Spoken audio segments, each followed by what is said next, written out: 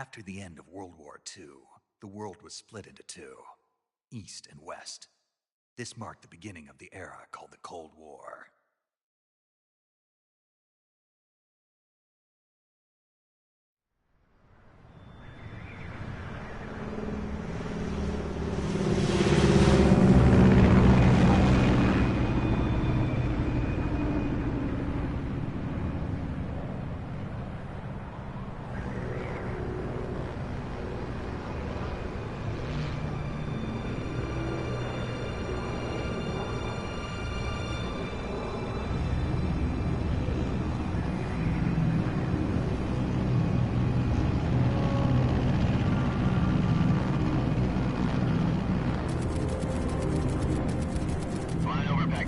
Altitude 30,000 feet.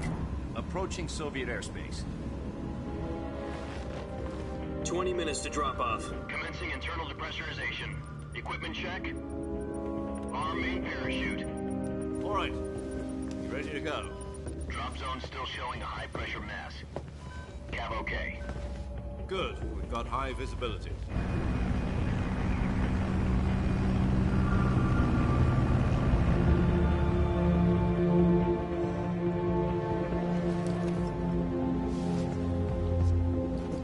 Put out that cigar.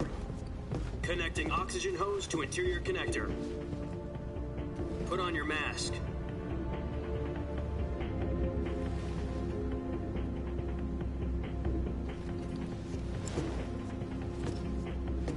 Does this panty waste know what he's doing? Approaching release point. 10 minutes to drop off. Hey, are you deaf? He said put out the cigar and put on your mask.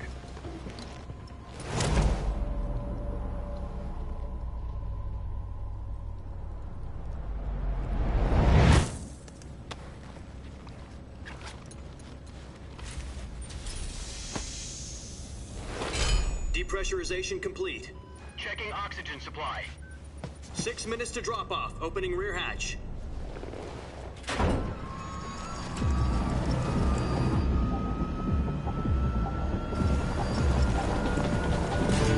Sunrise.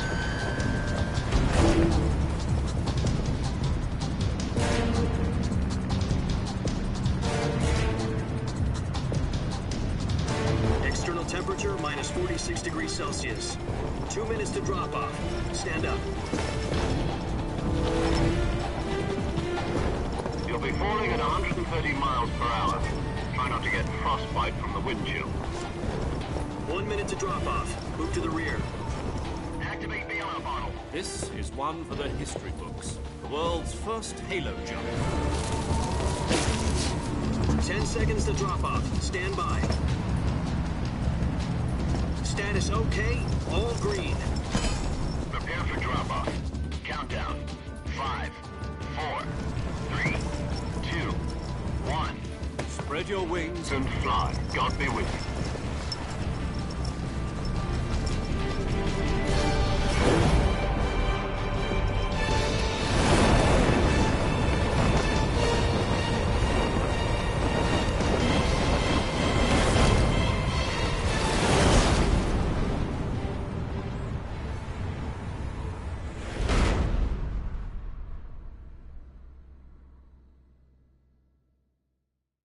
Jack, I've got some important news. The head of the CIA has finally given us the green light for the virtuous mission. Virtual mission? No, the virtuous mission. The future of our Fox unit depends on it. If it succeeds, we'll be officially organized into a unit. Virtuous mission? Sounds like some kind of initiation ritual. You know, don't get cocky. This isn't a training op. Right. So what exactly is this wonderful mission? Well, about 2 years ago, a certain Soviet scientist requested asylum in the West through one of our moles. His name is Nikolai Stepanovich Sokolov. He's head of the OKB 754 Design Bureau, one of the Soviets' top-secret weapon research facilities, and the East's foremost expert on weapons development. Sokolov? Isn't he that famous rocket scientist? The very same. On April the 12th, 1961, the Soviets achieved the first manned spaceflight in history. The Earth was blue, but there was no God. Well spoken. The rocket that carried Yuri Gagarin to orbit was the A-1, known as the Vostok rocket. Sokolov is said to be the man most responsible for the multi-engine cluster used in that rocket. After Gagarin's flight, Sokolov left rocket development to become the head of the newly established Design Bureau. From a lowly technician to head of a design bureau, that's quite a success story, so why do you want to defect? It seems he'd become afraid of his own creations. Afraid? Call it a crisis of conscience. And for that, he left his country and his family behind and went over the fence? Not exactly. One of his conditions was that his family was also to be taken safely to the west. We used a mole to get the family out first and succeeded in sneaking Sokolov over the Berlin Wall shortly afterwards. I was the one who conducted the operation. The security on the eastern side was still full of holes back then. Then what? We got Sokolov over in one piece, but the whole ordeal had left him exhausted, and we checked him into a hospital in West Berlin. It took him 2 weeks and more than 600 miles to get from the research facility in the Soviet Union to Berlin. He was in no condition to say anything coherent. And it was only a week later that we had something much bigger on our hands. The Cuban Missile Crisis. October the 16th, 1962, President Kennedy received word that the Soviets were in the process of deploying intermediate-range ballistic missiles in Cuba. The President demanded that the Soviets dismantle and remove the missiles. At the same time, he announced a naval blockade to prevent further missile shipments from reaching Cuba. But the Soviets didn't back down, instead placing their armed forces on secondary alert. Soviet transport ships carrying missiles continued on course towards Cuba. US and Soviet forces went on alert for an all-out nuclear war. Frantic negotiations were conducted through the UN's Emergency Security Council and unofficial channels to end the hair-trigger standoff. Finally, on October the 28th, the Soviet Union agreed to remove its missiles from Cuba, and so the world avoided a nuclear holocaust. But in order to get the Soviets to pull their missiles out, we had to make a deal. You mean the one where the US agreed to remove its IRBMs from Turkey? No. The Jupiter IRBMs deployed in Turkey were obsolete, and we were going to get rid of them anyway. They had no strategic value whatsoever to either the US or the Russians. The Turkey deal was a ruse, a cover story that was fed to the other intelligence agencies around the world. So what did the Russians really want? Sokolov. They wanted us to return Sokolov. You mean the Soviets pulled out of Cuba just to get their hands on Sokolov? That's right. What the hell was he working on? At the time, we had no idea. We were running out of time. It was either give up Sokolov or risk full-scale nuclear war. In the end, we had no choice. President Kennedy gave in to Khrushchev's demand. The next day, I got Sokolov out of the hospital, handing him over to agents on the eastern side. Sokolov kept on screaming, "Save me," until he disappeared from my sight. Then, a month ago, we received some new information from one of our moles. About Sokolov? Yes. He was taken back to the research facility and forced to continue working on the weapon in question under KGB supervision. What's more, it's on the verge of completion. So what kind of weapon is it? Something to do with space rockets? No, missiles. Same technology. I guess you're right. We don't know the details, but it appears to be a new kind of nuclear device. For half a year now, the Soviets have been conducting frequent nuclear tests at Semipalatinsk. Something to do with the weapon, I assume. We're talking about a secret weapon so big that Khrushchev was ready to pull out of Cuba to get it back. Is Sokolov still in the facility? No. According to our intelligence, he's in Selino-Yarsk, a place in the mountains about 3 miles to the west that's known as the Virgin Cliffs. The Virgin Cliffs. Nice name for a virtuous mission. They moved him there just recently. Why? Apparently, they're conducting a field test of the weapon, but it's our best chance to get him back.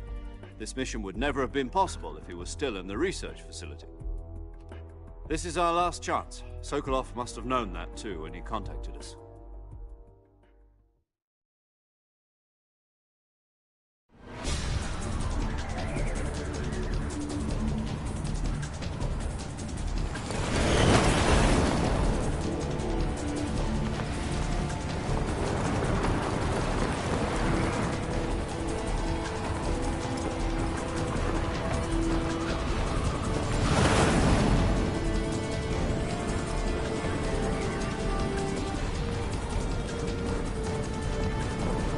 Listen up, Jack. Your mission is to infiltrate Selino Yask in the Soviet mountains, ensure the safety of Sokolov, and bring him back to the West.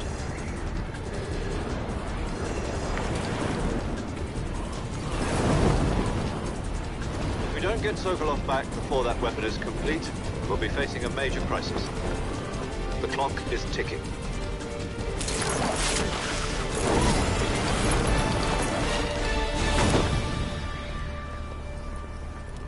Once we've confirmed the rescue of Sokolov, stand by at the recovery point. A recovery balloon will be dropped at that point. Helium will be pumped into the balloon to inflate it. The process takes about 20 minutes.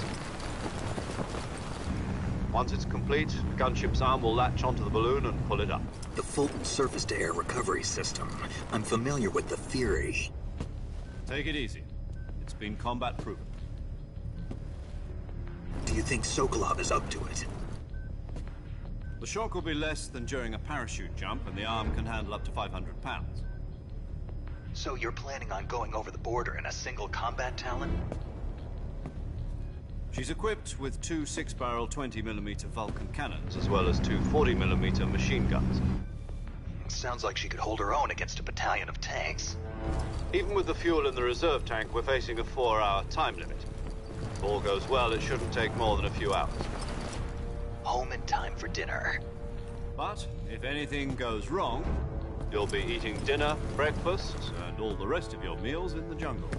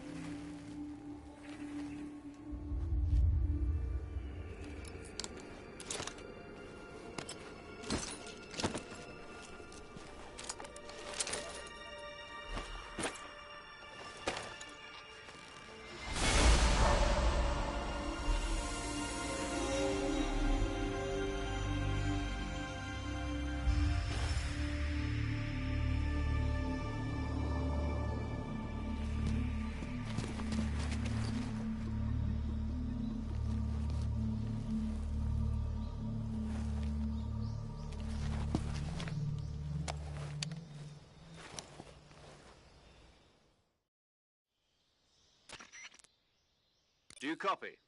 You're already in enemy territory, and somebody might be listening in.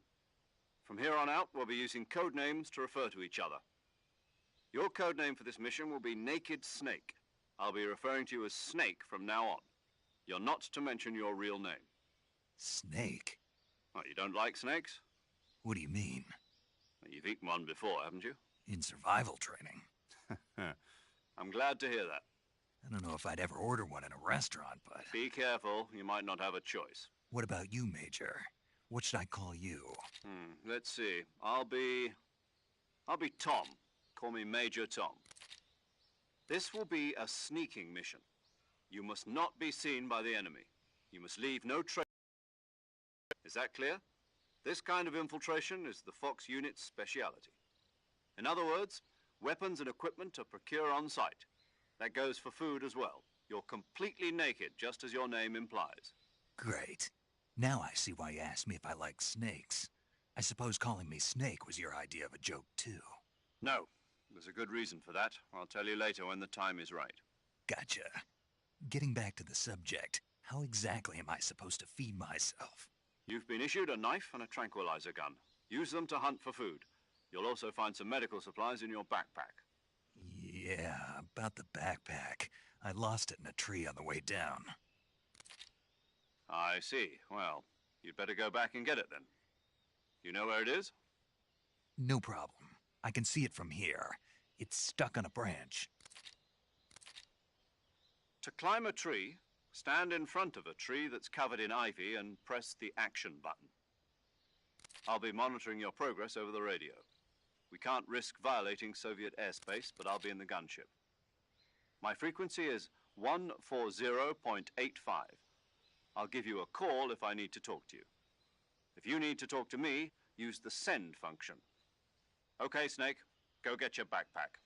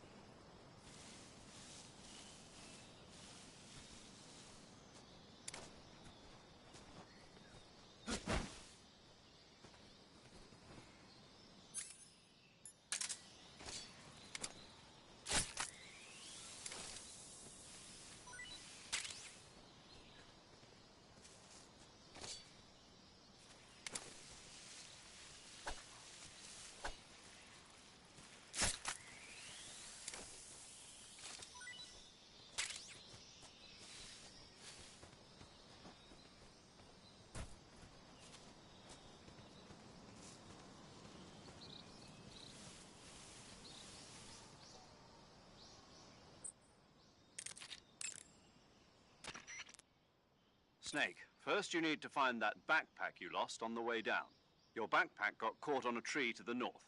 Try heading in that direction.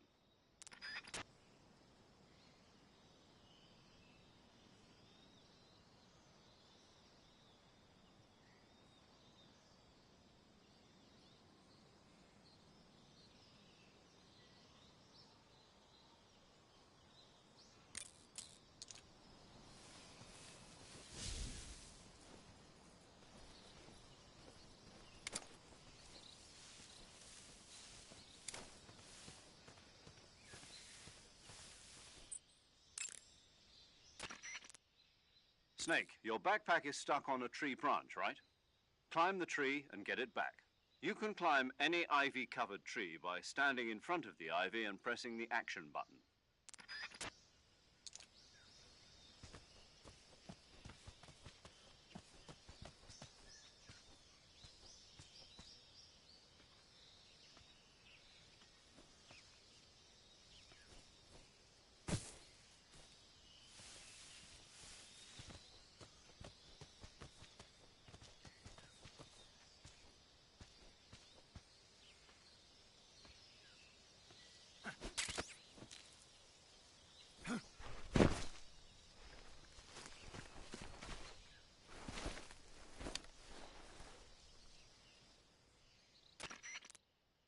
I see you've retrieved your backpack, Snake. To equip a weapon, it's necessary to take it out of your backpack. In the survival viewer, choose Weapon from the backpack. Your available weapons will be displayed in a list on the screen. From that list, choose the weapon you want to equip and press the Enter button. For other equipped items, just do the same thing from Item. Got it. Use the survival viewer backpack. Yep, that's right. Survival is fundamental to this mission. After you've been out in the field for a while, your stamina will start to drop. If your stamina gets too low, it'll affect your performance. You won't be able to shoot accurately, for example, and your wounds won't heal as smoothly. Keep an eye on your stamina so you don't run out. To recover lost stamina, you can hunt for local flora and fauna. You can use either your tranquilizer gun or your knife to hunt. My only weapon is a Mark 22 Hush Puppy tranquilizer gun? That's right. It's been fitted with its own suppressor. However, the suppressor will deteriorate every time you fire. Once its durability reaches 0, the noise suppression effect will be gone. So don't get too trigger happy with it. The suppressor's durability is shown in the icon. Any weapons and equipment beyond what you're carrying now, you'll have to find as you go. I have to find my own weapons and equipment? Whose crazy idea was this anyway? Solo covert actions are standard Fox operating procedure. You can't leave any traces of your presence. No weapons, equipment, footprints, sweat, or bodily wastes. The same goes for bullets and cartridges, too. Your presence in enemy territory is already a violation of international conventions of warfare. There aren't supposed to be any American soldiers in Russia. It could spark an international incident. You can't let anyone see you. You can't let the enemy know you're there. This is a stealth mission. You're a ghost, Snake, in every sense of the word. And there'll be no rescue if you're captured. The military and US government will deny any involvement in the affair. Then I'll just have to take care of myself, huh? I'm afraid so. You've been given a fake death pill for that purpose. SIS guidelines stipulate that soldiers on covert ops like this one be issued a potassium cyanide capsule. Tape it to your body so you can take it when you need to. How generous of you. Use it if you're taken prisoner by the enemy. It'll send you into a state of false death for a short time. Fooling them into thinking that I'm really dead. So, how do I come back to life? Just take the revival pill. You mean that thing they put in my tooth before the mission? That's the one. But be careful. If you remain in a state of false death for too long, nothing will be able to bring you back. Remember that. I'll keep it in mind. You said this was a solo mission, right? Right. I guess that means I can't count on any reinforcements. Correct. The mission rests entirely in your hands. A real one-man army. Relax. There's a support team ready to back you up over the radio. Who? I'll introduce them to you. This time, survival is of utmost importance. The first member of the support team will be in charge of monitoring your physical condition, acting as a medic, so to speak, as well as recording your mission data. She's a member of Fox as well, and she's here on the gunship with me. She? Hello, Snake. I'm paramedic. Nice to meet you. Paramedic. As in a medic who comes in by parachute. Aren't you going to tell me your real name? Are you going to tell me yours, Mr. Snake? My name, huh? It's John Doe. And they call you Jack for short. You're a regular Captain Nemo. A name means nothing on the battlefield. After a week, no one has a name. What's your name? Jane Doe. Very funny. I wasn't joking, but I'll tell you my name only if you manage to make it back alive. My frequency is 145.73. She's also in charge of recording your mission data. Whenever you want to save, send a message over the reserved save frequency, 140.96. So saving lets me record my mission data. That's right. It also records the state of your health. Good to know. There's one more person I want to introduce you to, Snake. Huh? Speaking of snakes, you remember the boss, don't you? A legendary soldier and your mentor. Actually, it was the boss that got the DCI's authorization in the first place. She's going to be serving as Fox's mission advisor. The boss is? She also helped me plan this mission. She and I were at SAS together. Jack, is that you? How many years has it been? Boss? That's right. It's me. Talk to me. Let me hear your voice.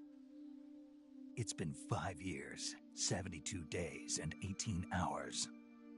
You've lost weight. You can tell just by the sound of my voice. Of course I can. I know all about you. Really? Well, I don't know anything about you. What's that supposed to mean? Why'd you disappear on me all of a sudden? I was on a top-secret mission. You didn't need me anymore. But there were still so many things I wanted you to teach me. No, I taught you everything you needed to know about fighting techniques. I taught you all I could. The rest you needed to learn on your own. Techniques, sure. But what about how to think like a soldier? How to think like a soldier? I can't teach you that. A soldier needs to be strong in spirit, body, and technique. And the only thing you can learn from someone else is technique. In fact, technique doesn't even matter. What's most important is spirit. Spirit and body are like two sides of a single coin. They're the same thing. I can't teach you how to think. You'll just have to figure it out for yourself. Listen to me, Jack. Just because soldiers are on the same side right now doesn't mean they always will be. Having personal feelings about your comrades is one of the worst sins you can commit. Politics determine who you face on the battlefield. And politics are a living thing. They change along with the times. Yesterday's good might be tomorrow's evil. Is that why you abandoned me? No, it had nothing to do with you. I already told you, Jack. I was on a top-secret mission. A soldier has to follow whatever orders he's given. It's not his place to question why. But you're looking for a reason to fight. You're a natural-born fighter, but you're not quite a soldier. A soldier is a political tool, nothing more. That's doubly true if he's a career soldier. Right and wrong have no place in his mission. He has no enemies and no friends. Only the mission. You follow the orders you're given. That's what being a soldier is. I do whatever I have to get the job done. I don't think about politics. That's not the same thing. Sooner or later, your conscience is going to bother you. In the end, you have to choose whether you're going to live as a soldier or just another man with a gun. There's a saying in the Orient, loyalty to the end. Do you know what it means? Being patriotic. It means devoting yourself to your country. I follow the president and the top brass. I'm ready to die for them if necessary. The president and the top brass won't be there forever. Once their terms are up, others will take their place. I follow the will of the leader, no matter who's in charge. People aren't the ones who dictate the missions. Then who does? The times. People's values change over time, and so do the leaders of a country. So there's no such thing as an enemy in absolute terms. The enemies we fight are only enemies in relative terms, constantly changing with the times. As long as we have loyalty to the end, there's no point in believing in anything, even in those we love. And that's the way a soldier's supposed to think? The only thing we can believe in with absolute certainty is the mission, Jack. All right, but do me a favor. What is it? Call me Snake. Snake? Oh, right. Your codename is Snake. It suits you well. That's right. The legendary unit that the boss put together during World War II was a snake. The Cobra unit, a group of heroes that brought the war to an end and saved the world. As long as you've got a legendary hero backing you up, you'll be fine. Isn't that right, Snake? Yeah. I can't think of anyone else I'd rather have with me. Oh, and one more thing, boss. Yes? It's good to hear your voice again. Same here. After all, who knows if either of us will make it out alive? Snake, you are always best at urban warfare and infiltrating buildings. But this is the jungle. Survival is going to be key. Those CQC techniques I taught you are sure to come in handy. CQC? Close quarters combat, huh? I've been in the Green Berets for the past few years. I'm probably pretty rusty. Not to worry. I'll be here to help you remember. After all, this is your first actual survival mission. I'll be supporting you over the radio. Where are you, boss? Next to the Major? The boss is communicating with us by radio from aboard a Permit-class submarine in the Arctic Ocean. My frequency is 141.80. Call me if you need my advice on battle techniques. Gotcha. Your mission is to retrieve Dr. Sokolov. Dr. Sokolov is being held in an abandoned factory located to the north of your current position. Avoid heavy combat and don't let anyone see you. Don't forget that this is a stealth mission. Snake, try to remember some of the basics of CQC.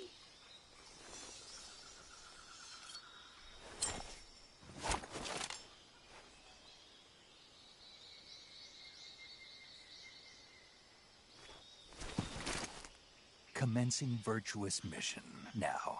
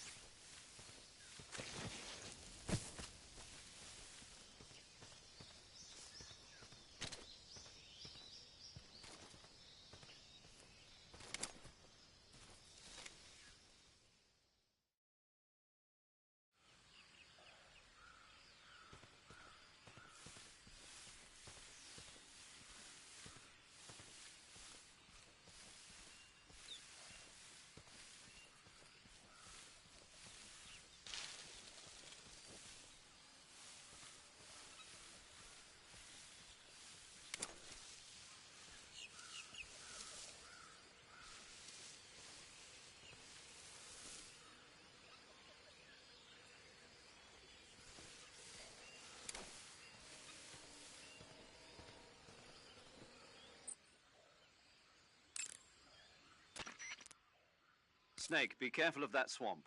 What's dangerous about it? It's a bottomless swamp. A bottomless swamp? Yes. The mud in that swamp is highly viscous. It will stick to your body like tar. It will be impossible for you to swim. If you get swallowed by the bottomless swamp, you won't be able to escape on your own. Once you sink down to about head level, you'll be trapped for good. Make sure you get out before that happens. So, I have to make sure I don't sink too far. Got it. Snake, wait. There's more? Yes. What? Crocodiles. Crocodiles? Yes. Crocodiles. Like the reptile. That's correct. More accurately, they're Indian gavials. What are crocs doing deep in this forest? You'll have to ask Paramedic about that one. Paramedic? Yes. The Indian gavial is a crocodile that originally lived in freshwater regions in India and Nepal. Why are Indian crocodiles way out here? They're captive crocodiles that were brought here for research purposes but escaped and became wild again.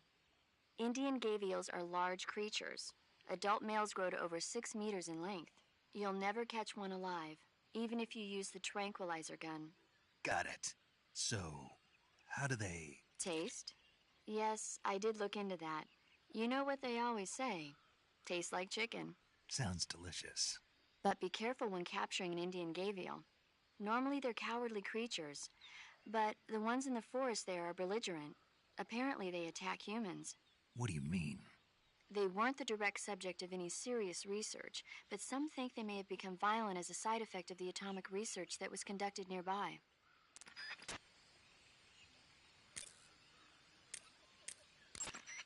Camouflage is an indispensable tool when you're sneaking through the jungle. To use camouflage, first press the Survival Viewer button to go to the Survival Viewer. Then select Camouflage and press the Enter button. Select Uniform to select Battle Fatigues, and Face to select Face Paint. Choose battle fatigues that match the surrounding environment. The most effective camouflage is attained by selecting fatigues that blend in with the environment. Camouflage patterns that stand out in your surroundings will attract attention.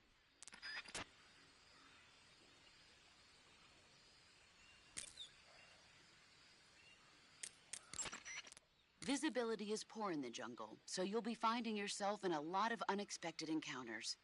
Naturally, this means that close quarters combat will be more important than ever. So I'll have plenty of chances to use CQC then. That's right. In proximity encounters, firing a gun isn't necessarily the best response to every situation. It's only one option among many. Rather than taking the time to draw, aim, and fire a gun, engaging your opponent in hand-to-hand combat can sometimes be a faster and more reliable way of subduing him. Besides, in a sneaking mission like this one, it's too dangerous to go around firing your gun. You'll end up revealing yourself to the enemy. Yeah, I know. You created CQC to deal with exactly this type of situation. With your help, of course. In a battle situation, you'll only have a split second to decide how to attack. Press the aim button to get ready, then use the attack button to attack using a weapon. Use the CQC button to attack using CQC. Press the CQC button once to throw a punch. Pressing it multiple times in succession will allow you to deliver a combo attack. But striking your opponent is just one aspect of CQC. It doesn't really start to shine until you've got your enemy in a hold. Press and hold down the CQC button to grab your opponent with your hand. From there, you can use the movement stick to knock your opponent off balance and throw him to the ground. This can be used to knock an opponent out in a single blow. If you don't press the movement stick, grapple with your enemy until you're behind them and can get your knife to their throat. Grabbing an enemy from behind and holding your knife against his throat will render him virtually powerless. From this point, there are several things you can do. Press the action button to slit the enemy's throat with your knife. Move the movement stick and press the CQC button to throw the enemy to the ground. Tap the CQC button rapidly to choke the enemy. You can use this to knock him out or even kill him if you do it long enough. By continuing to hold down the CQC button, you can move around while keeping your grip on the enemy. By pressing the aim button, you can aim your currently equipped weapon at another enemy. With their comrade acting as a human shield, the enemy will be reluctant to attack you. Press the interrogate button to press your knife against the enemy and demand information. You'll be surprised at how much you can learn this way. But don't get too complacent. While your enemy may be powerless in your grip, he'll use any opportunity he can to counterattack.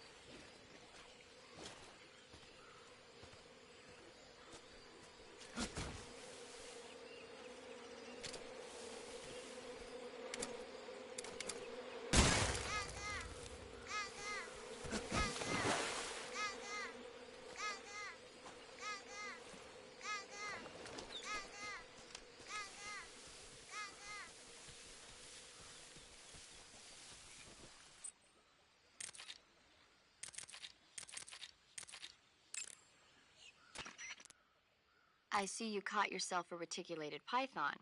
The reticulated python is said to be the longest snake in the world. The biggest ones can grow up to 10 meters in length. Although they're not poisonous, they're still very dangerous, so be careful around them. They have a highly ferocious temperament, and they can swallow whole, even large animals like deer and pigs.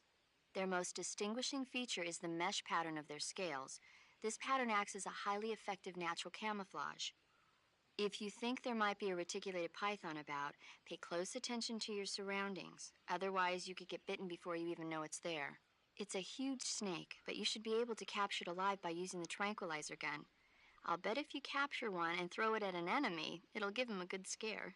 Right. But how do they taste? Huh? Do they taste good? You're actually going to eat one. Why else would I be asking? Cannibal. What was that? Nothing. Let's see what the guide says. Ah, you're in luck. It says they taste pretty good. Good. I can hardly wait. Ugh.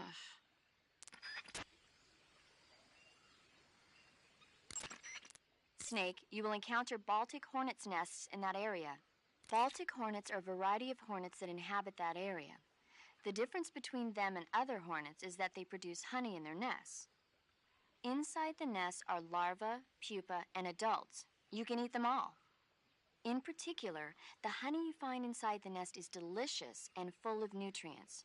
It's easy to digest and helps pep you up when you're feeling tired. In short, it's the perfect survival food.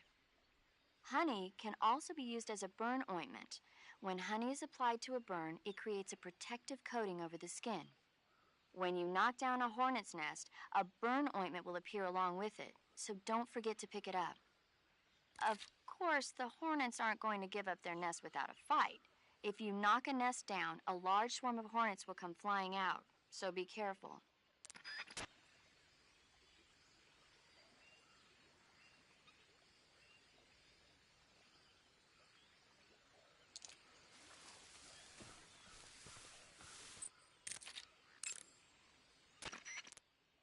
Snake, What's up, boss? don't you what's up me. Okay then, what is it? I'm talking about your camouflage. Why aren't you using it? Oh, When you don't use any camouflage at all, you stick out like a sore thumb. Didn't you listen to a word I said? well, I was listening, but... Then start using your camouflage. Is that clear? yeah.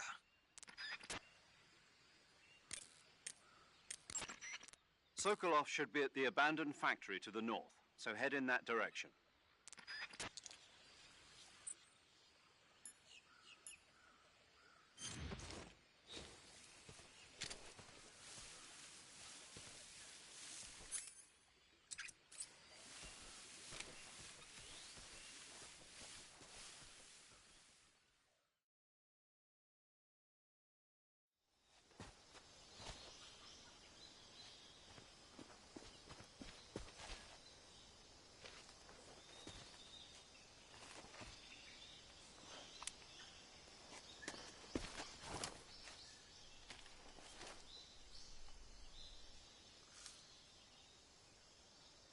Major, I've spotted 2 enemy soldiers.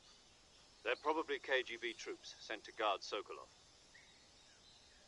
AK-47s and grenades.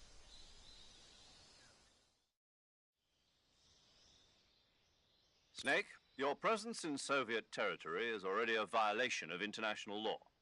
We can't let the Kremlin find out that the CIA and the American government are involved. Contact with the enemy is strictly prohibited. Don't engage them in battle either. This is a stealth mission. Got that? The Major is right. The point of this mission is to sneak through the jungle without being seen. The success of the mission depends on how well you use your camouflage. Change your camouflage by selecting Camouflage from the Survival Viewer. The Uniform option lets you pick your uniform, while the Face option lets you change your face paint. Choosing camouflage that blends in with your surroundings will help you conceal yourself more effectively. Also, don't forget that anything that moves will stand out in the jungle. If you just stand up and run around like an idiot, you're bound to be spotted. But if you crawl instead, you should be able to sneak by without being noticed. You can see how effective your camouflage is by looking at the camo index. The camo index shows how well your current camouflage blends in with the surrounding area. The higher the value, the harder you are to spot, and vice versa. The key is to make yourself one with nature. Keep that in mind as you go along, okay?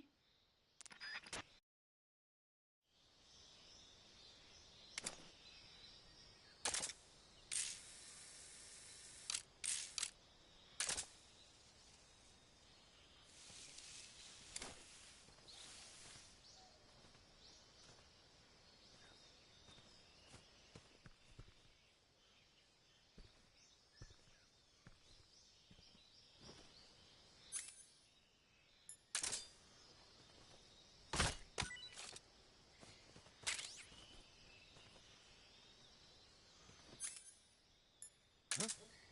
Who's that?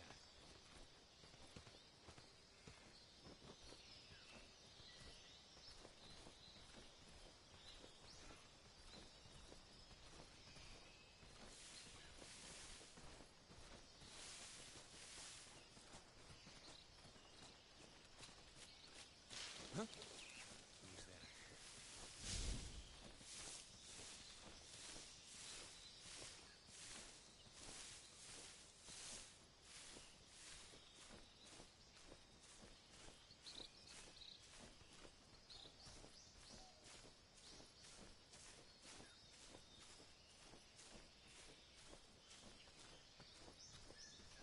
Nobody here.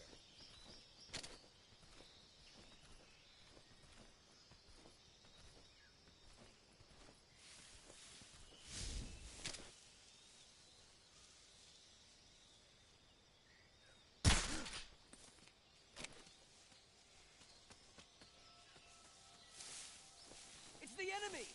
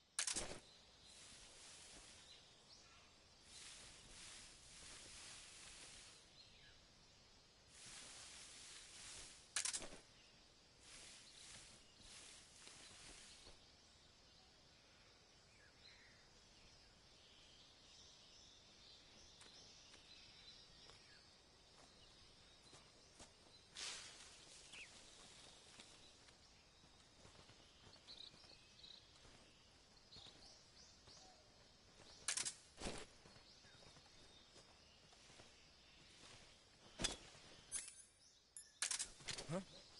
What's that sound?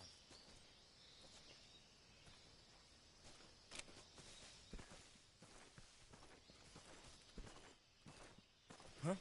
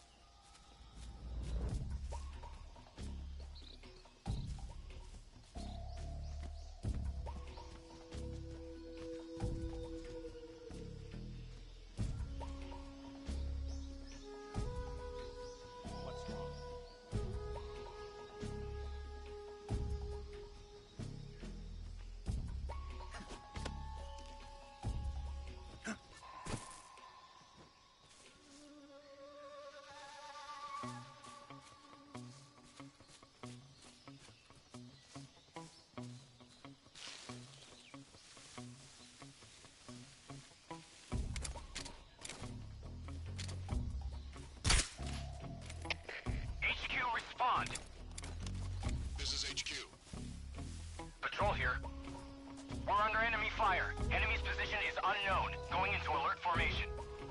Acknowledged. Sending reinforcements. Use extra caution.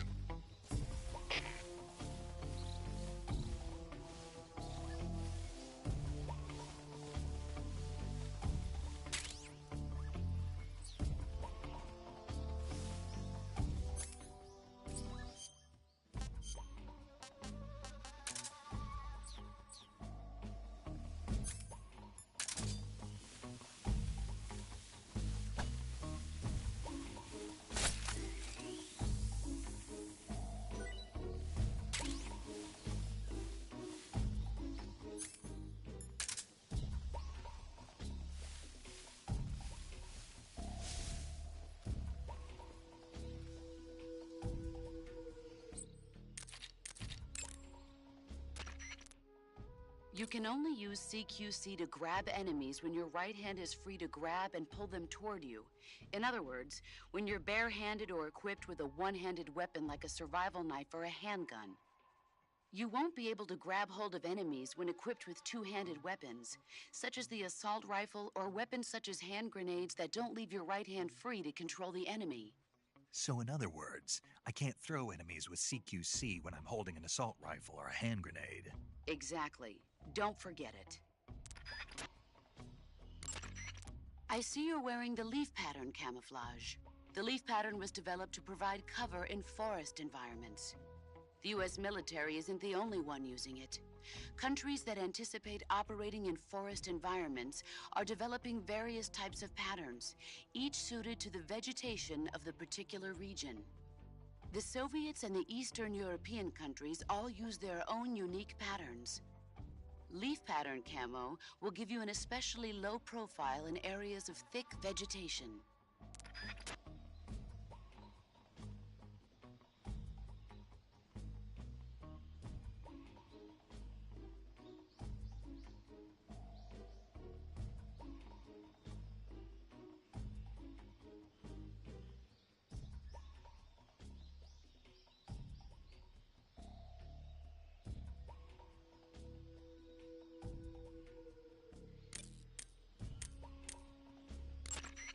I see you found some Siberian ink cap mushrooms.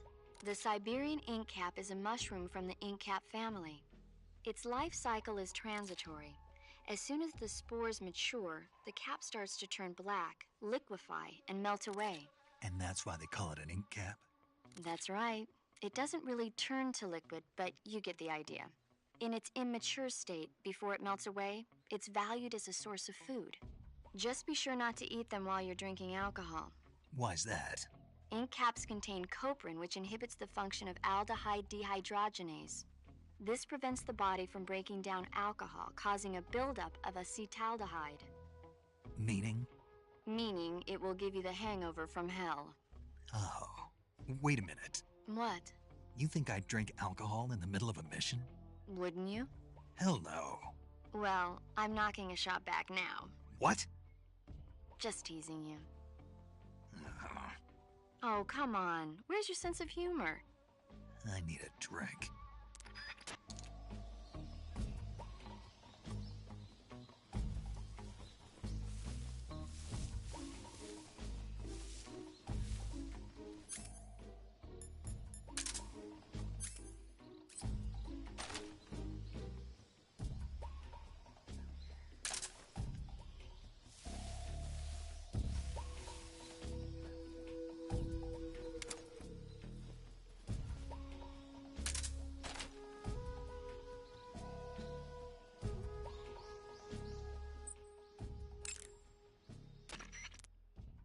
I see you've got your hands on an SVD. The SVD is the Soviet Union's most advanced automatic sniper rifle. It's said to be better designed and more durable than anything the West has. It looks kind of like an AK-47. The shape is similar, but the internal mechanism is one of a kind. It uses 7.62 by 54 millimeter rimmed cartridges, which are more powerful and precise than the ones the AK uses. It can be a powerful weapon if you know how to use it. Sniper rifles are not meant to be used on the move. When you equip one, you can use the aim button to ready the weapon. The more stable your stance, the less your hands will shake when you're aiming the rifle. Make sure you're lying down before attempting to make a long-distance shot. To use the scope, press the first-person view button. You can also press down on the camera stick to change the level of magnification. By taking out enemies from a distance with the sniper rifle, you can shift the odds in your favor. Use it well.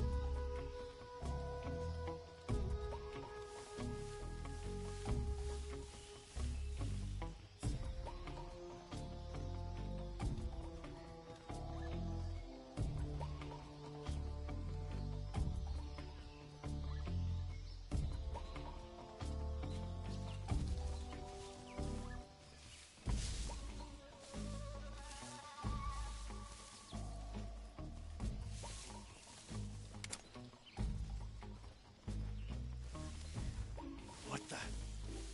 Did you see something? Huh? Did you hear that?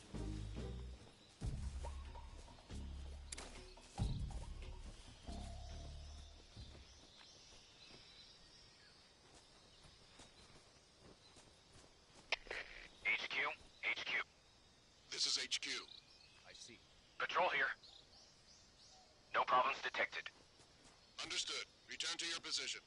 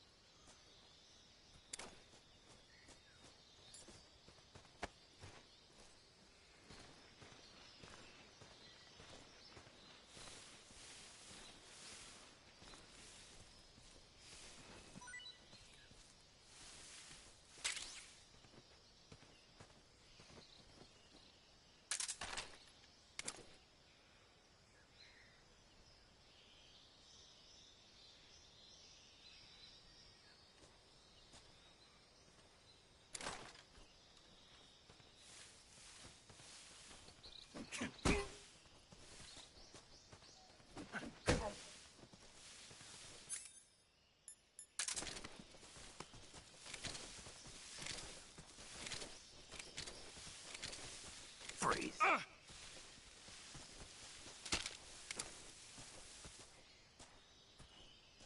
No, wait!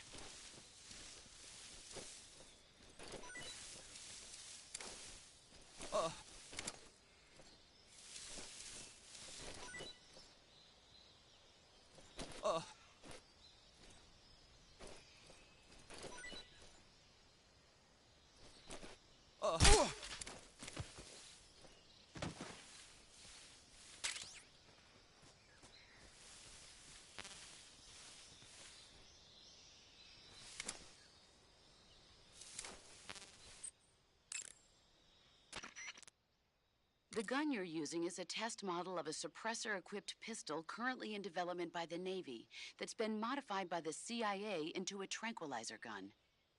The suppressor-equipped pistol it's derived from is itself being developed for use by special forces based on the M39. The Mark 22. That's what they're going to call it if they decide to adopt it for official use. It uses a slide lock mechanism that will keep the firing sound down to a minimum. But I'll have to reload it by hand every time I fire, right? Right. You won't be able to fire multiple shots at once, so make every shot count. Aim for the enemy's vital spots. There's talk of designing the Mark 22 to accommodate special subsonic rounds, but for this mission, you'll be using specifically designed tranquilizer rounds. In a way, these tranquilizer rounds are like miniature syringes. When one of them strikes a target, the impact causes a needle contained within to shoot out. At the same time, chemicals inside the round are mixed to create a gas, which pushes the plunger and injects the tranquilizer into the target. You can knock out an enemy immediately by shooting them in the head. But if you shoot them in the arm or leg, the tranquilizing agent will take some time to set in. Aim carefully.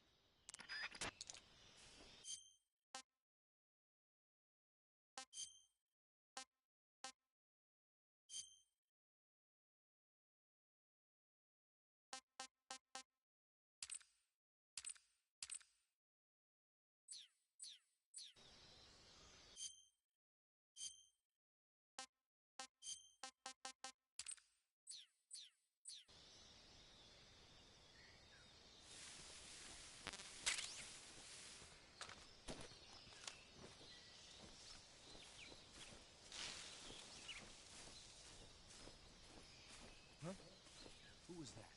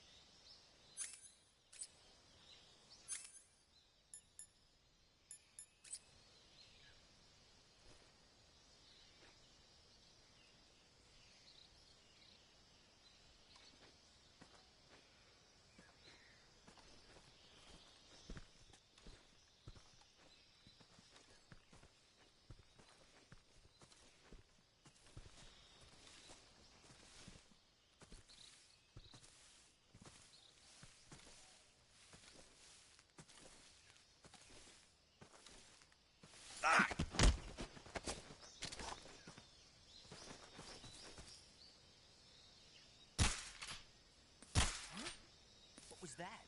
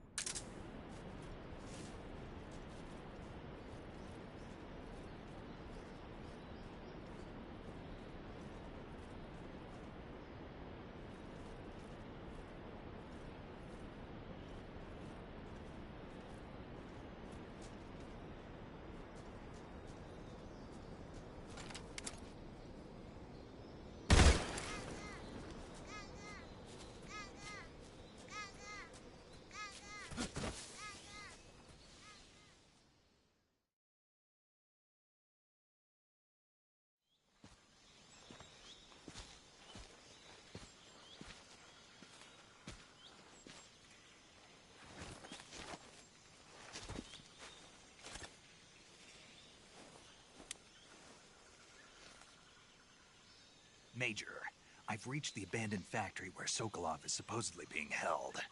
This place is a dump.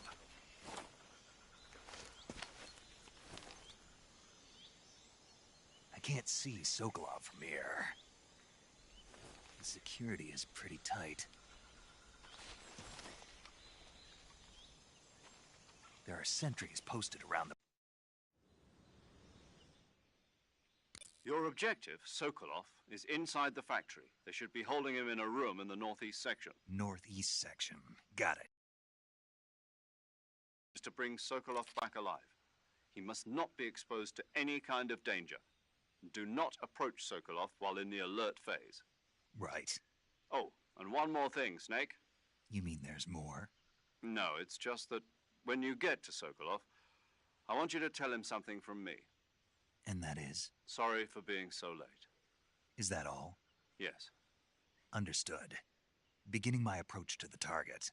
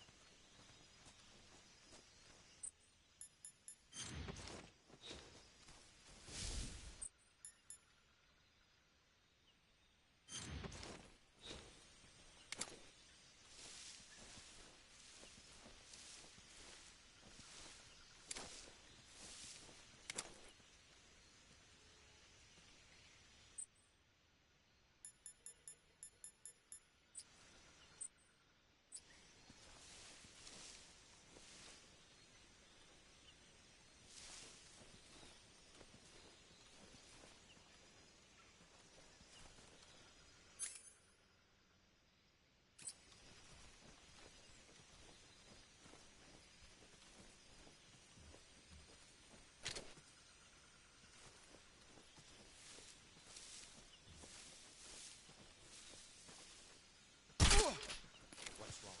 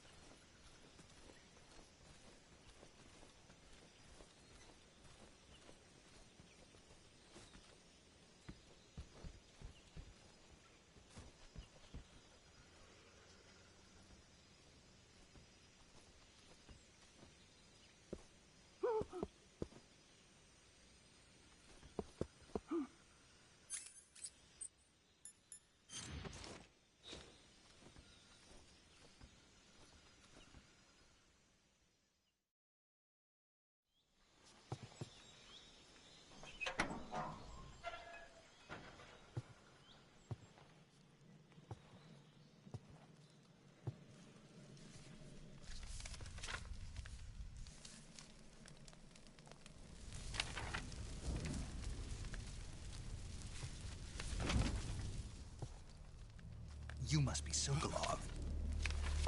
Are you one of Volgin's men?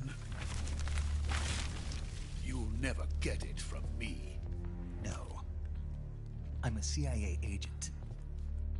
I've come to escort you back to the other side of the Iron Curtain. You're CIA? Yeah. I was sent by Major Zero, the man who got you out 2 years ago. Zero? I have a message from him. What is it? He said to tell you sorry for being so late. Did he now? What does it mean? It means he's a man of his word. But we've got no time for this. You have to get me out of here before they arrive. Who's they? Colonel Volgin of Gru. You in the West know him as Thunderbolt. Thunderbolt? Never heard of him. He's a member of the Army's extremist faction, a man who seeks to seize control of the motherland. Ever since the Cuban Missile Crisis 2 years ago, Khrushchev has been pursuing a policy of peaceful coexistence with the West. Despite resistance and criticism from hawks in the army and the provincial authorities, Khrushchev has managed to suppress the opposition so far. But the failure of his agricultural policies has put him in a precarious position. And on top of that, the tragedy last November. President Kennedy's assassination. Precisely. In a sense, Khrushchev has lost his biggest partner, and his power base is rapidly crumbling away. A certain group is plotting to use this opportunity to seize power by rallying the anti-government forces, overthrowing Khrushchev, and installing Brezhnev and Kosygin in his place. The mastermind behind this plot is Colonel Volgin of the GRU. He has control over another secret weapons research facility much like this one, OKB-812, known as the Granin Design Bureau, and is using it to further his plans. But that is not enough to satisfy him. Now he's plotting to seize the secret weapon I have been developing here and use it as leverage in his bid for power.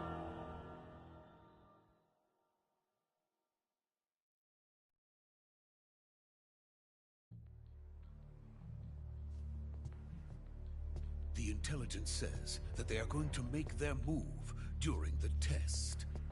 Then, the soldiers outside. Exactly. They wouldn't need that many men just to keep me inside. Their orders were to prevent Colonel Volgin from capturing me. Even if it meant killing me in the process, or so it would seem.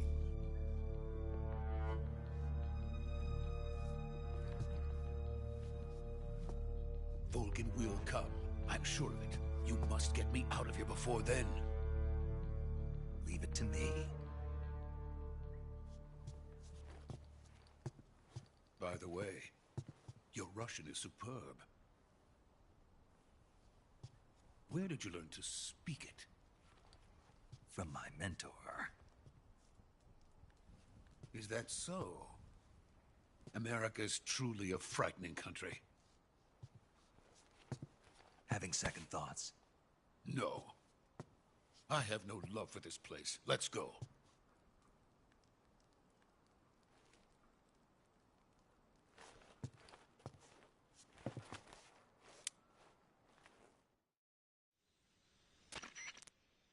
Major, this is Snake. Sokolov is safe with me. He's doing fine. No injuries. Good work, Snake. Now hurry up and get Sokolov to the recovery point. We'll rendezvous with you there. Roger. What about the sentries? I managed to get past them. I see. What about the boss? We lost contact with the boss some time ago. What happened? It's probably just a weak signal. Just hurry and get Sokolov out of there.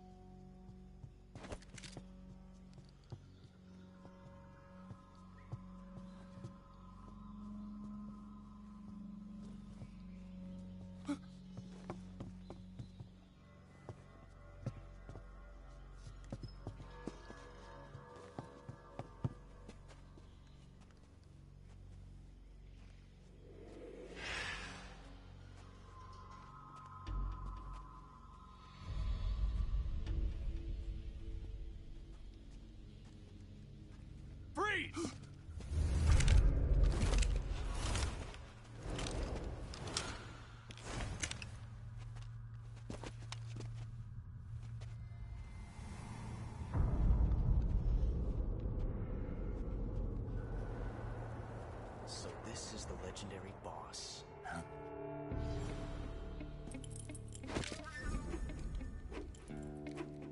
Huh? We meet at last.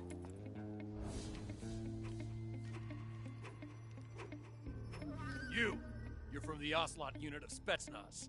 Huh. What's a crew soldier doing here? Soldier?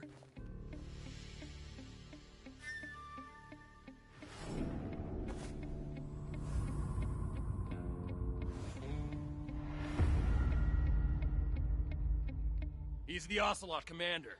Ha! That's Major Ocelot to you. Don't you forget it.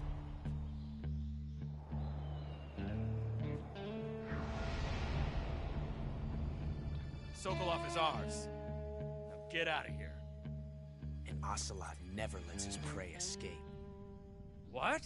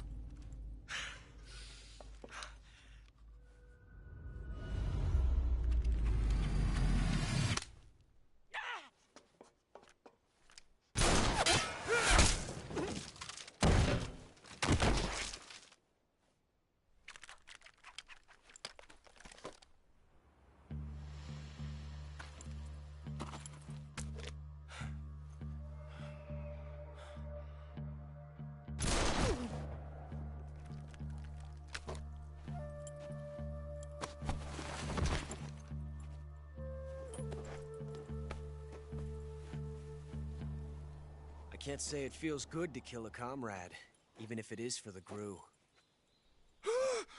Sokolov, take cover. Huh.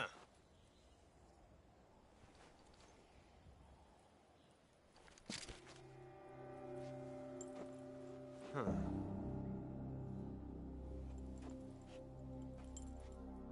You're not the boss, are you?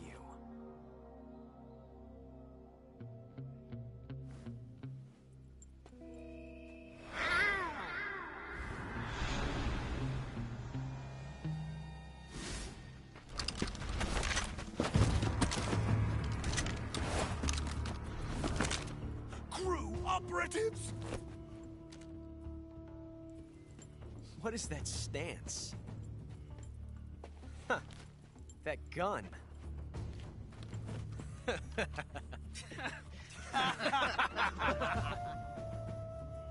If you're not the boss, then die.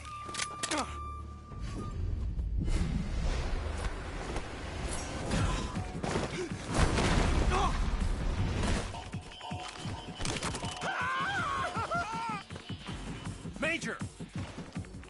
Leave it! Shoot the other one!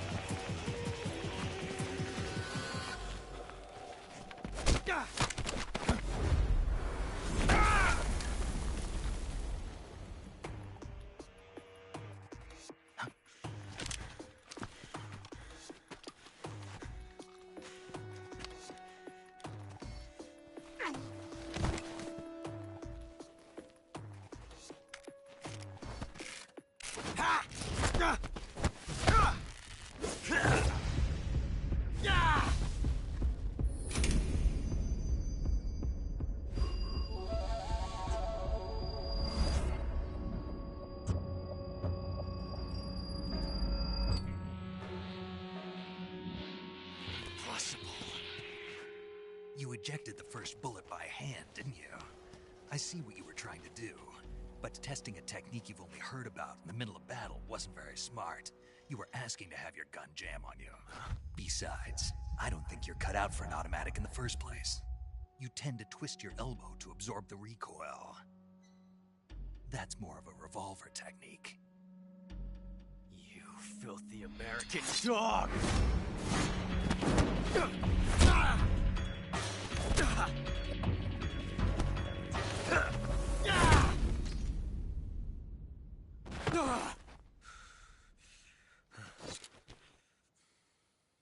But that was some fancy shooting. You're pretty good. Pretty good.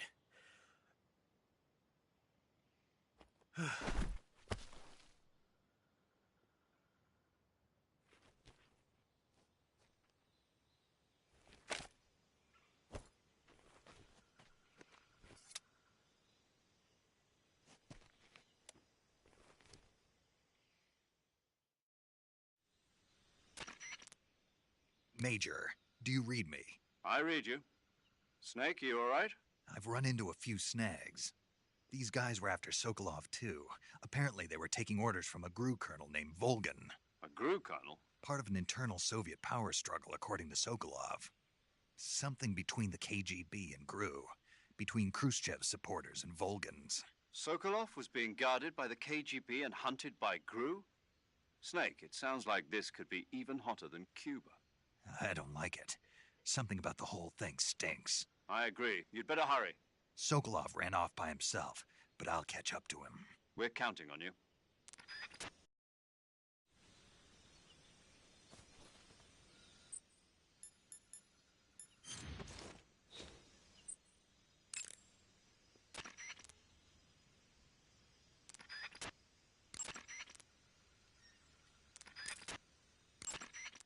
Snake, stay alert. The KGB and GRU both have their sights set on Sokolov.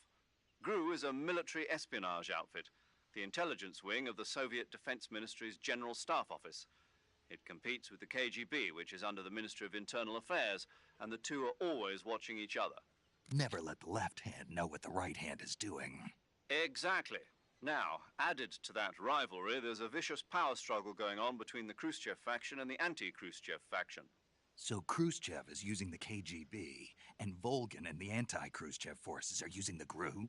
That's the idea. The two factions are fighting over Sokolov.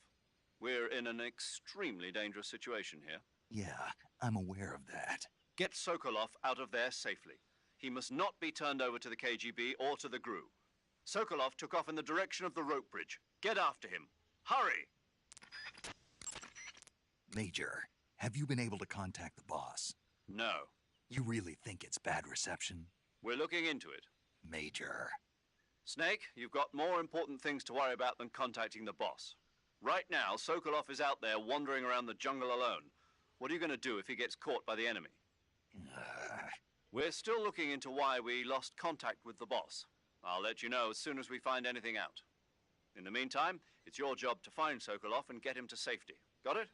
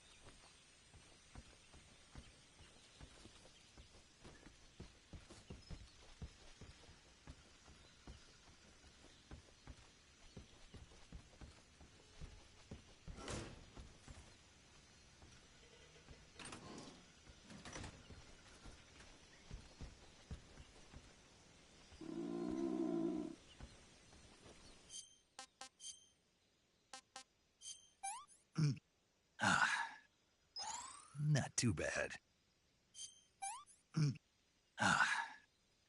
What can I say?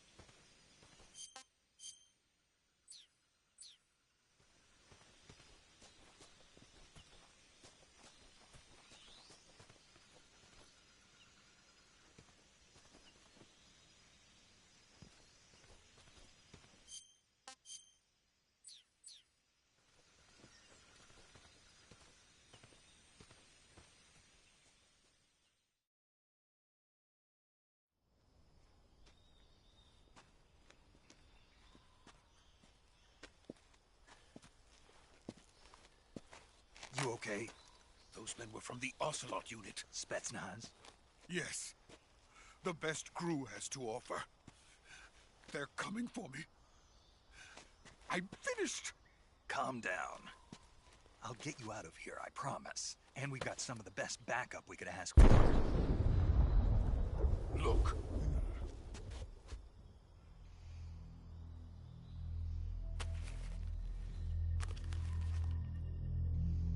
That's what they were making you build? Yes. The Shagohod. The treading behemoth. A tank capable of launching nuclear IRBMs. It can launch nuclear missiles from that kind of terrain? Oh, yes. And without support from friendly units. A nuclear-equipped tank capable of operating solo.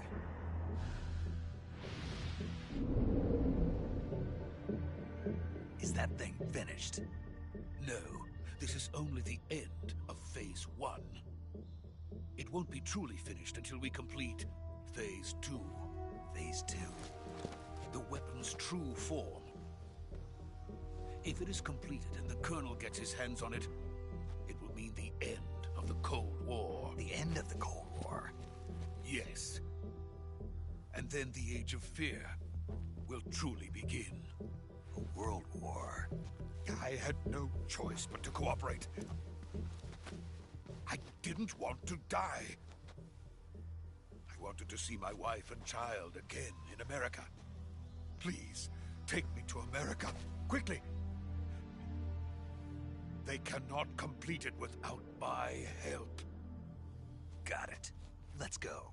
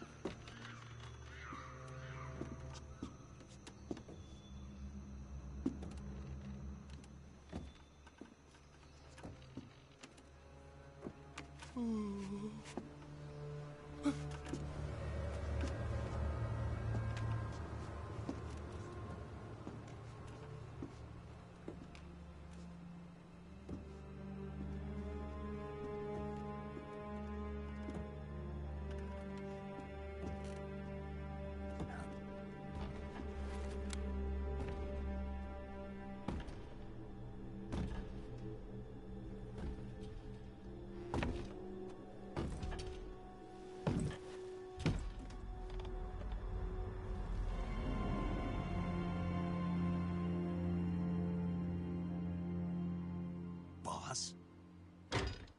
Ow.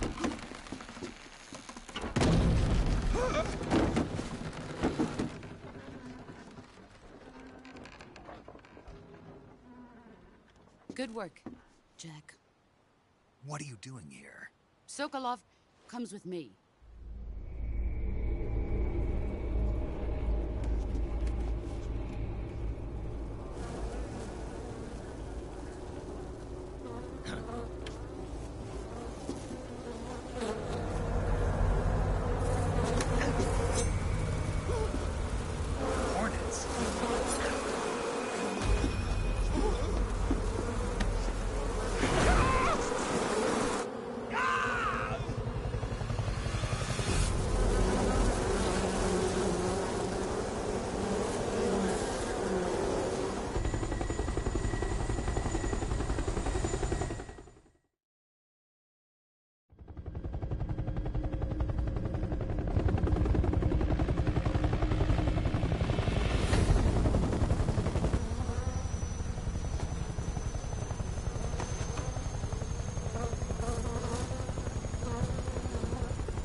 My friends, let us fight together again.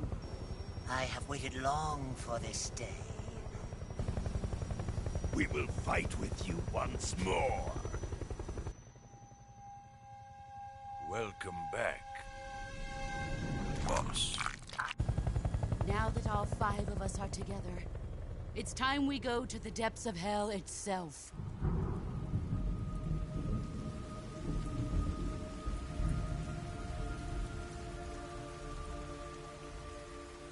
It's raining blood. Is he crying?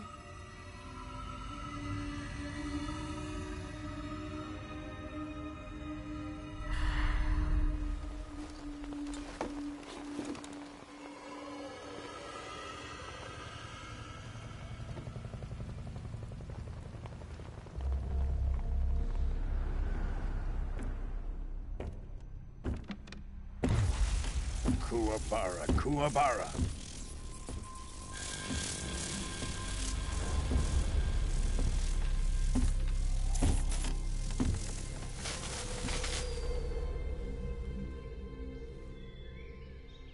Ah, what a joyful scene. Colonel Vogan. Welcome to my country. And to my unit.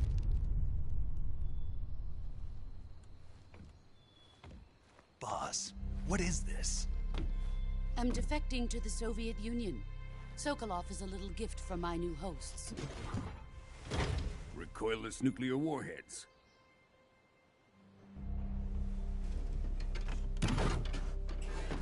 These will make a fine gift for me. This can't be happening. Who is he? Another one of your disciples? Are we taking him with us? No, this one is still just a child. Too pure for us Cobras. He has not yet found an emotion to carry into battle. What are you talking about?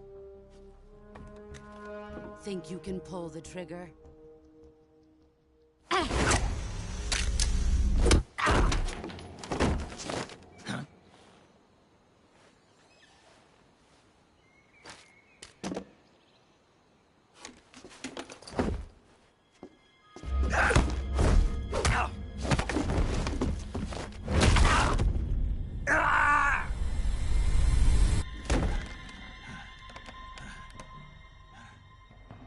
He's seen my face. We can't let him live.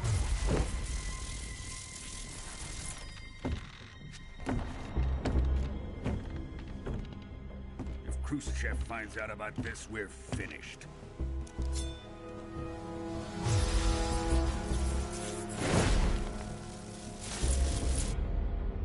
He must die. Wait. He's my apprentice. I'll take care of him.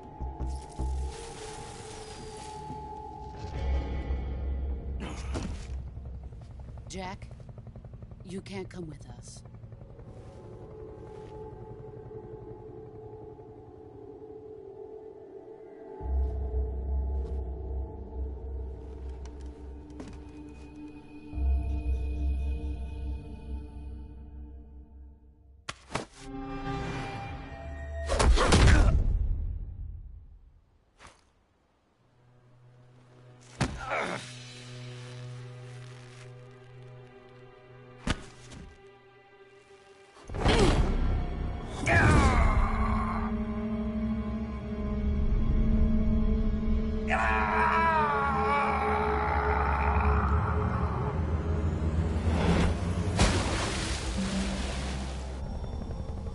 The new blood has been rejected.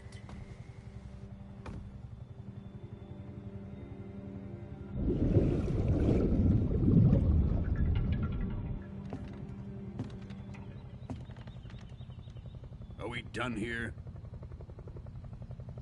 Now, onto Sokolov's research facility.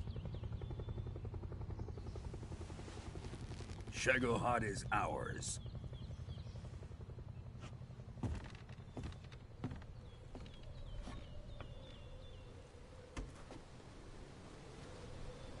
Drift away. My place is with them now.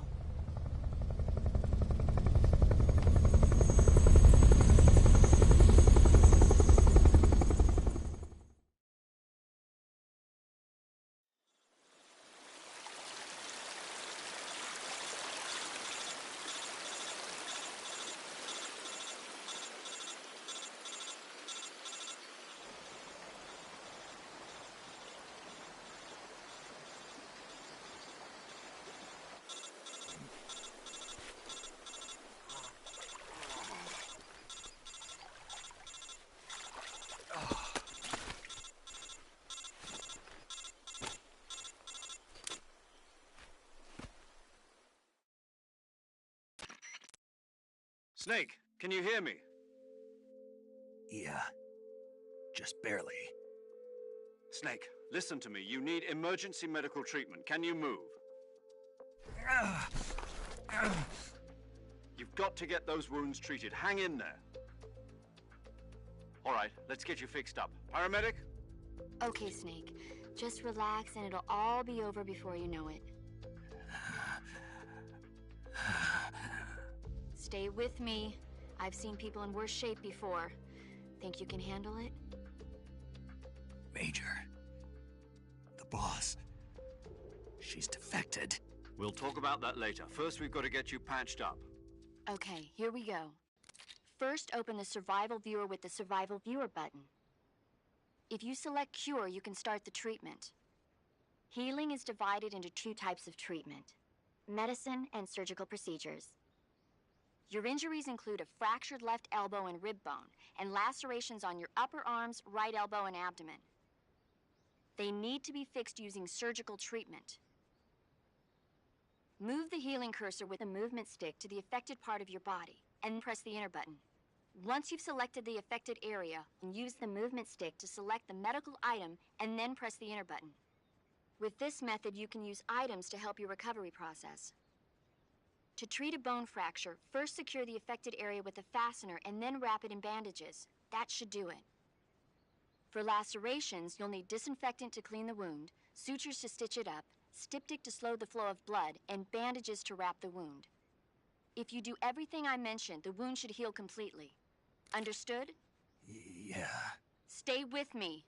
Go into the Survival Viewer and treat those wounds.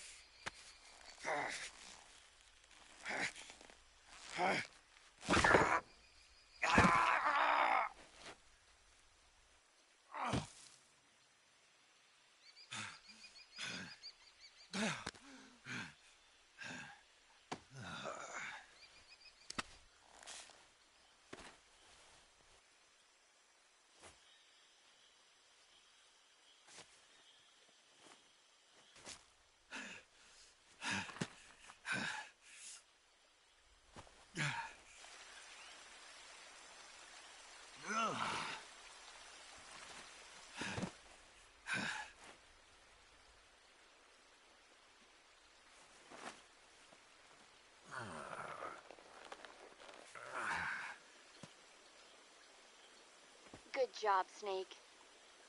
We're coming to get you now. Just stay where you are. We'll drop a recovery balloon. Can you set it up?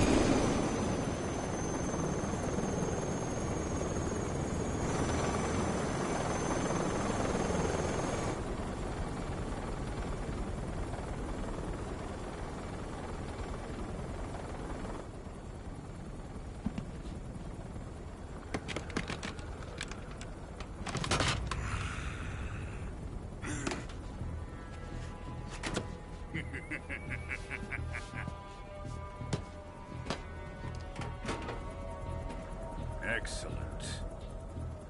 A great success. Thanks to the boss and her cobras, I have both Sokolov and the Shagohod.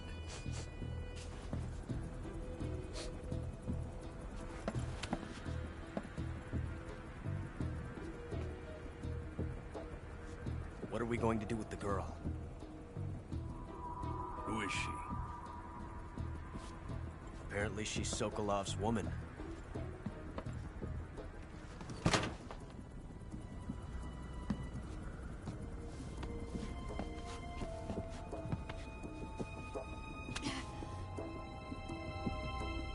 She's a nice catch. I'll take her. Not so fast, my dear.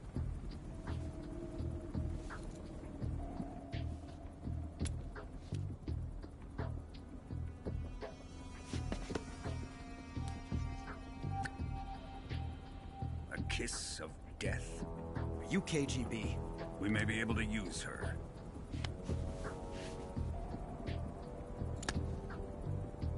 She has spunk.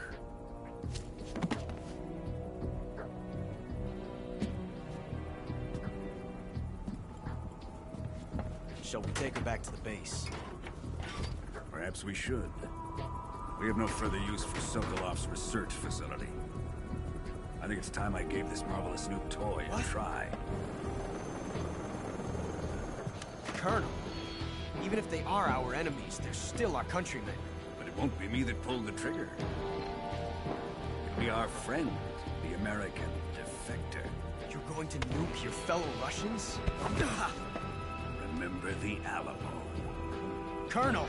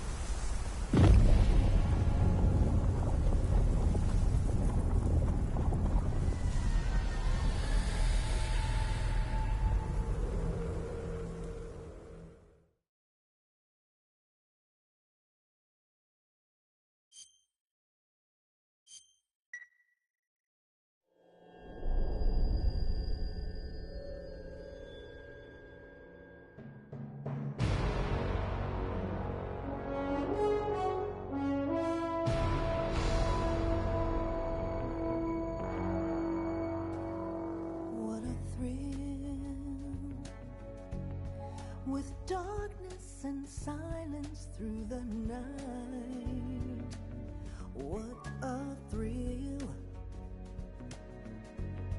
I'm searching and I'll melt into you.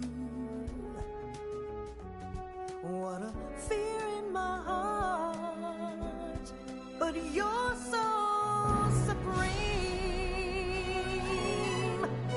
I give my not for honor, but for you. In my time, there'll be no one else. Crime, it's the way I fly to you.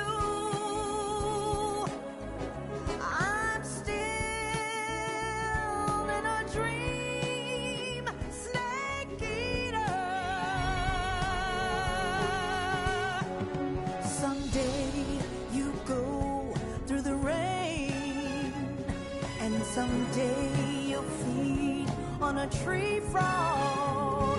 This ordeal, the trial to survive. For the day we see new life, I give my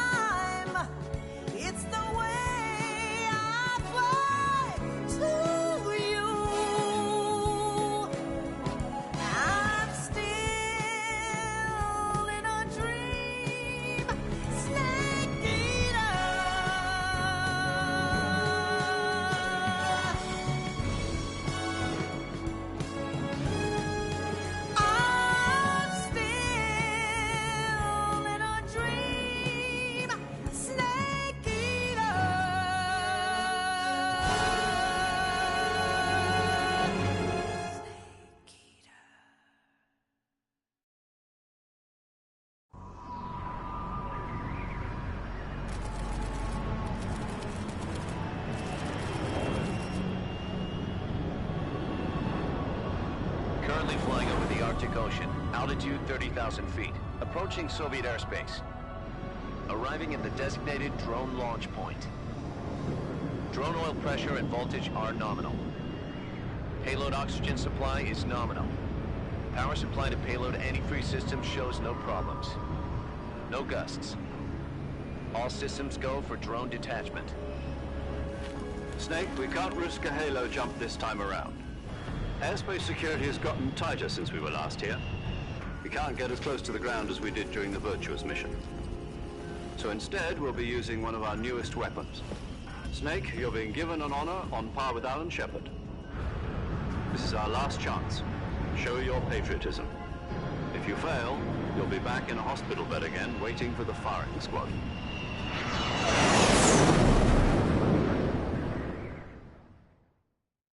So how does it feel to be a patient in one of the most advanced ICUs in the world? Would you do me a favor and tell the suits about visiting hours? I'll never get better with them assaulting me day and night with their questions. Must be part of the top brass's inquiry. More like an interrogation. According to them, I'm a traitor and an accomplice to the boss's defection. They're just looking for a scapegoat. Does that mean they're after you, too? Let's just say neither one of us is going to be made a national hero out of this. Does this mean Fox is going to die? No. This Fox is still one step ahead of the Hounds. The reason I came to see you today, Jack, it's time for Fox to clear its name. What are you talking about? The situation has changed. We've still got a chance to come out of this one alive. Yeah, what kind of chance? Don't get too excited. Here, have a cigar. It's Cuban.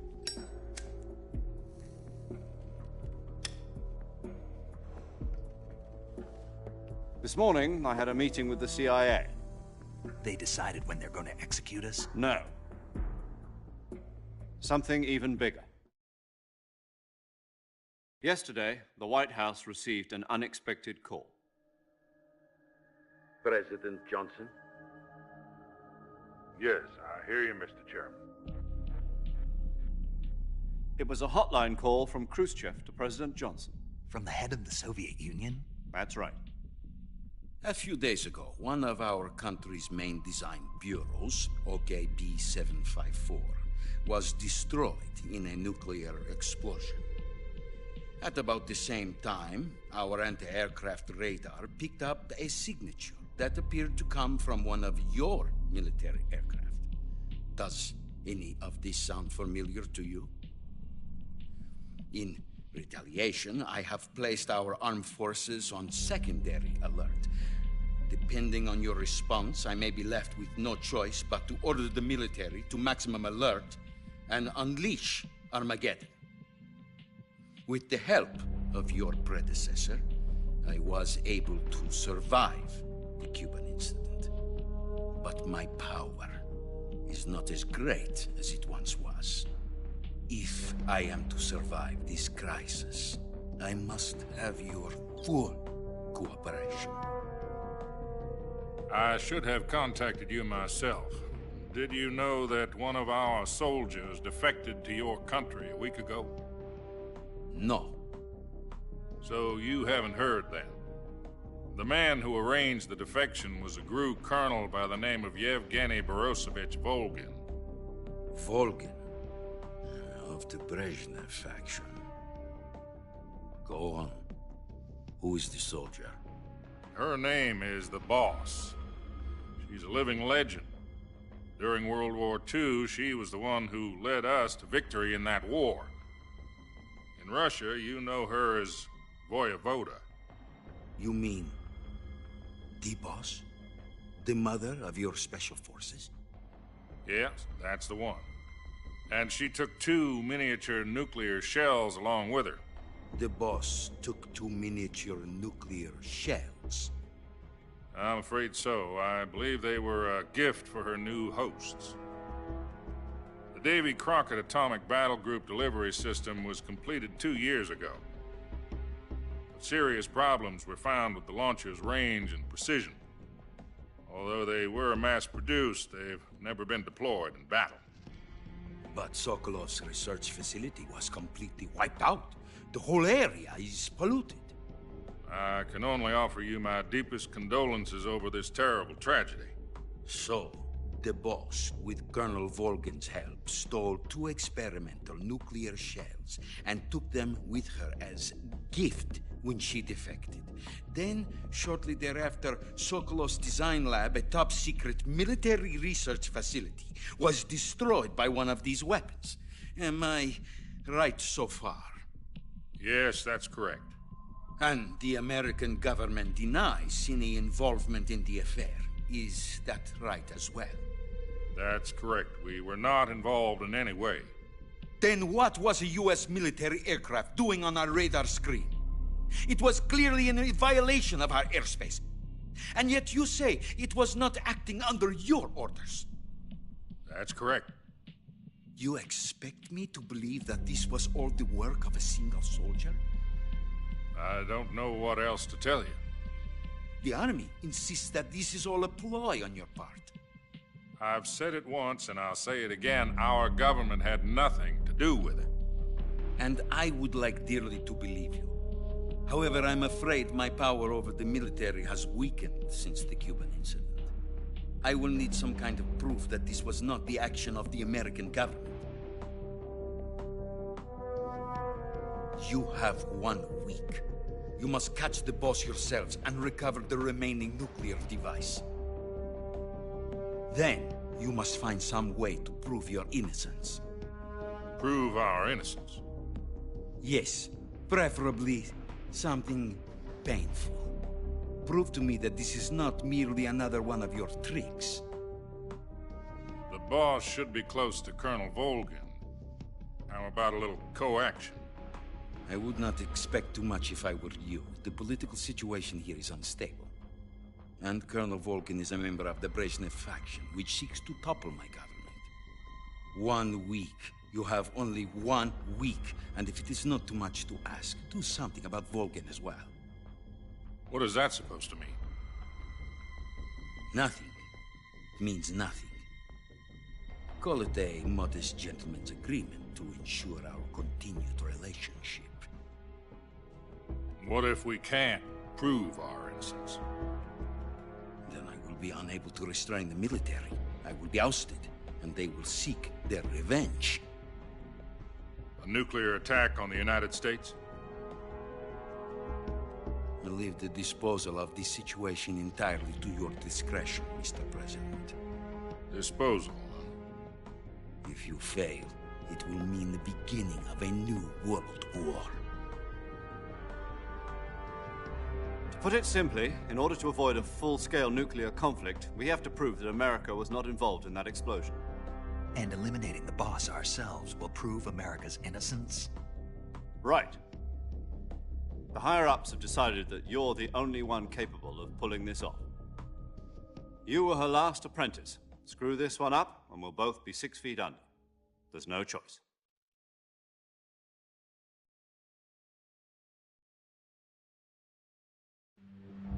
Are the Russians going to be helping us?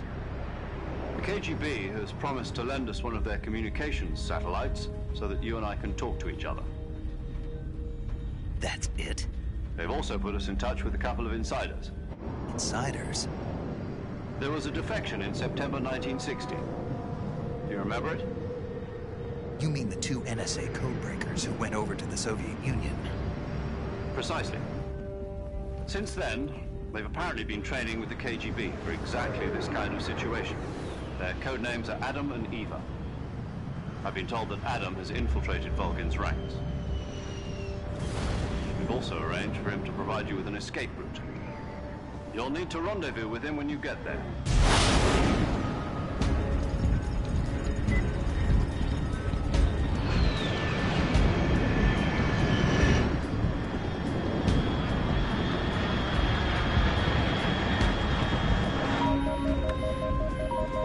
Control.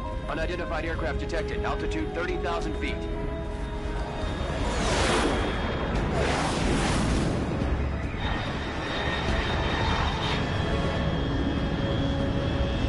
It's fast. Estimated airspeed exceeding Mach 3. Bearing south. I'm about to lose it.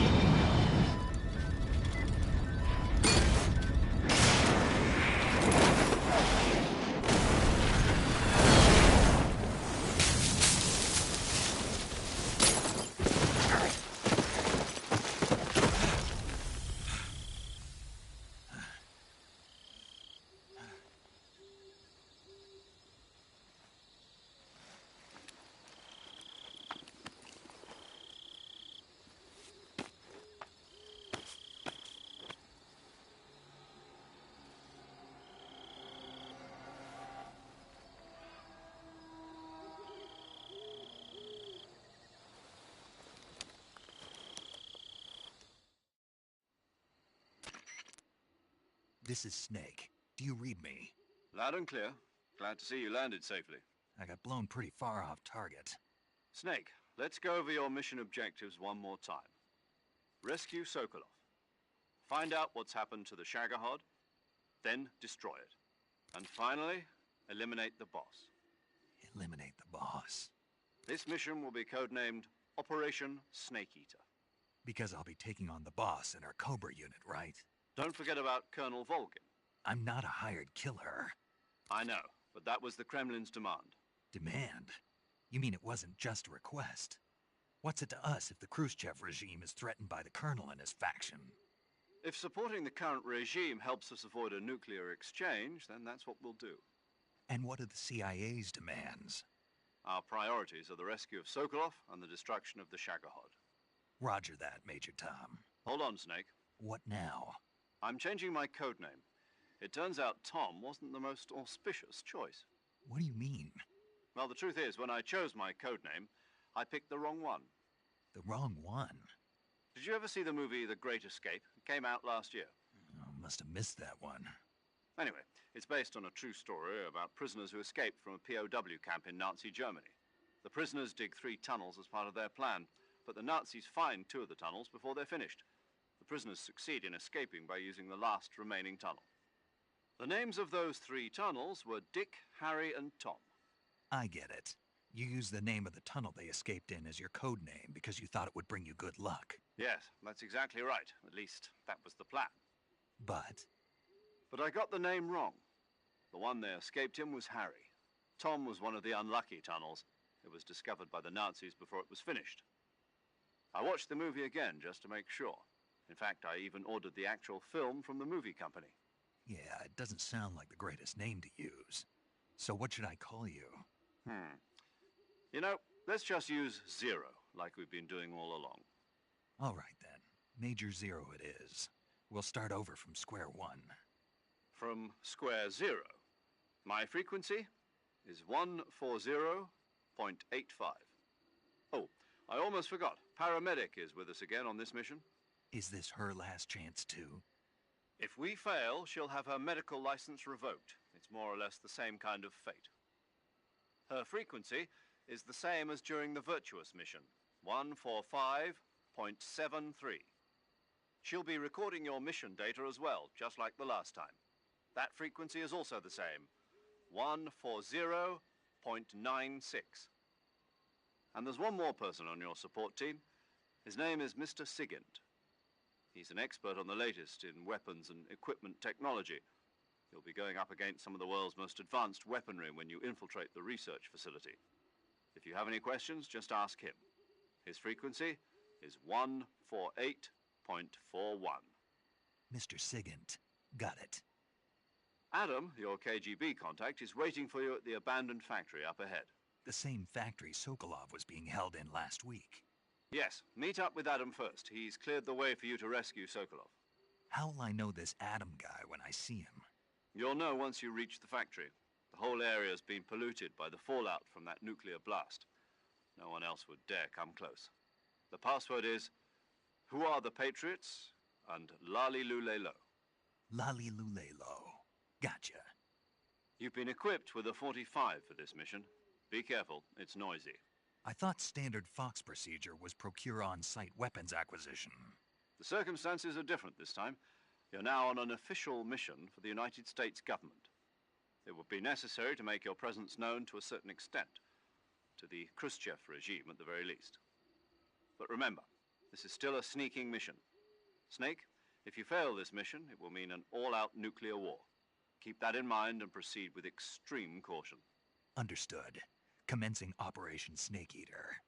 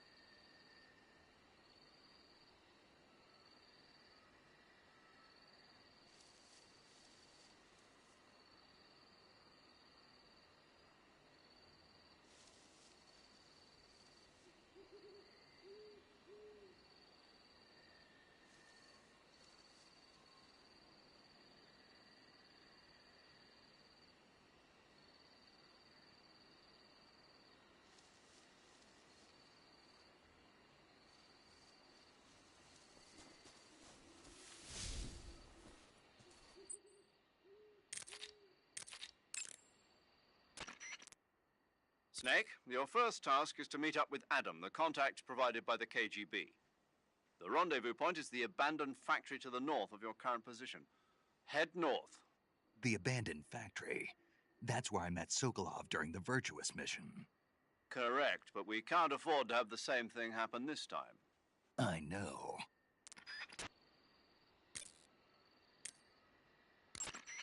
Paramedic. Snake, it's so good to hear from you again. Same here. It's been a week, hasn't it? 4 days, actually. Huh? I visited you in the hospital. You were still unconscious, though. Then you must have seen me naked. Yeah, but you were all wrapped up in bandages and tubes, so I couldn't do anything but look.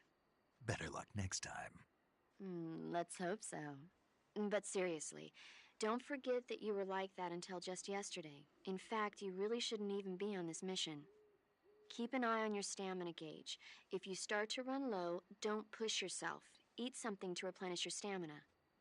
And try not to get yourself hurt. If you're wounded or get bitten by a venomous animal, go into the survival viewer immediately and treat yourself using Cure. Yeah. I can see you still know how to nag. You're welcome. And I can see you still don't know when to keep your mouth shut. Maybe so.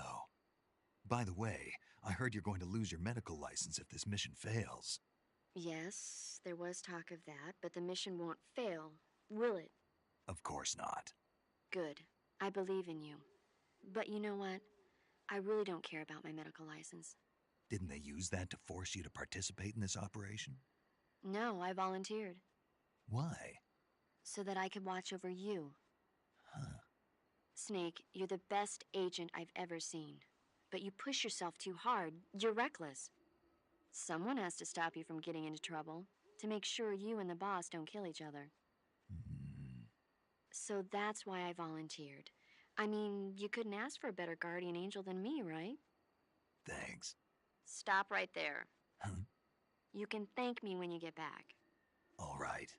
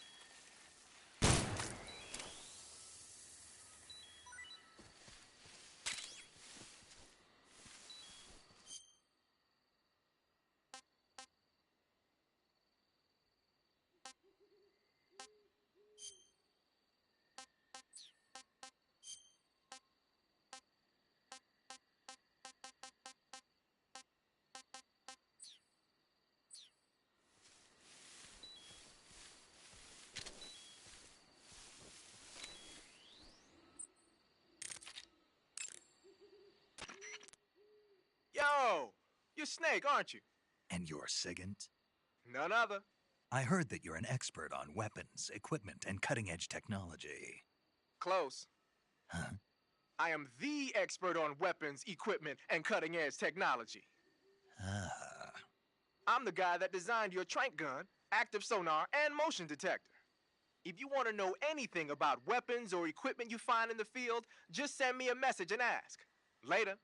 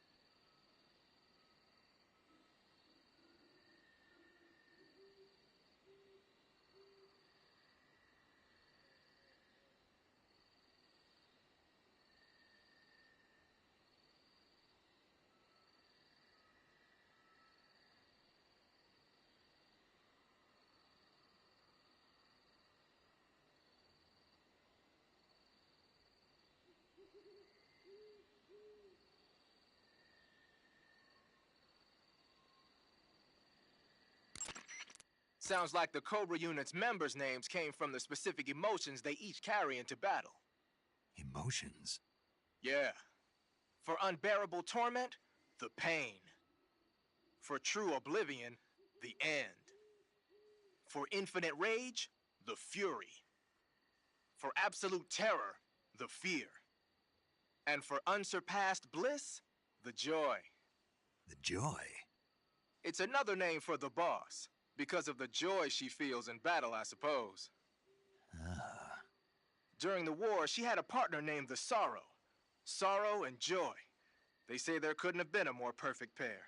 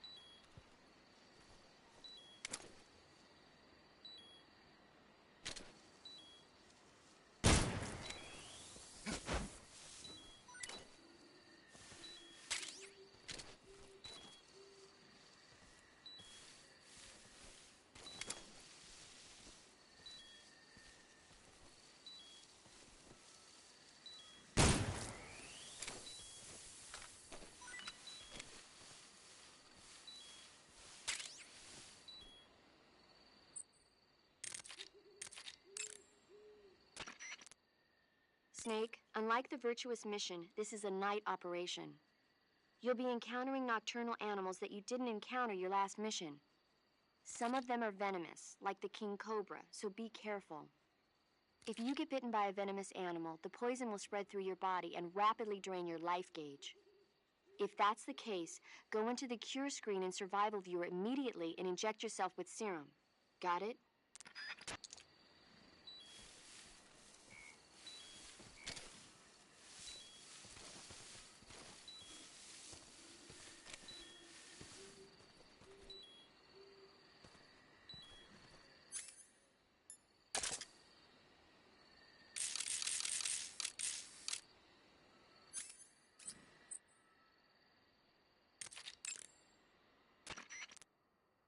Like the Virtuous mission, Operation Snake Eater is a solo sneaking mission. There are no units in the field to back you up. Avoid engaging the enemy whenever possible. Your first priority is to remain unseen. Use the camouflage option in the survival viewer and choose your camouflage wisely. Proceed with caution. Unlike the Virtuous mission,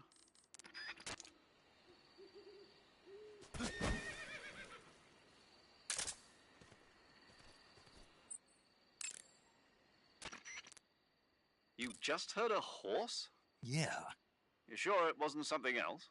I know a horse when I hear one. Paramedic, are there any wild horses in Celino Yask? Do you really expect me to say yes? No. So what should I do? There's only one way through that area. All you can do is move forward. Head towards the sound of that horse. It came from the north. Be careful. The Davy Crockett's that the boss took with her when she defected are mortars that fire nuclear warheads. They're named after Davy Crockett, the hero who died defending the Alamo in the Texan War of Independence. Remember the Alamo. That's right. The warheads are equivalent to between 10 and 20 tons of TNT. Every building within 150 yards of the hypocenter is completely obliterated. But the warheads the boss had with her were some kind of experimental super bomb, so they're actually even more powerful than that. I don't even want to think about what would happen if she used it again. Snake, you know what you have to do. Yeah, I know.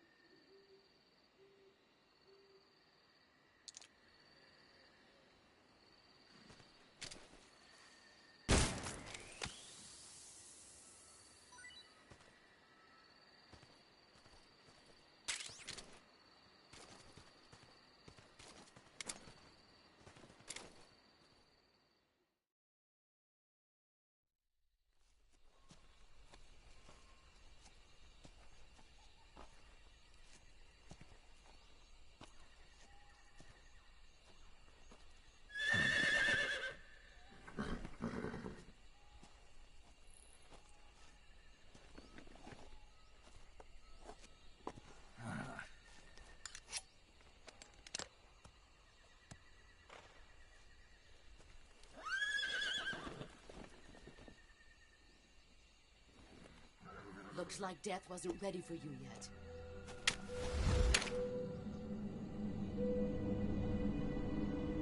Boss. That arm still hurt?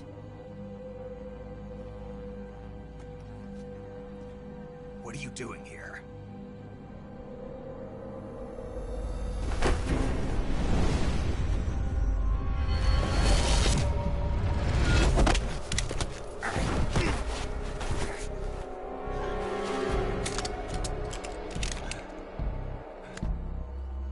Go home.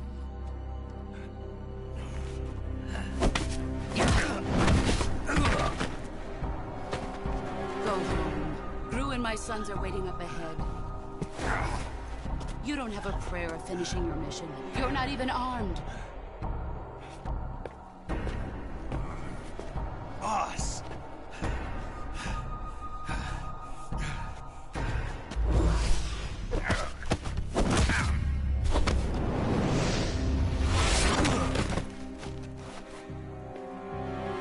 I'm not your boss anymore. There's nothing for you here. Go home. Go back to your boss. There's no need to prove that you are virtuous here. This isn't America.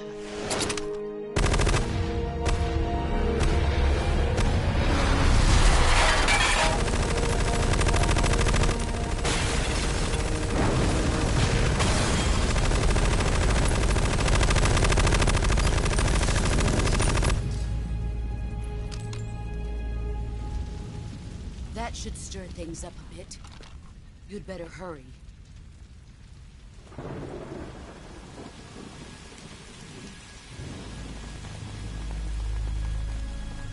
The border is 60 miles south of here. You ought to be able to run that far.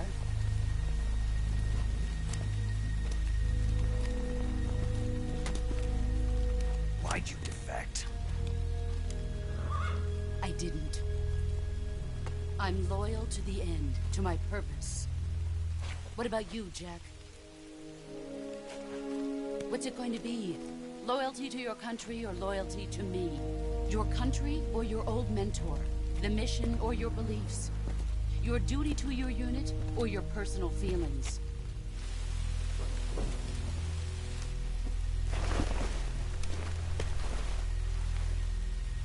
You don't know the truth yet. But sooner or later you'll have to choose. I don't expect you to forgive me.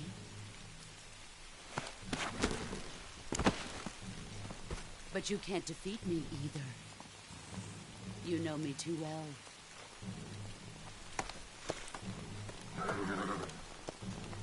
Just look at that bandana. If you can't put the past behind you, you won't survive long.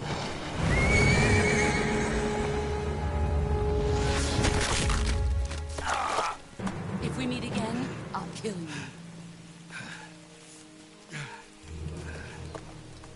Now, go home.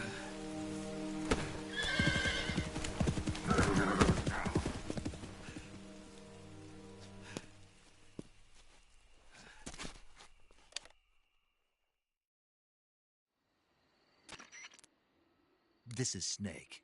Major Zero. I read you, Snake.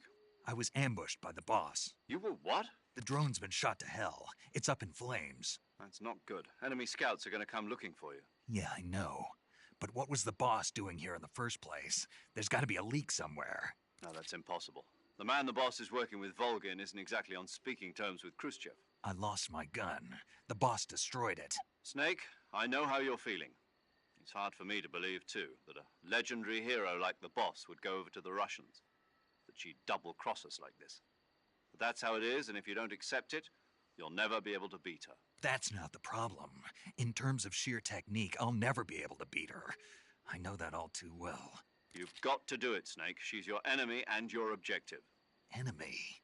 We were together for 10 years, and now you tell me she's my enemy? Enough. Hurry to the factory where Adam is waiting. Scouts have probably already been sent out to investigate the explosion. You've lost your weapon, right? That means you've got no chance of winning in a battle situation. Whatever you do, don't let them see you.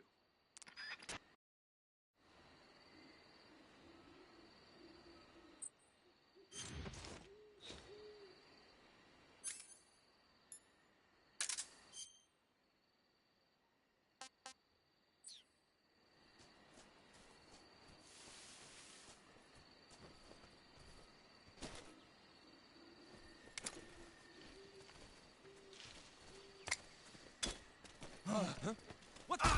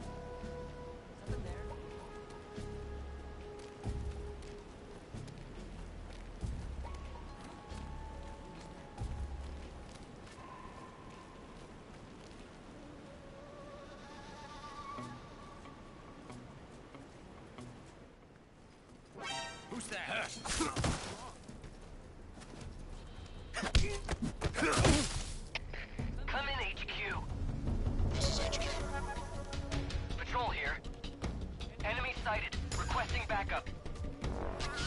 Sending reinforcements.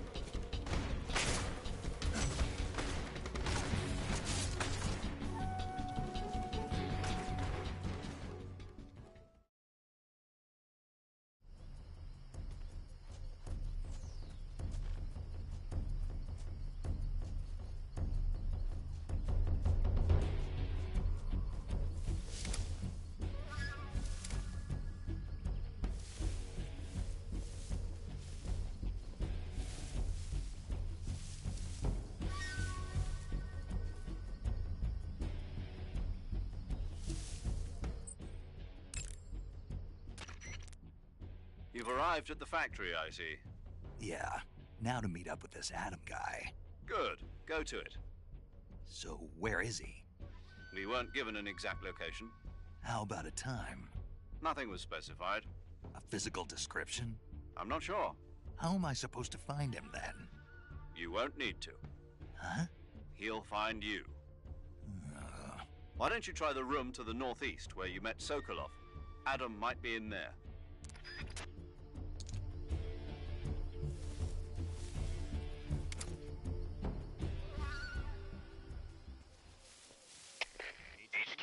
HQ. This is HQ. Patrol here. We've lost sight of the intruder, going into high alert. Acknowledged. The enemy is still nearby. Pursue and engage him.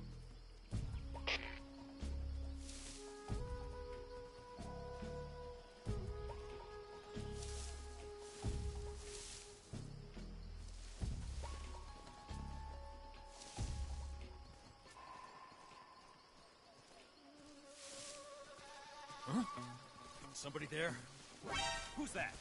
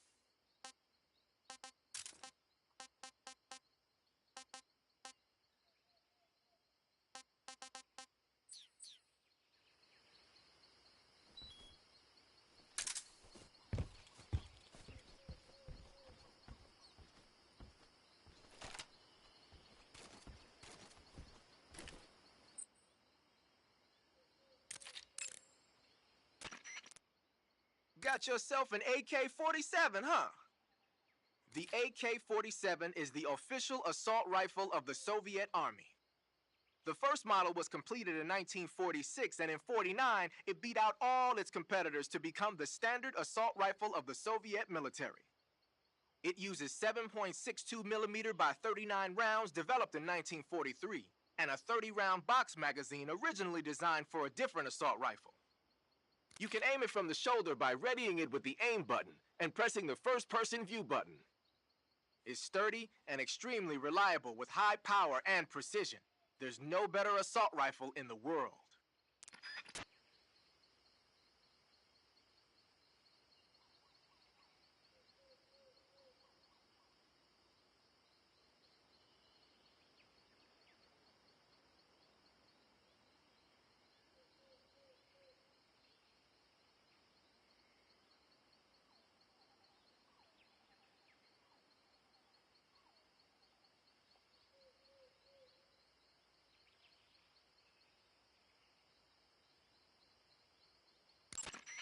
I see you're wearing the olive drab uniform.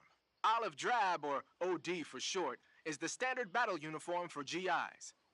It's a solid color outfit with no camouflage pattern, so naturally it's not going to be much use as camouflage. I'd change into something else as soon as possible if I were you.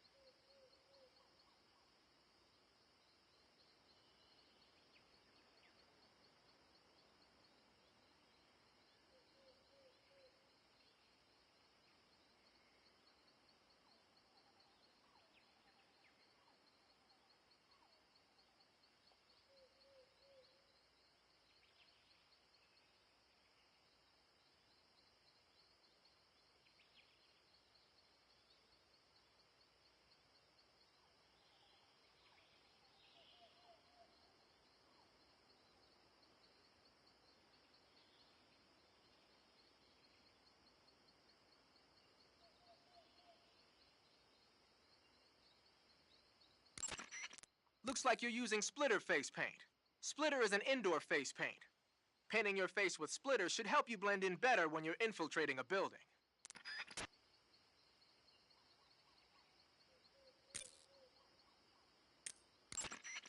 Check your stamina gauge to see how much stamina you have remaining. It shows, as the name suggests, your remaining stamina. As you consume stamina, your natural life regeneration is slowed and your hands shake more. Your O2 gauge and grip gauge also become shorter. Excessively low stamina can often impede your mission objectives. Make sure you replenish stamina before that occurs.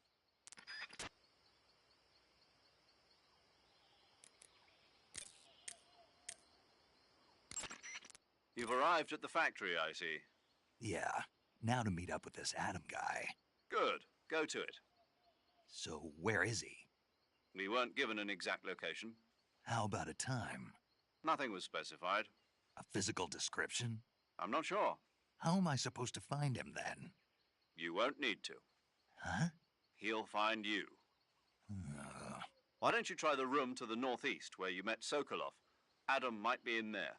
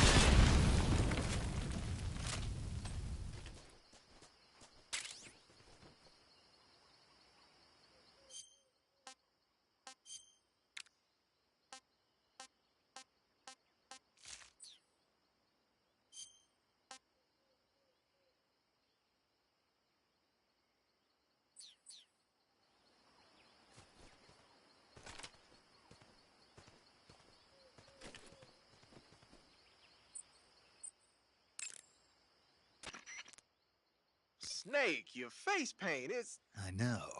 It's called zombie. Zombie? What does that mean? Beats me. Are you serious? Hello, paramedic. You mean you've never heard of zombies? Nope. Never. You guys don't know anything. A zombie is a dead body that's been cursed and brought back to life by a master of black magic. Supposedly, they revive the dead and use them as slaves. It's also seen as a kind of punishment. People who commit terrible crimes can be forced to labor even after they're dead. Interesting. How do you know all this stuff? I saw it in movies. Like White Zombie. Never seen it? Nope. Can't say I have. How about Plan 9 from Outer Space? No. Missed it. You can't just focus on the things you like all the time. You have to expand your horizons, try new things. You guys need to get out more. Yeah, well, anyway, that face paint doesn't look all that useful. Go ahead and wear it if you want, but I think you should change to... You don't need to change anything. Why not? It makes him look awesome. Doesn't it? Look, arguing about it isn't going to get us anywhere. Snake, you do whatever you want. It does make you look cool.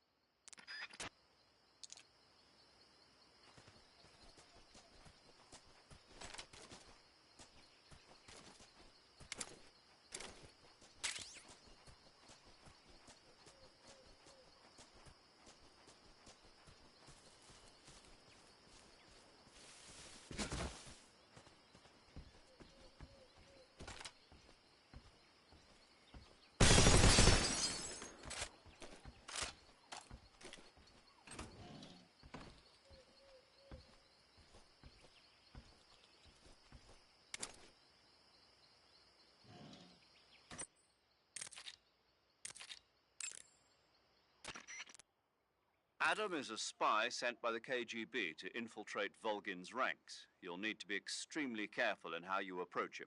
Obviously. He can't let Volgin know he's meeting me. That's right. Adam won't show up if you're being pursued by the enemy.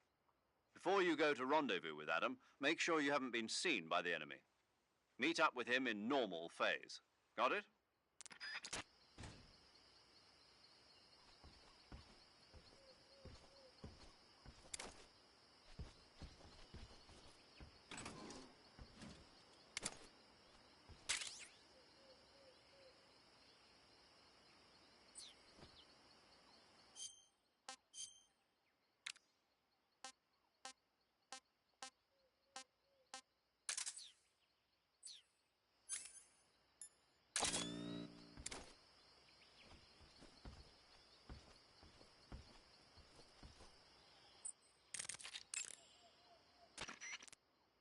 Hey, what's that you've got there?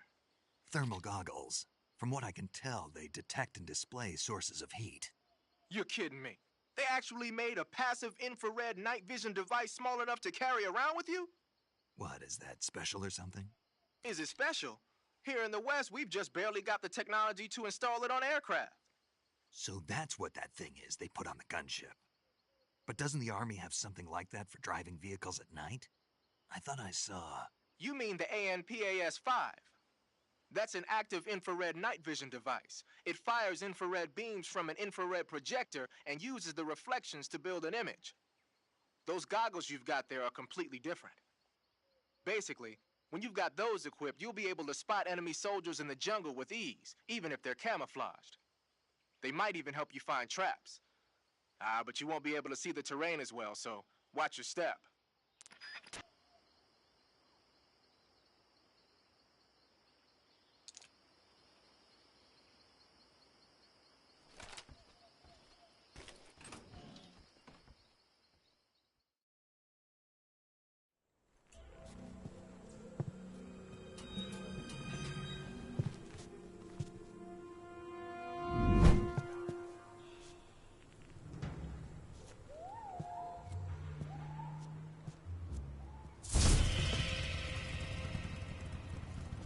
Sorry I'm late. Cut the engine. They'll hear us. Are you the agent they sent? Are you Adam? I thought you were supposed to be a man. Adam couldn't make it. All right, say the password. Who are the Patriots? Who are the Patriots? Answer me!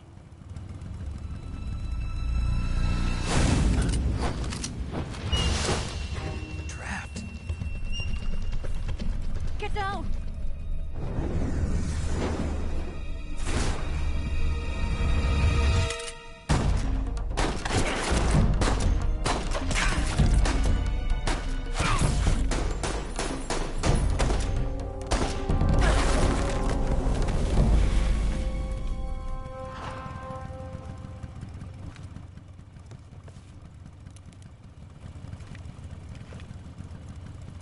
There is your answer.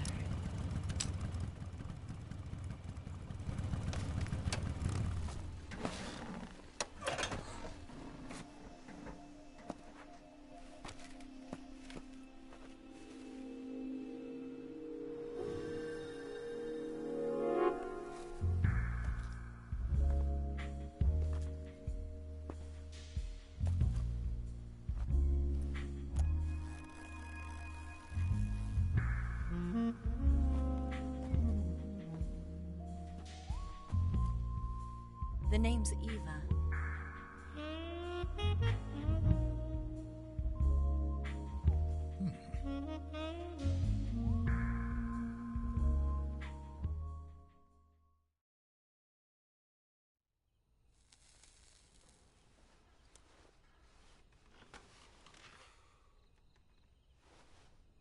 This wasn't part of the plan. What happened to Adam?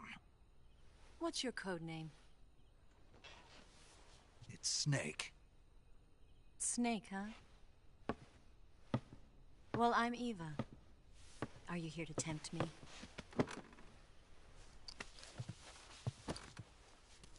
What happened to Adam? Colonel Volgin is a very suspicious man. He decided Adam wasn't the right person for this mission. And you were? Yes. Why? Because I can do things he can't. I heard you used to be a codebreaker for the NSA. I was.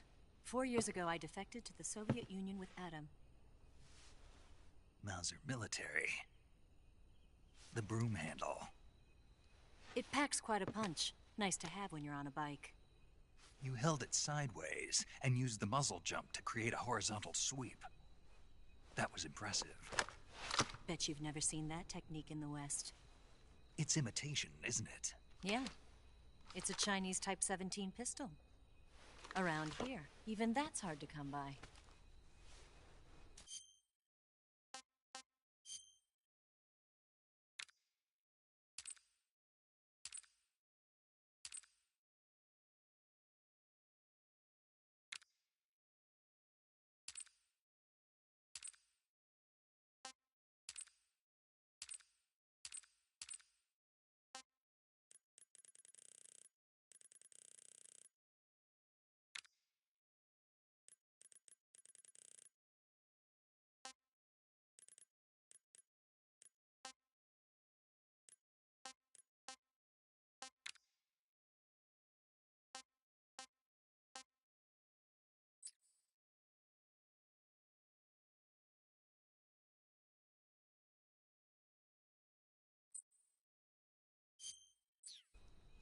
Don't worry, though. The one I've got for you is American-made.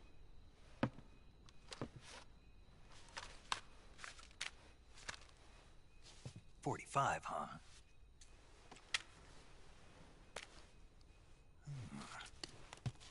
Incredible. Do you like it? The feeding ramp is polished to a mirror sheen. The slide's been reinforced, and the interlock with the frame is tightened for added precision. The sight system is original too. The thumb safety is extended to make it easier on the finger. A long type trigger with non-slip grooves. A ring hammer.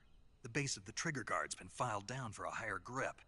And not only that, nearly every part of this gun has been expertly crafted and customized.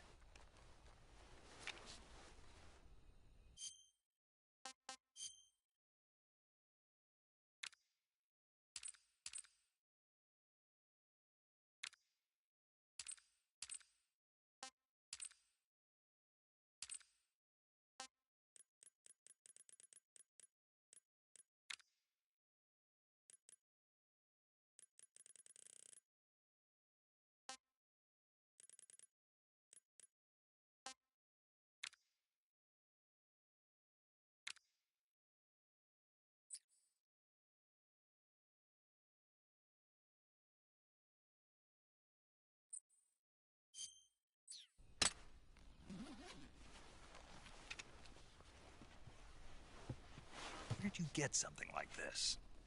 I grabbed it from a Western munitions armory. It probably used to belong to one of your officers, and there are more where that came from.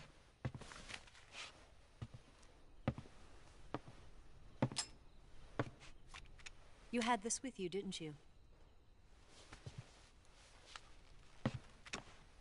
Better take this too. What's that? A disguise to make you look like a scientist. A disguise? Yes. You're here to rescue Sokolov, right? Sokolov's still safe then? Yes. He's being forced to continue his work on the Shagohod. Where? At the lab. They've got a whole army of scientists there developing new weapons. Security is tight, but if you disguise yourself as a scientist, you might be able to sneak in. Can we get Sokolov out of there? We'll see, won't we? Tell me how to get to the lab. The safest way in is from the rear. First, you'll need to head north through the jungle. You'll come to a heliport used for shipping materials. Pass the heliport and continue north, and there will be a large crevice. Descend into that area and you'll reach a cave. Move through the cave and you will arrive at a mangrove swamp. After the swamp, there'll be a warehouse. Make your way through the warehouse and you'll come out just south of the lab. Got it. And just what are you doing there? In close-range combat, a knife can sometimes be more useful than a gun. By doing this, I'll be able to hold a knife at the same time and still keep the gun steady. That way, I can instantly switch between a gun battle and a knife fight.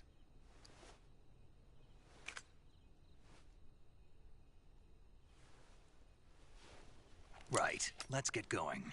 Wait a minute. What now? You must be tired. Why don't you take a little rest? I'll be fine. You'll never make it in your condition. It's a jungle out there. There's still an hour before dawn. It's dangerous to be out in the jungle at night without a guide. What about you? I have to get back. I can't be gone for too long. They'll start to suspect something.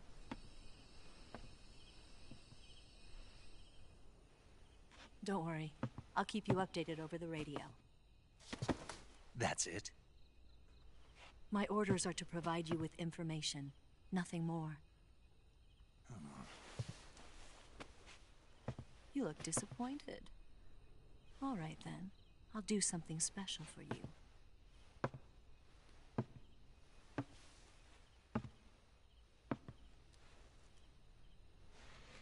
I'll stand watch until dawn. Now be a good boy and lie down.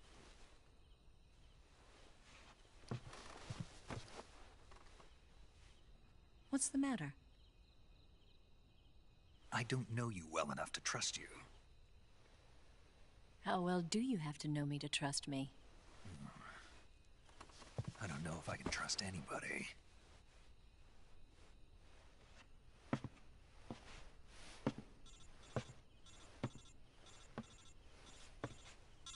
Gonna get that?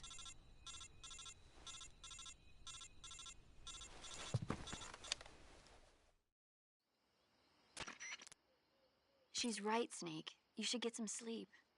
Although in your condition, you really ought to be back in the ICU. Whenever you save the game and quit, you'll go to sleep. Sleeping allows you to gain back stamina naturally. Depending on how long you sleep, you may also recover naturally from sickness and injury. When you're tired or hurt, the best thing to do is just get some sleep. So do yourself a favor and take a nap. Doctor's orders, okay? Yeah, okay.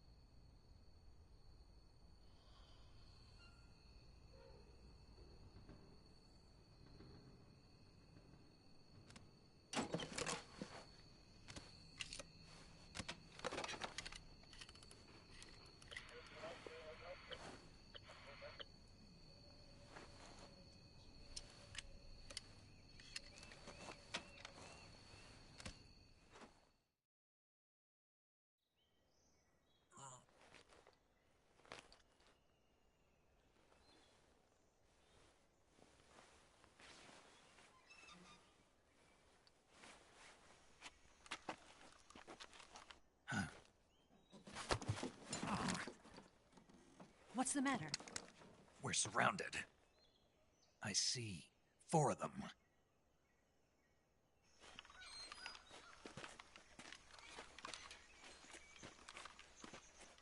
We've got company. It's the Ocelot unit.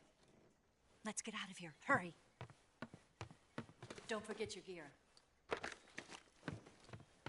Here, give me a hand.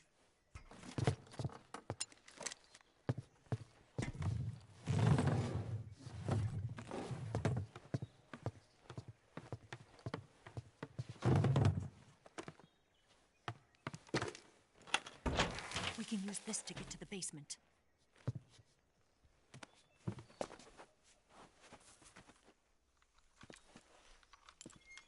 Damn it! Ocelot! I'll get past them on my bike. I'll call you later. Okay, I'll keep them busy. Huh? Don't go dying on me now.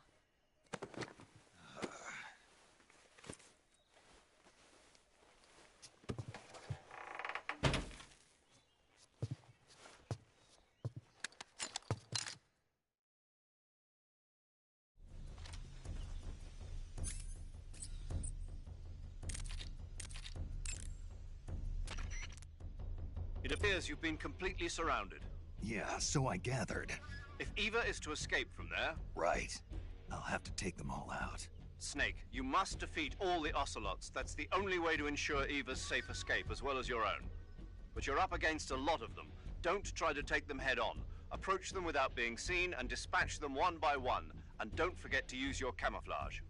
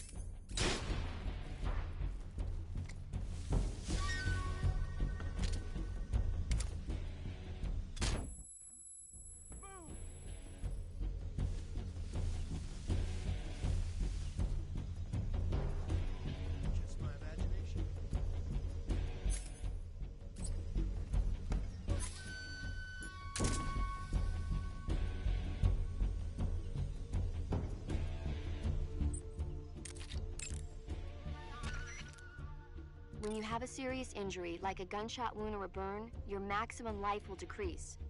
So if you're seriously hurt, go into the survival viewer immediately and use Cure to treat it.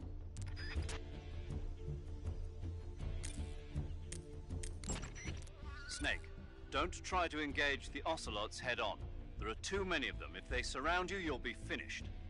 Use your camouflage to approach them without being seen, and take them out one by one.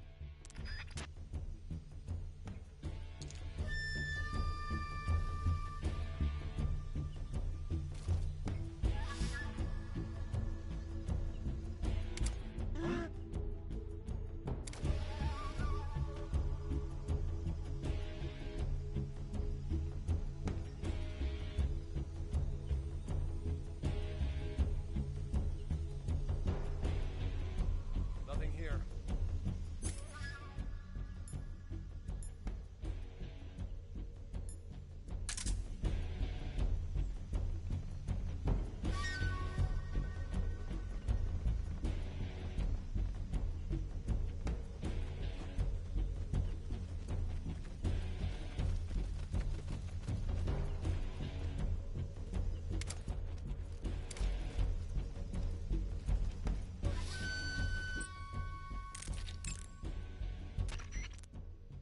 Those rifles the Ocelots are using aren't AK-47s, are they? No. They kind of look like AKMs, but they're different. Different how? They've got steel handguards and vertical type foregrips, and the muzzle suppressor is bigger. A carbine version of the AKM, huh? Hungary has a unique modified version of the AKM called the AMD-63. I heard something before about them making a prototype carbine version of that. My guess is they probably imported some of those prototypes. If they're using a carbine version of the AMD-63 like I'm thinking, then they could be a serious threat. Those things handle better than the AK-47s, especially at close range. And don't forget, the Ocelots are elites. They're gonna be better shots than normal Spetsnaz, and you're that much more likely to get seriously hurt. Keep your eyes open.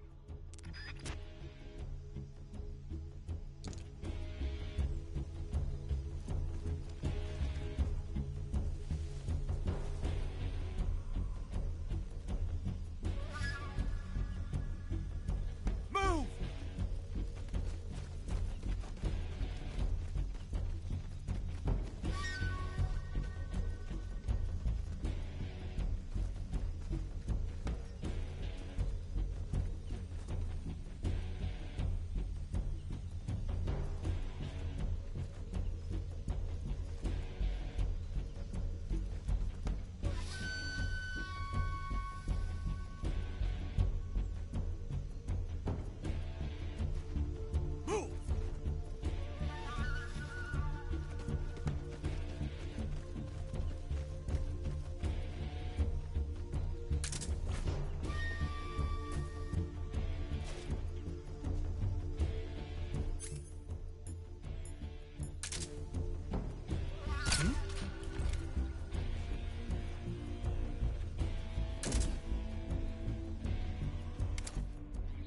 Just my imagination.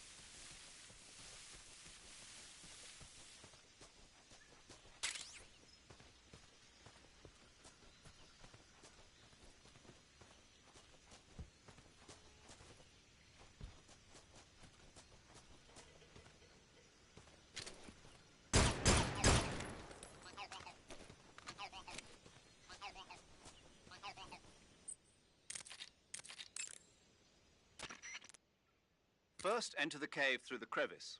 Eva said it was to the north, so head that way.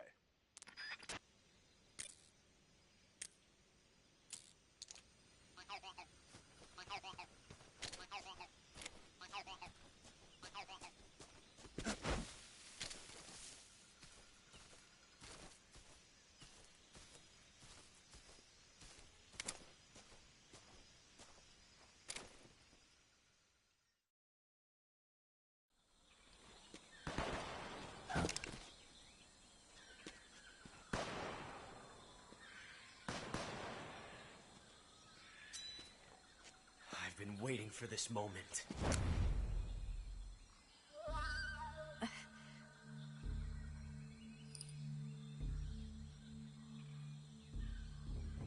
That's it. That's the stance. I don't think so. What? A female spy?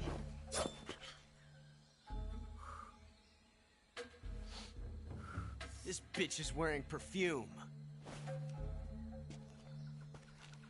Stay where you are. I've had enough of your judo. I see you've got yourself a single-action army. That's right. There'll be no accidents this time. You call that an accident? Well, it wouldn't have happened if you hadn't been showing off. What did you say? It's a nice gun, I'll give you that. But the engraving gives you no tactical advantage whatsoever. Unless you were planning to auction it off as a collector's item. And you're forgetting one more very basic thing. You don't have what it takes to kill me. We'll see.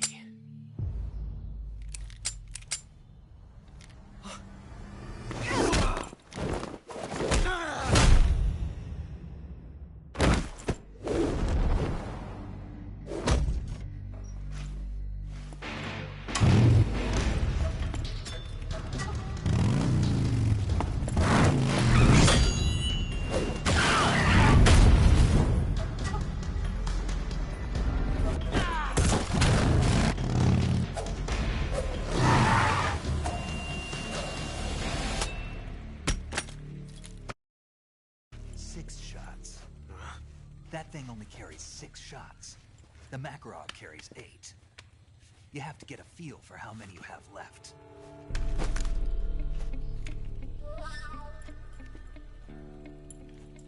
This is a high-class weapon.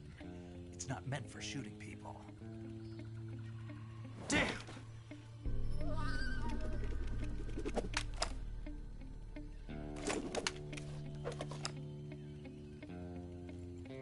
This isn't over yet. Don't. Why? He's still young. You'll regret stopping me. Damn it! I've got to get back before he does.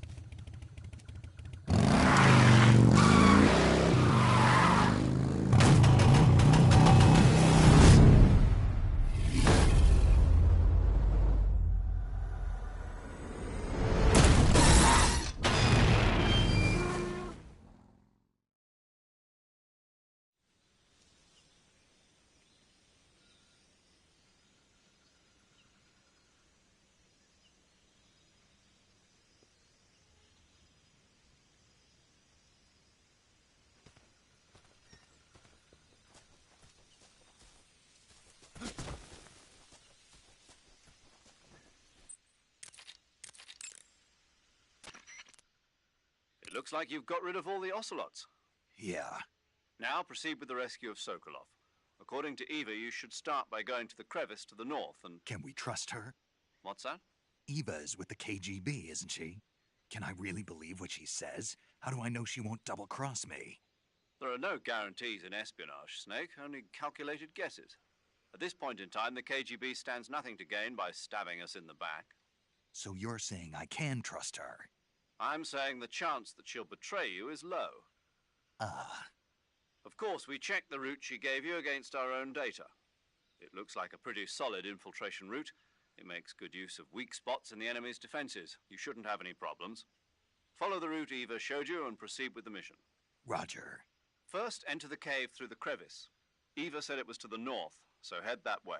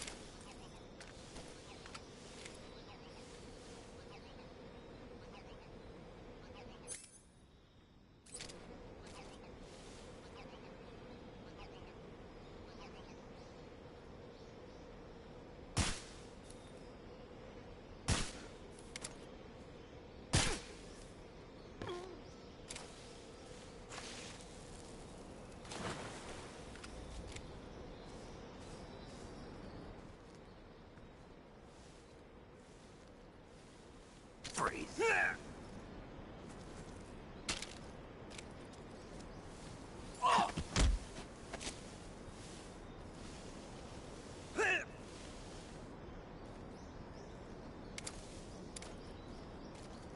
Speak. There are guys who know alert cancellation frequencies. Speak. Bastard!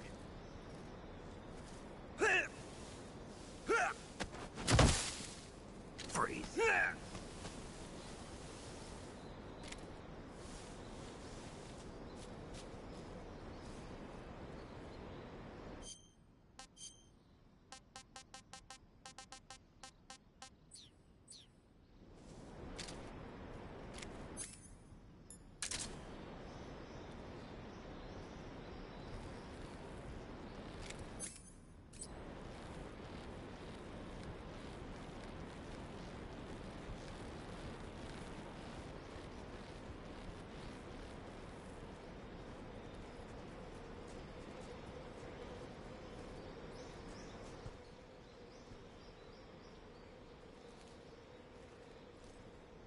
Freeze.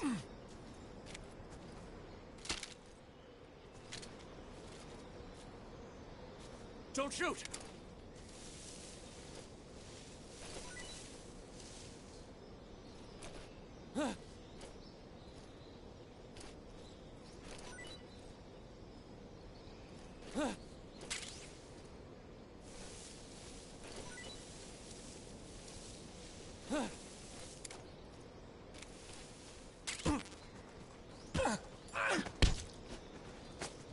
Speak. While falling, press the action button above branches. Speak. Under the rope bridge. Flatten yourself against the cliff wall and proceed.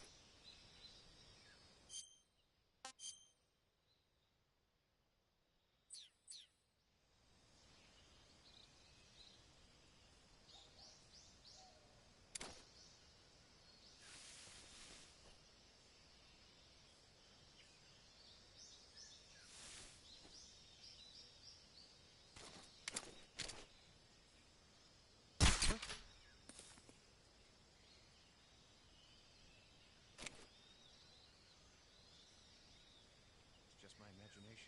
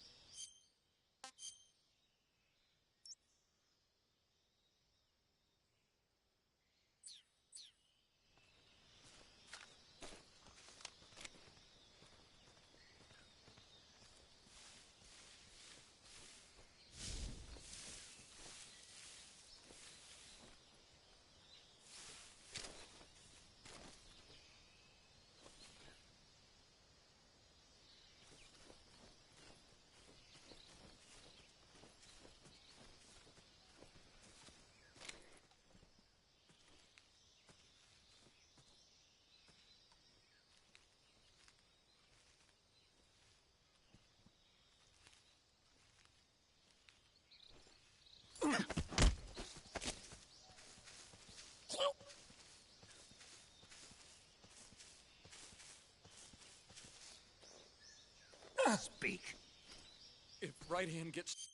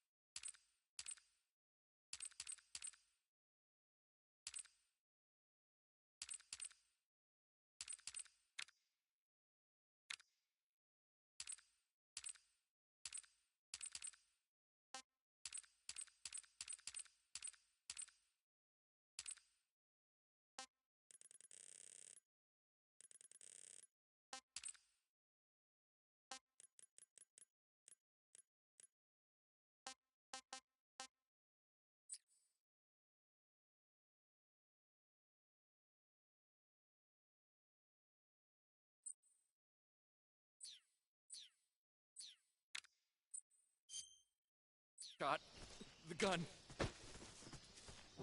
Who's that? Answer me. Let me go! This is HQ. Patrol here. Breathe. Enemy sighted. Requesting backup. Acknowledged. Sending reinforcements.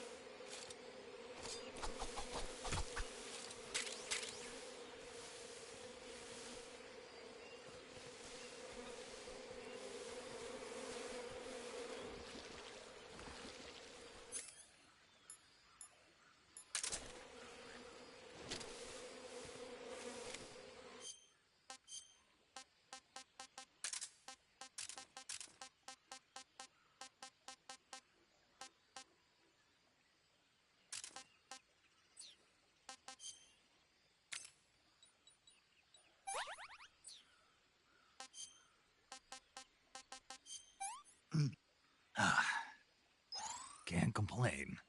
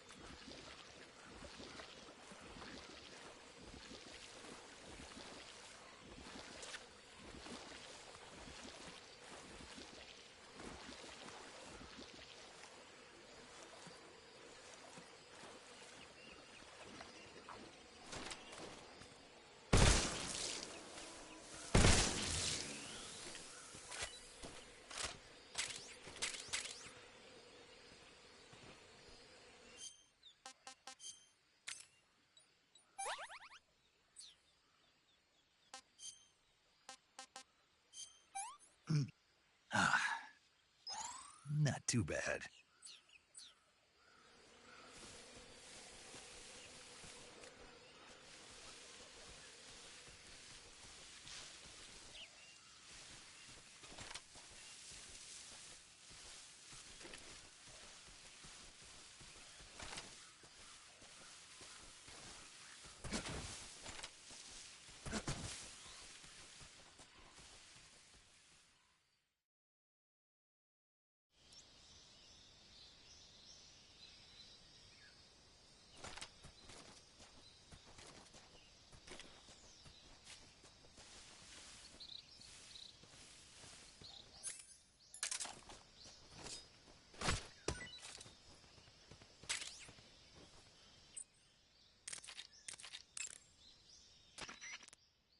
I see you've caught a king cobra. The king cobra is the world's largest venomous snake. Its large size means that it has a lot of venom to inject. One bite is supposedly enough to kill an elephant. And it's extremely vicious as well, so watch out. If you get bitten by a king cobra and injected with venom, your life will start to decrease rapidly. As soon as you're bitten, go into the survival viewer and use Cure to give yourself a serum injection.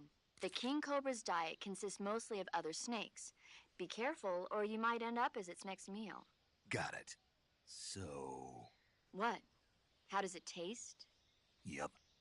Ugh. It seems you're the one whose diet consists of other snakes. You're making me blush. The guide says they taste just fine.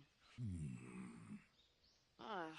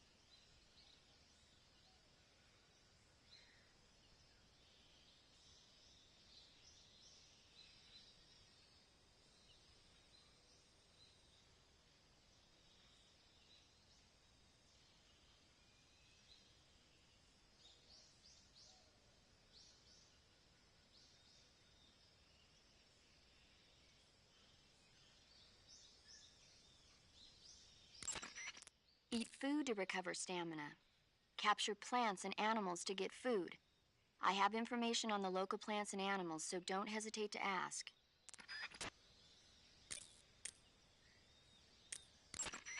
Hey, Snake, remember back at the abandoned factory when you whittled the grip of that 45 down? Yeah, I've never heard of a customization like that before. Why the grip? to fit it with a knife. A knife? You're gonna keep the knife and the gun both at the ready? That's the idea. Why would you want to do that?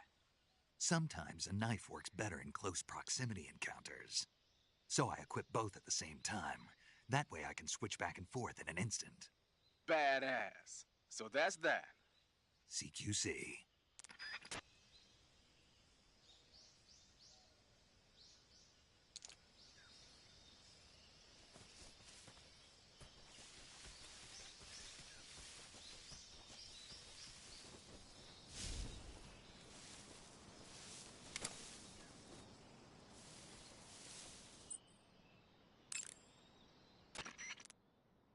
Snake, that area should be inhabited by tree frogs.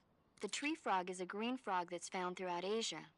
It's arboreal, spending most of its time in shrubs and bushes. Use the tranquilizer gun to catch one alive. I bet you could scare an enemy good if you tossed one at him. But the tree frogs that live in that jungle are a lot bigger than ordinary tree frogs. They've got an appetite, huh? You've got a one-track mind, don't you? But seriously, that is one theory. However, there are people who think it's a mutation caused by nuclear testing and waste from the research facility. Do you think they're safe to eat? Is that all you ever think about? What else is there? Lots. Like what? Like why a frog would get so big in the first place. Whether it's a temporary phenomenon created by a unique environment, or a permanent mark of evolution, or a product of the toxic waste coming out of the research facility. If it is the waste that's causing it, then it means humans are interfering with the ecosystem. It really makes you think about the changing relationship between... This isn't interesting. Oh, fine. Be that way. So, how about it? You mean, is it edible? Yeah. Well, I guess it's probably okay. Probably. I don't know. The guide doesn't say anything. Pretty useless guide, if you ask me. Well, try one for dinner and you can help improve it.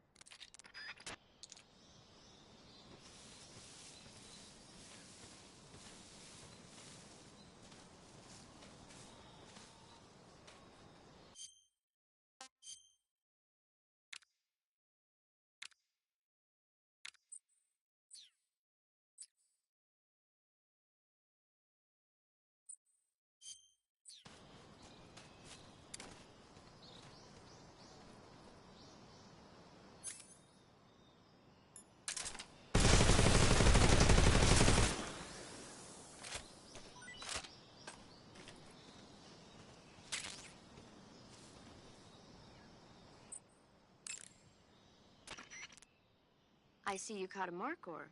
The markhor is a kind of wild goat that lives in mountainous areas. It's quite large, so I don't think you'll be able to capture one alive, even with the tranquilizer gun. All right. Speaking of which, do you know the origin of the name markhor? No. It means snake eater in Persian. Snake eater? Lost your appetite? Not at all. So, how does it taste? It's supposed to be pretty good. All right. Snake, that area is inhabited by magpies. Magpies are members of the crow family. They're distinguishable by their beautiful dark blue and white bodies and their long tails. Their favorite food is insects, but they'll also eat small fish, acorns, and fruit. They're omnivores, which means... They'll eat anything. Right, just like you, huh? If you use the tranquilizer gun, you should be able to capture magpies alive. Okay. So how do they taste? You always ask me that. Naturally. So? I've never heard of anybody actually eating a magpie, but I suppose there's no reason you couldn't. You don't say. Oh.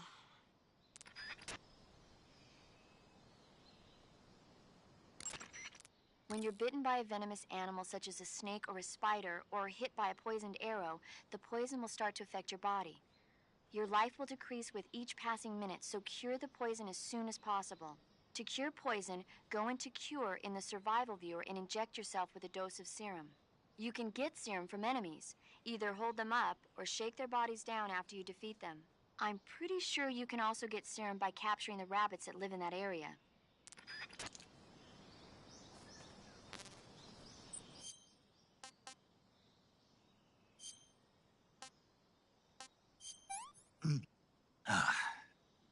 Pretty tasty.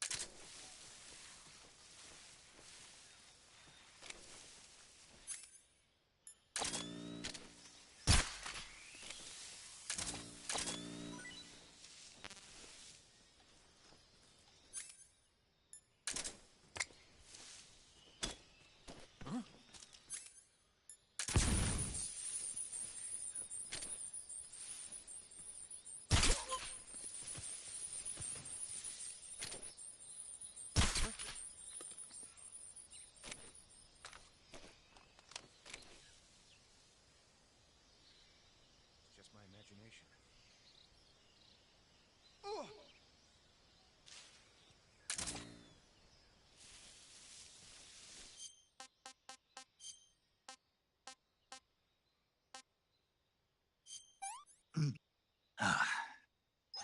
Hey, this works.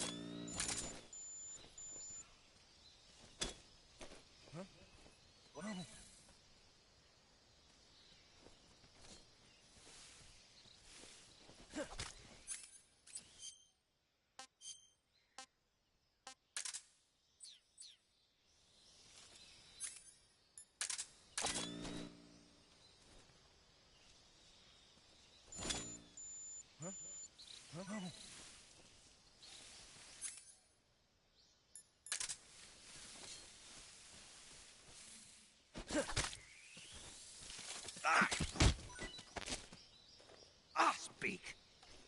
Bastard. Speak. Radio 148.78.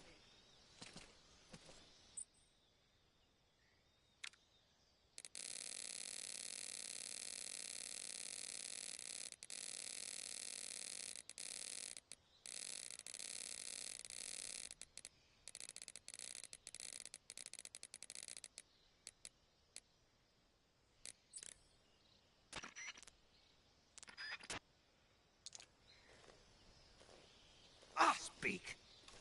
Bastard. Speak. Bastard. Speak. Radio 148.78.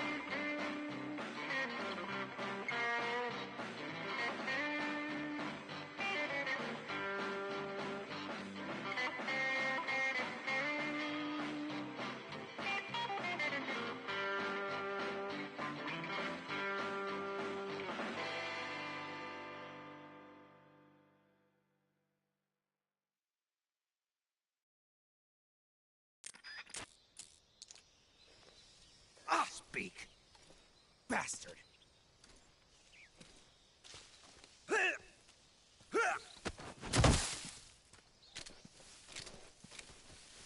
Who's that?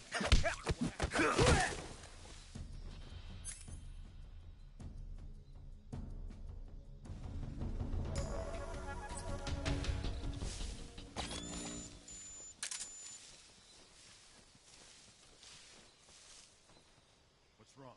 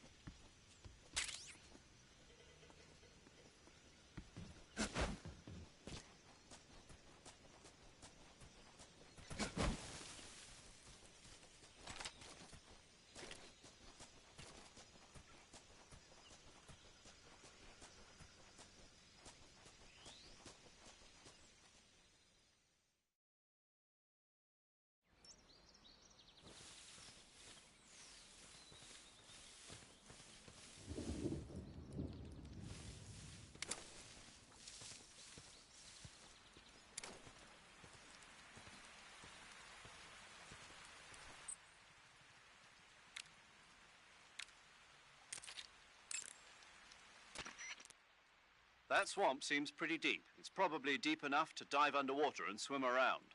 Press the crouch button when you're swimming on the surface to dive underwater.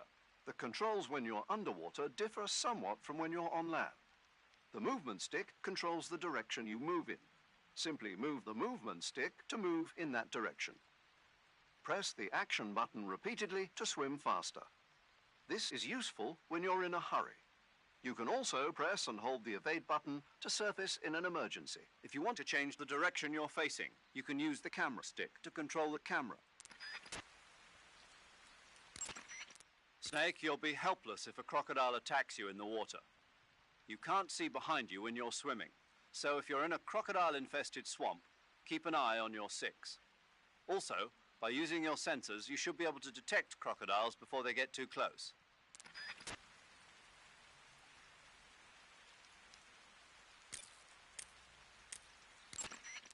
Snake, you said Eva said her Mauser was a Type 17, right? Yeah, what about it?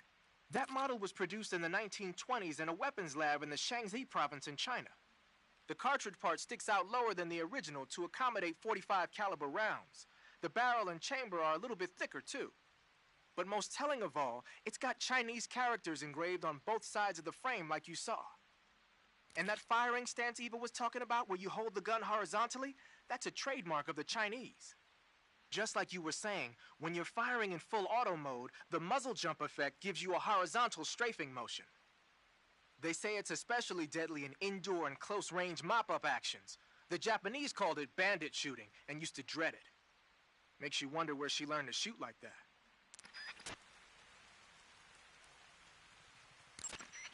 You know that army motorcycle that Eva was riding? That's a replica of a German model. A replica? Yeah. After World War II, the Soviets confiscated an entire assembly line from a German motorcycle factory, machines and all. And then they took it back with them and started producing replicas? Exactly. Originally, that motorcycle was designed to be used with a sidecar attached. That means it's got enough power to drag a 200-plus pound sidecar around. So that's how she could pull off all those crazy stunts. Uh-huh. Of course, it takes a lot of skill to be able to control that much power. That Eva chick is something else.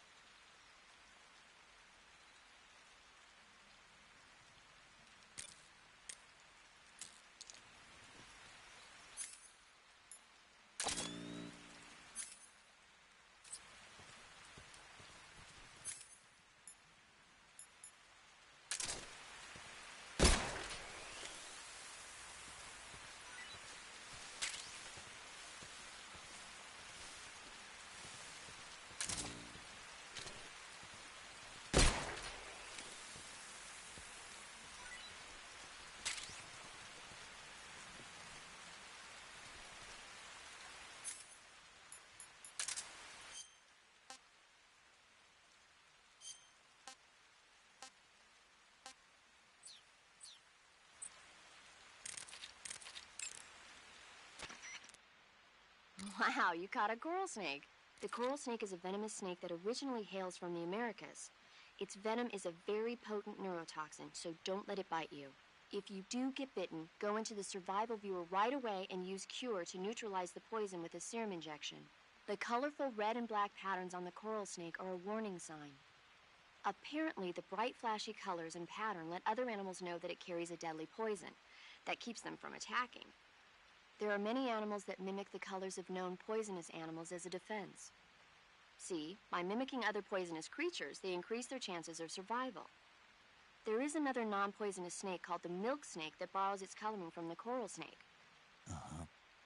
You're not even listening, are you? No. Okay, we'll talk about something you're interested in then. The taste? Yes. It says here that coral snakes are pretty good in a snaky kind of way. A snaky kind of way, huh?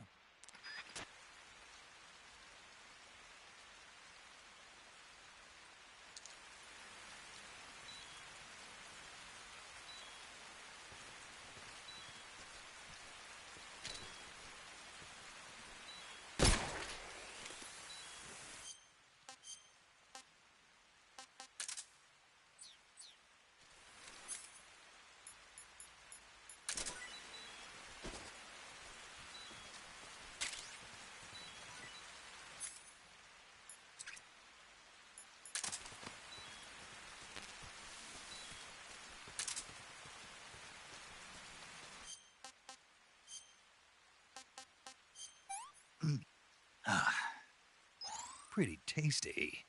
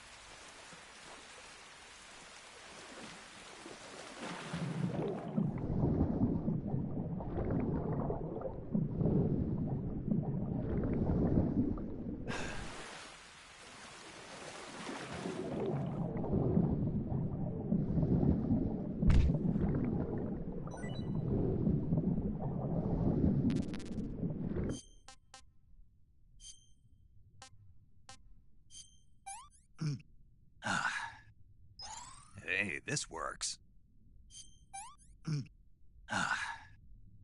Pretty tasty.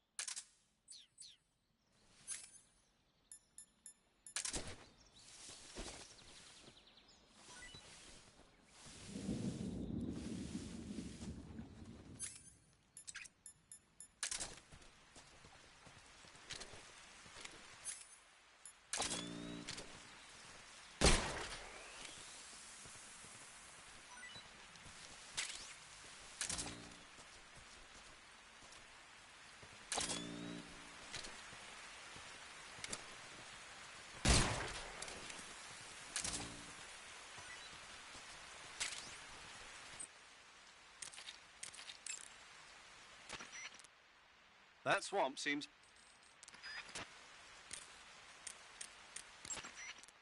Wow, you caught...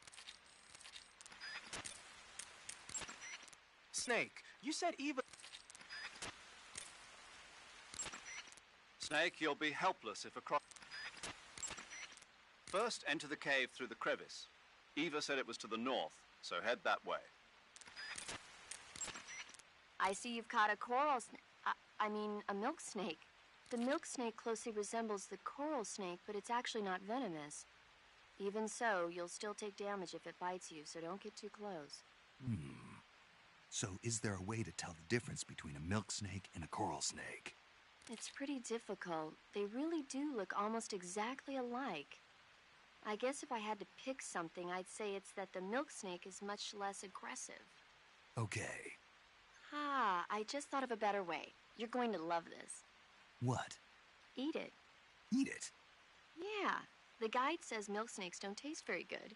Is that right? But if I've already caught and eaten it, what does it matter which kind of snake it was? It doesn't, does it? Shoot, I thought I had a good idea.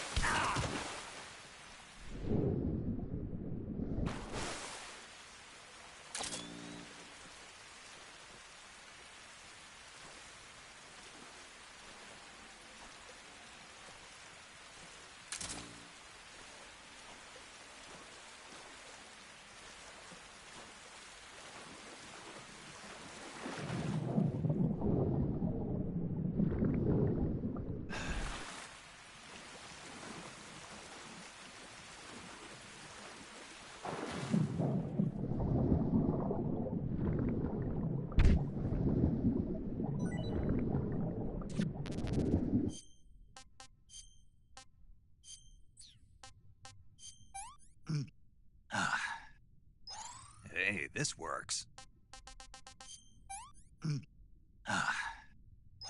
Hey, this works.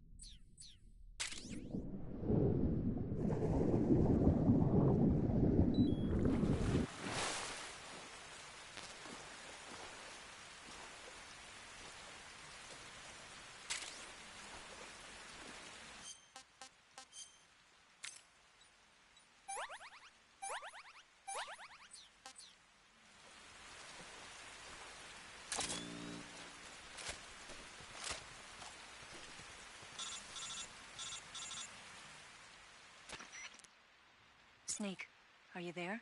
Eva, Did you miss me? did you make it without any trouble? No one saw me. So you're back with Vulcan.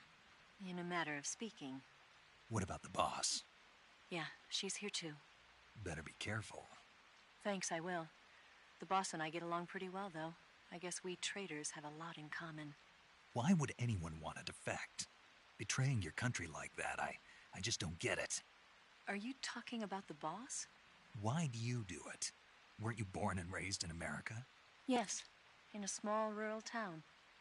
I never even knew there were other countries, other cultures, other ways of thinking, until I went to work for the NSA. And one day, I'd found I'd lost faith in the things I'd been taking for granted. What did you see? What was it that made you want to change sides? You wouldn't believe me if I told you. Try me. I saw the universe. The universe?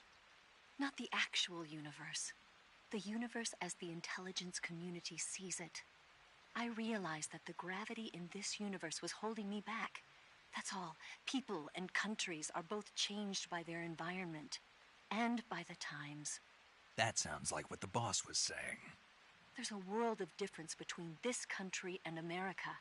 But it's only a difference of position, a difference of perspective. Coming here made me realize something. Half of what I'd been told was a complete and utter lie. The other half was a conveniently constructed lie. Where's the truth, then? It's hidden in the lies. Are you lying, too? Who knows? I've been trained to make even the most severe falsehood sound like the honest truth. Weren't you? No. I believe because I have to, even if it is a lie. That's part of my mission. I'll have to remember that. If you need me, give me a call on the radio. My frequency is 142.52. See ya.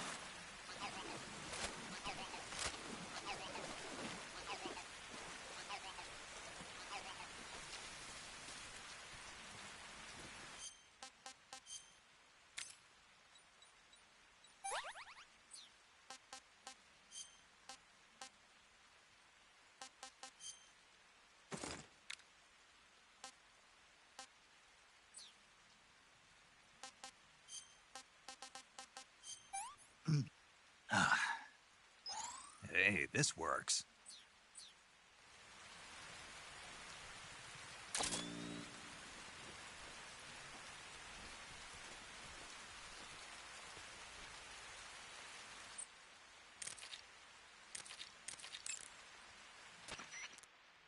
Snake, be careful. I might not have told you this yet, but that swamp is rigged with traps. The traps in that area are set to go off when a rope stretched along the ground is disturbed. Keep a close eye on the ground and make sure you don't trip over a rope. The traps in that area are set to go off when a rope stretched along the ground is disturbed. Keep a close eye on the ground and make sure you don't trip over a rope.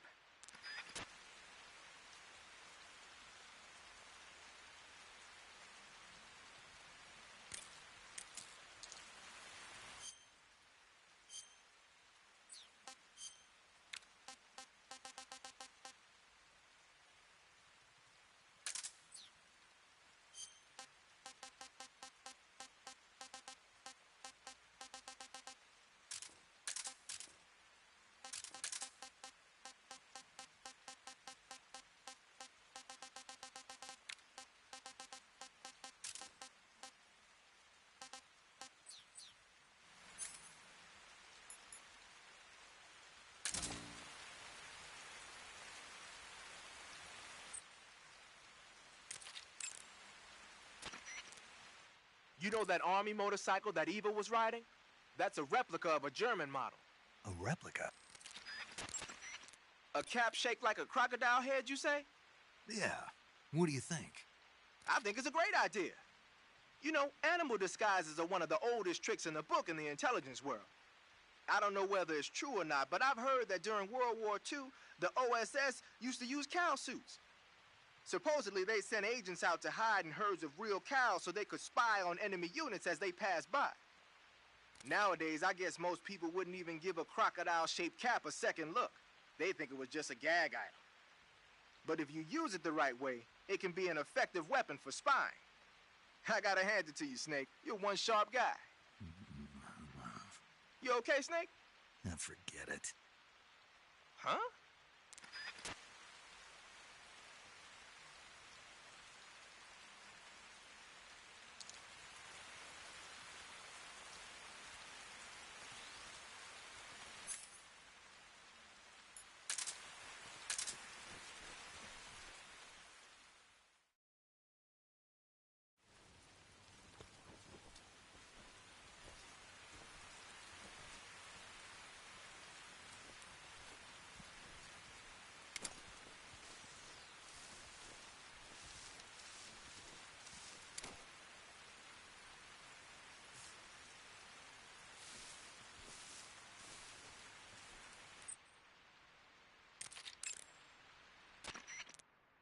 Good.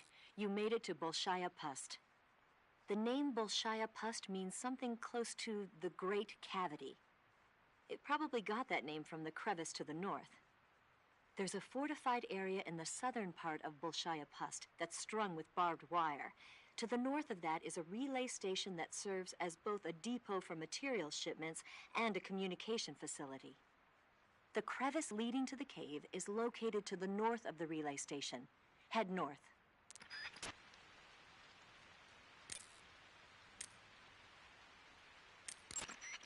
Snake, what in God's name? How does it look? It looks cool. Huh? It looks cool on you. It does? Yeah. I don't think cool is the right word. Why? What's wrong with it? What's wrong? Don't you think it looks silly? Doesn't it make you laugh? Aren't you going to ask me what the hell I was thinking? No. Huh. I think it really does look good. It reminds me of the alligator people. Oh, the what? The Alligator People. It's a science fiction movie. You've never heard of it? No. Oh, well, you should see it sometime. It's about this guy who gets hurt in a car accident and tries to heal his wounds by injecting himself with a crocodile serum, but then his head turns into a crocodile head. You look just like him with the mask on. That's awesome! Right. Huh? Oh, never mind. I suppose you might be able to disguise yourself as a crocodile by wearing that cap and sticking your head out of the water.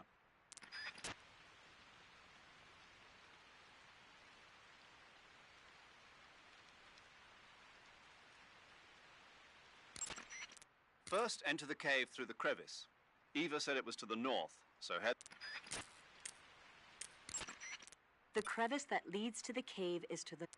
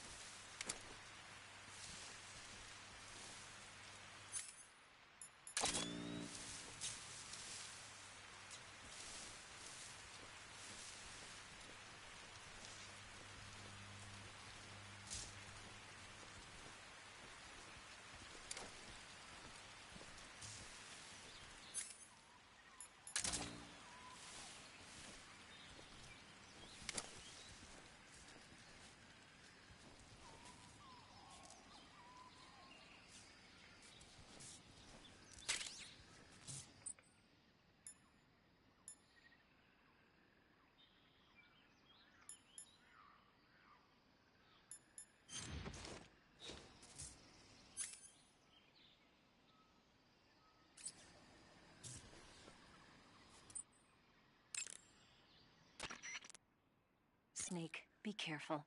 I might not have told you this yet, but that swamp is rigged with traps. Snake, it looks like there are claymore mines planted all over that area. Claymores are a new type of anti-personnel mine produced in America. The ones you see there must have either been stolen or recovered from a battlefield in Southeast Asia. And what's more, our Russian friends seem to have modified these claymores with a special type of sensor. If you get anywhere near them, bang, you're toast. Watch your step. Claymores can be picked up by crawling over them. If you come across a minefield, try crawling through it.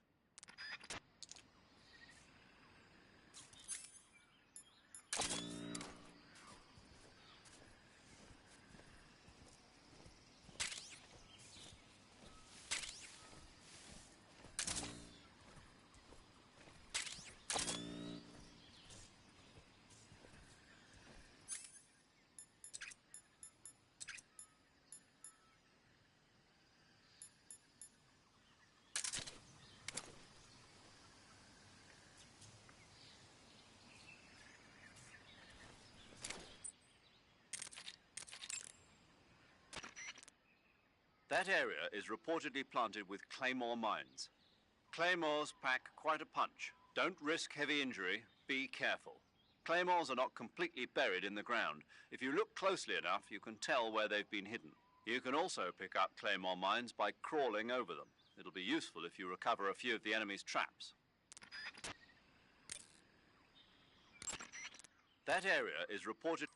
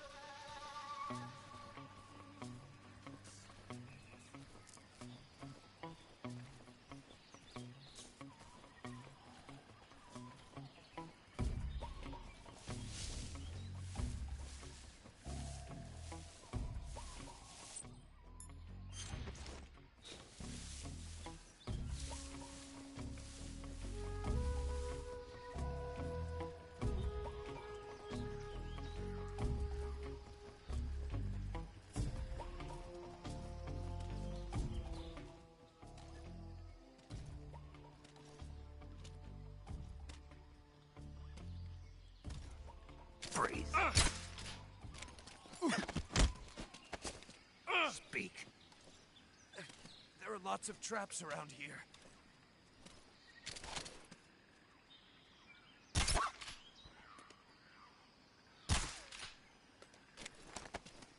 Speak. What dogs really like is animal meat. Speak. Let go of me! Oh! Oh!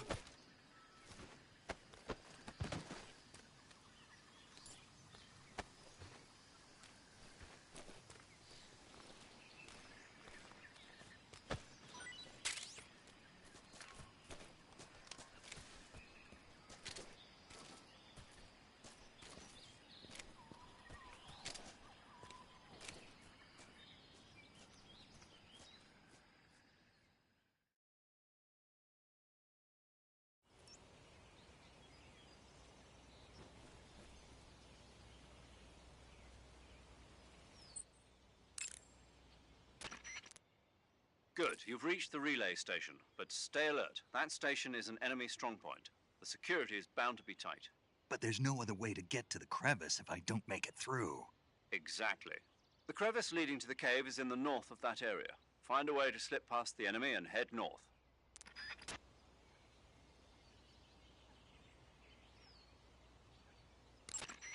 The crevice leading to the cave is in the north of that area. Find a way to slip past the enemy and head north. The crevice leading to the cave is to the north of that base. Keep heading north. So, you're wearing woodland face paint. The woodland paint is most effective in forest environments. It'll work best if you use it when infiltrating forest areas.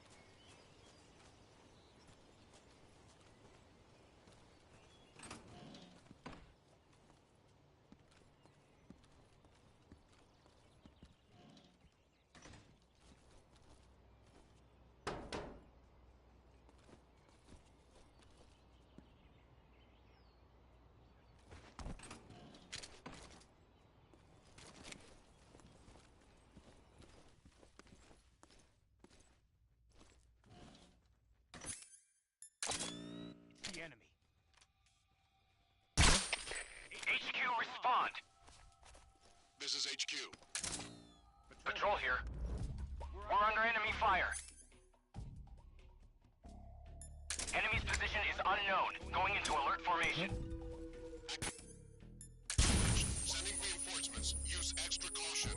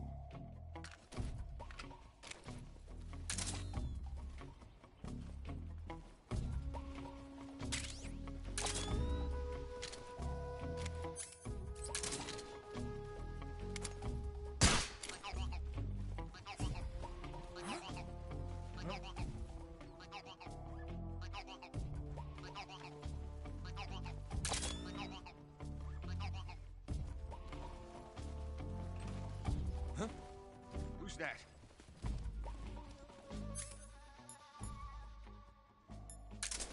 What's wrong? Huh?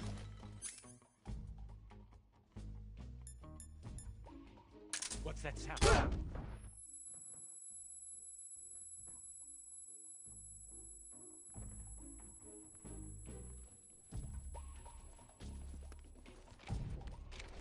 Damn it!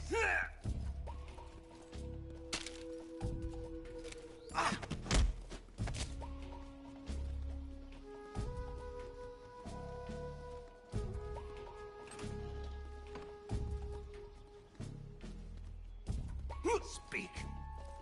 The Ocelot Commander. He takes good care of his hat. Speak. In caves, torches.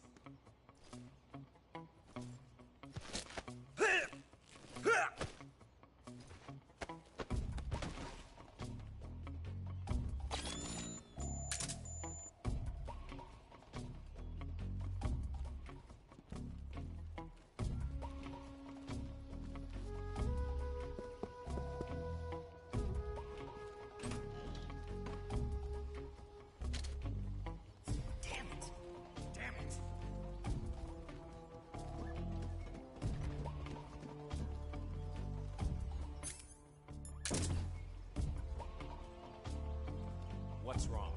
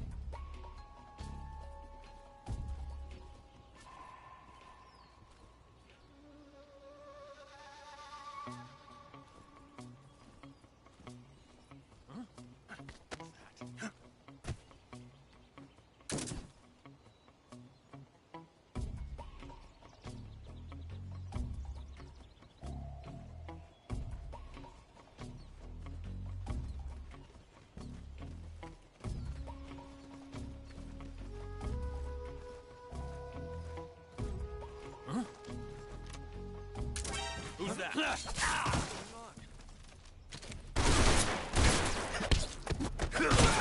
HQ, please respond. Patrol here. Enemy guided. Commencing attack.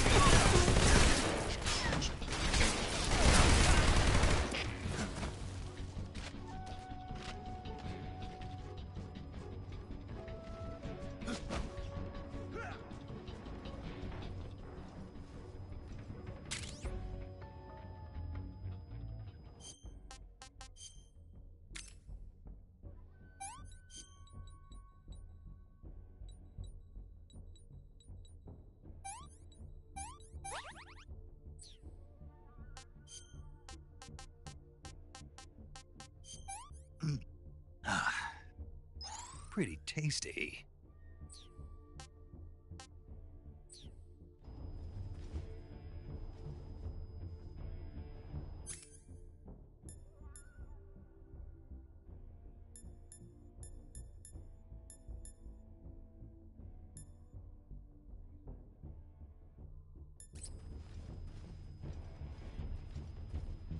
Huh?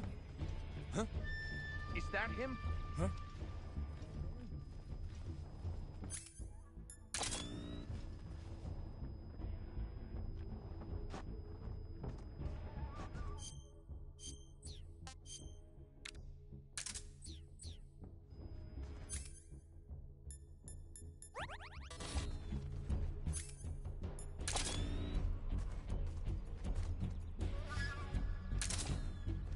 Nobody here. HQ. This is HQ. Patrol here. We've lost sight of the intruder, going into high alert. Acknowledged. The enemy is still nearby. Pursue and engage him.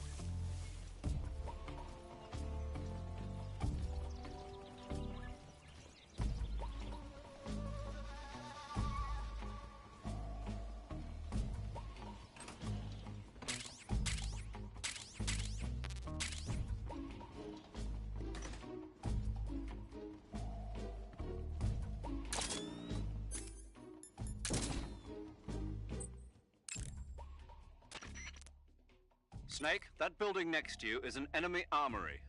As you might have guessed, those armories you sometimes run into are where they keep their ammo and other stuff.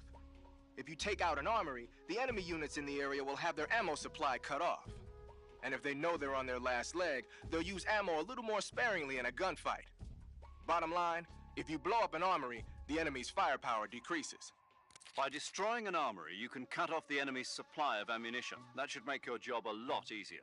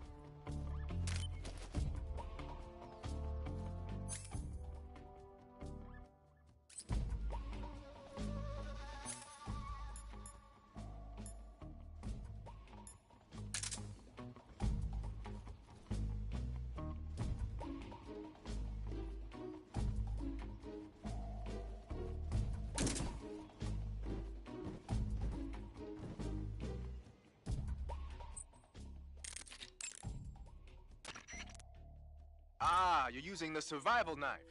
Yeah, this thing provides me with all the bare essentials I need to survive in the field. Hey, wait. What'd you do with the knife I made you? That was a work of art.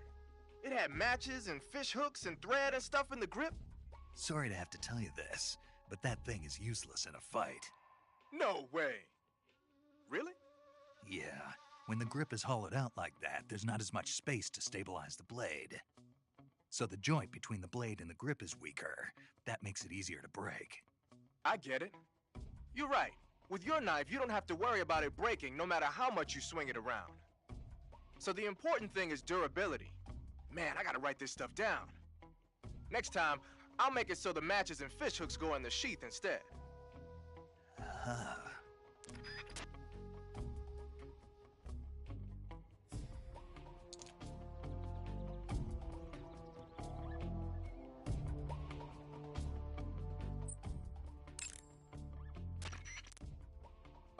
Snake, what are you doing? I'm in a box. A cardboard box? Why are you... I don't know, I was just looking at it, and suddenly I got this irresistible urge to get inside. No, not just an urge. More than that. It was my destiny to be here, in the box. Destiny? Yeah, and then when I put it on, I suddenly got this feeling of inner peace. I can't put it into words. I feel safe. Like this is where I was meant to be. Like I'd found the key to true happiness. Uh-huh. Does any of that make sense? Not even a little. You should come inside the box. Then you'll know what I mean. Man, I don't want to know what you mean. Between you and Paramedic, is everyone but me that is hooked up with the Major Strange? Yeah, well, anyway, I suppose even that dumbass box might make a decent disguise if you wear it inside a building.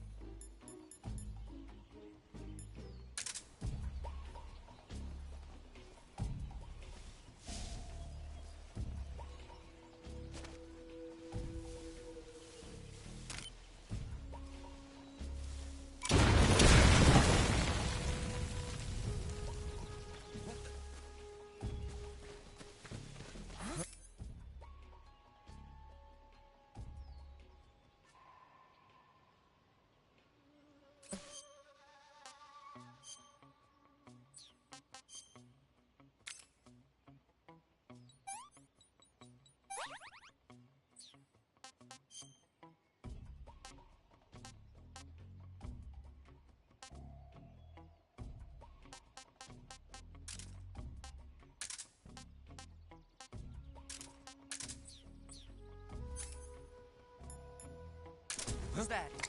Who's that? Who's that?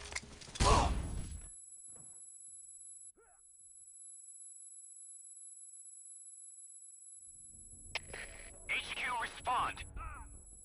This is HQ. Patrol here. Enemy sighted, commencing attack. Acknowledged. Eliminate all enemies.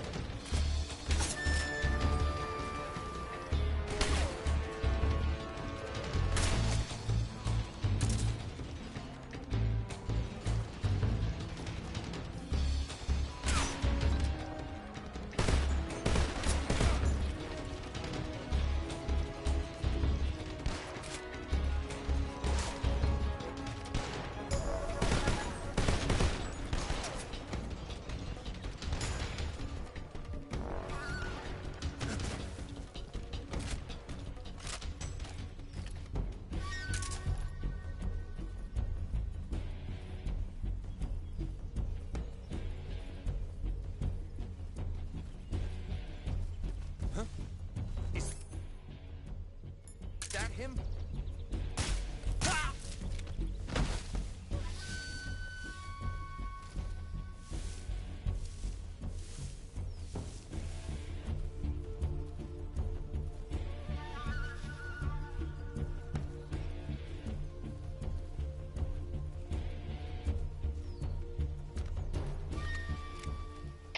Come in, HQ. Acknowledged. The enemy is still nearby. Pursue and engage him.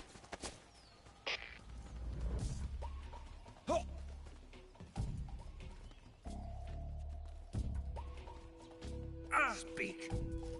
I'm not talking. Speak. Fire support request. 148.17.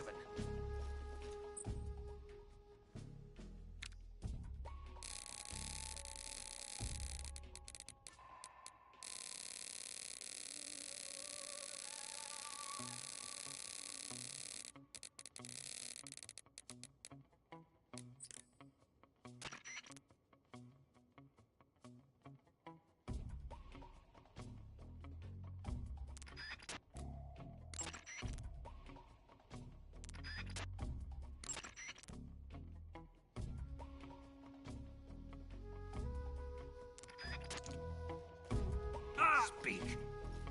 Let go of me. Speak. I'm not talking. Speak. Fire support request. 148.17.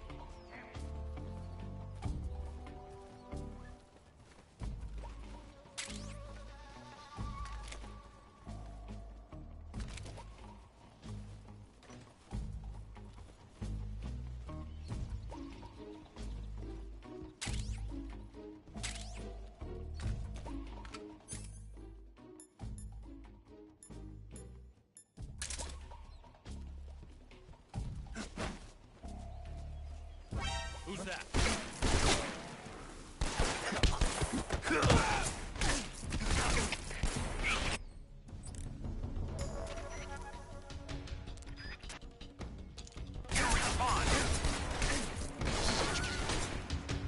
Patrol here.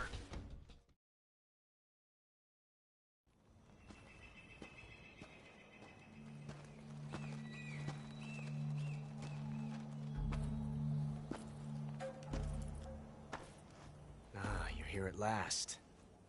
Looks like the boss's info was right.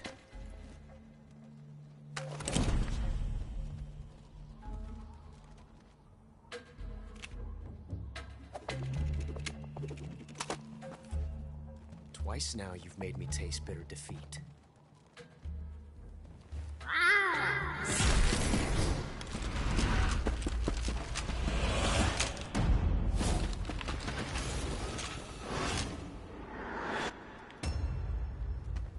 I hate to disappoint the Cobras, but you're mine now. All of you, leave us.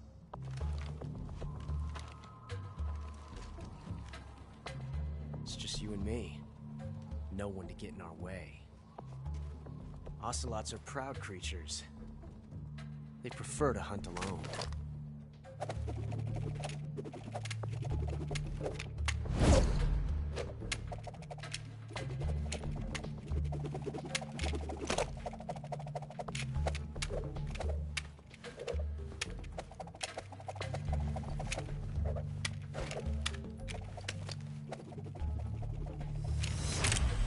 Shots.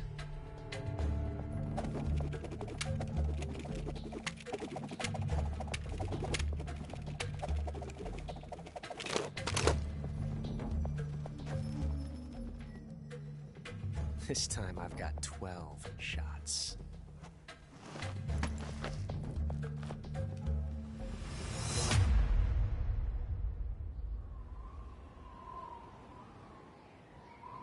Okay. Draw!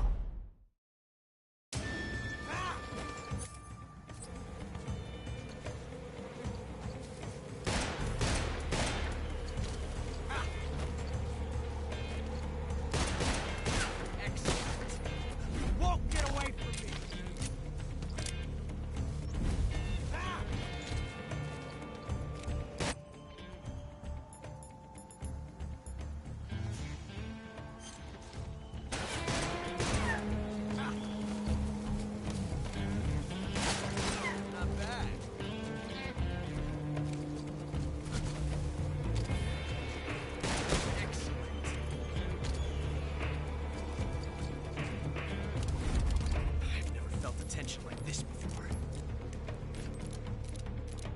That's so different from simply changing a limb.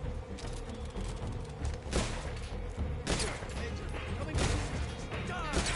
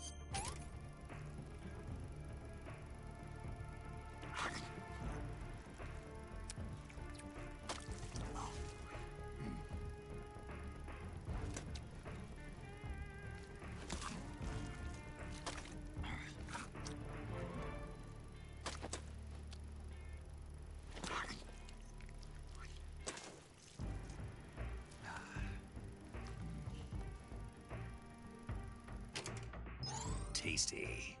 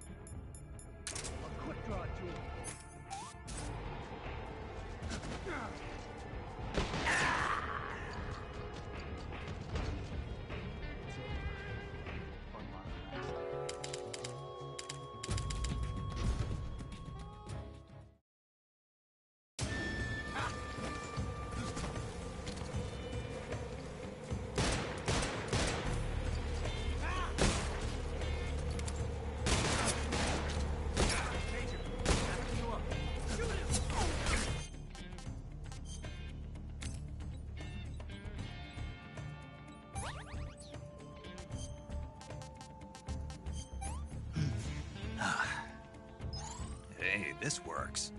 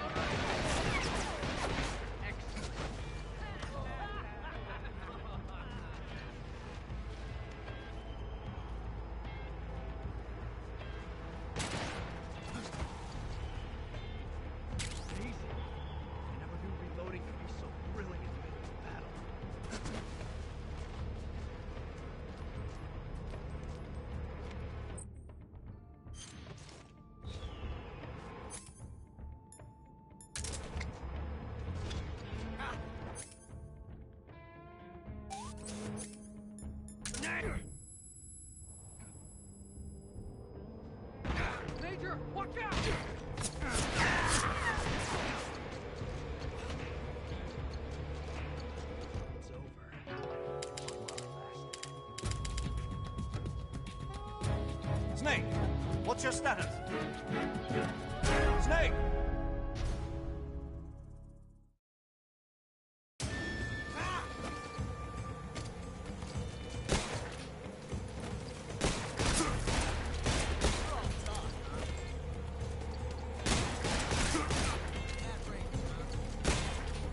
Won't get away from me!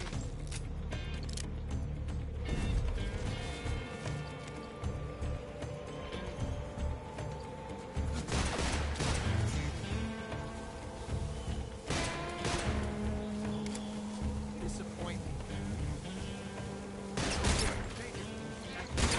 Fire! I've never felt a tension like this before. That's so difficult.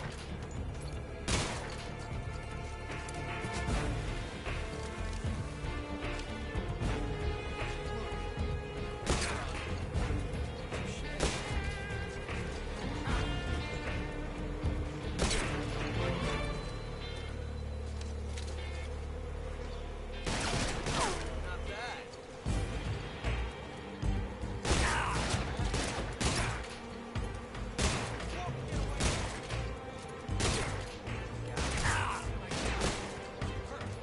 Major, that's the way!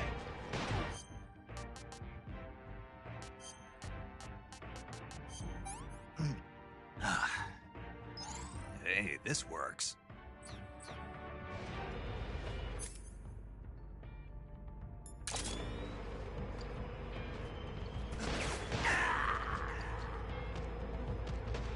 Felt the tension like this before.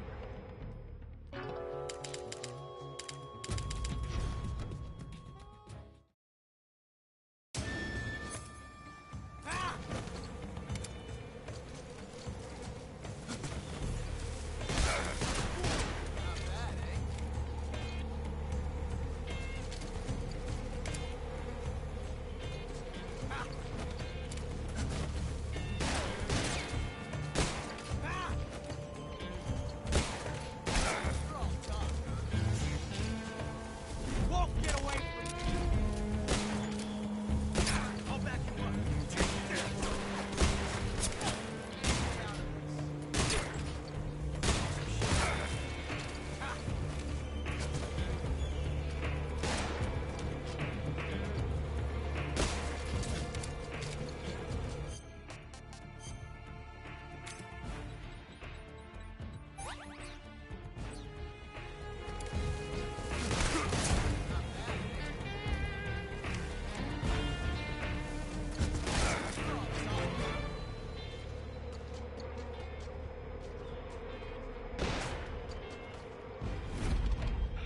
Felt the tension.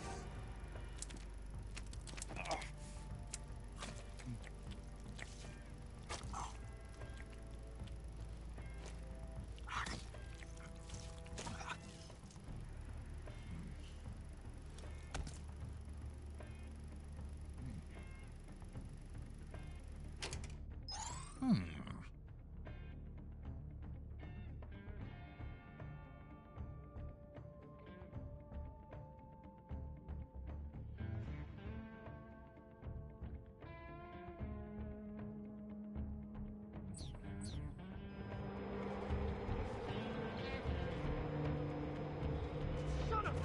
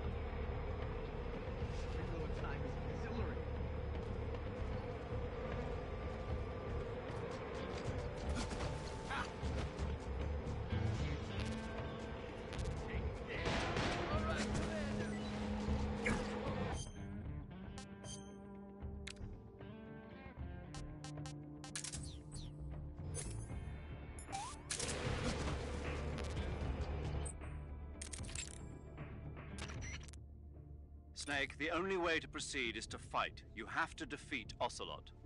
You can't jump over that crevice, and hand-to-hand combat is out of the question. You'll have to shoot it out with him. Take cover behind something and wait for an opening, and then attack.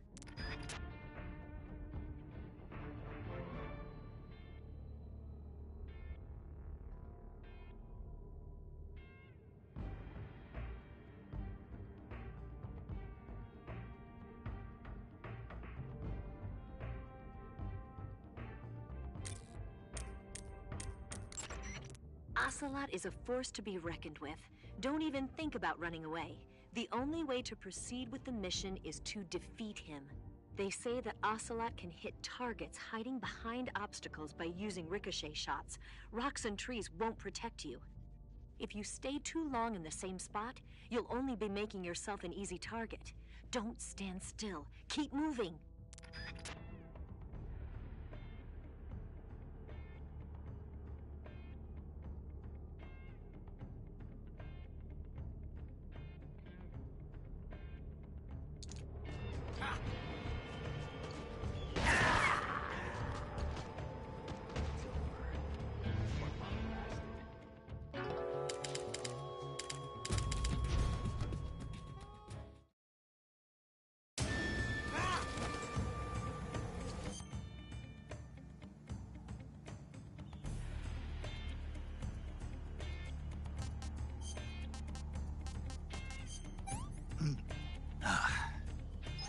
Hey, this works.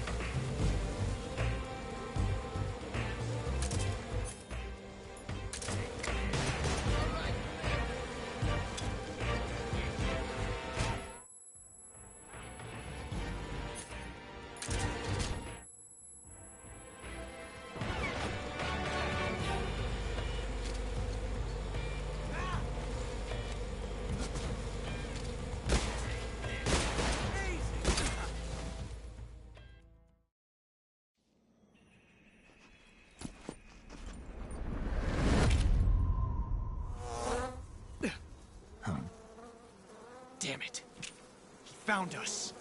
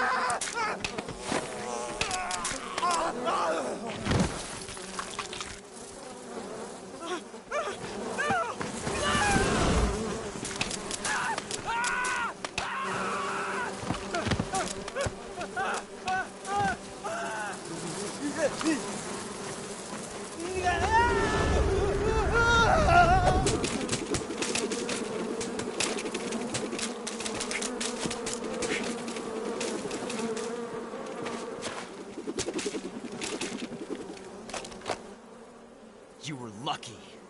We'll meet again.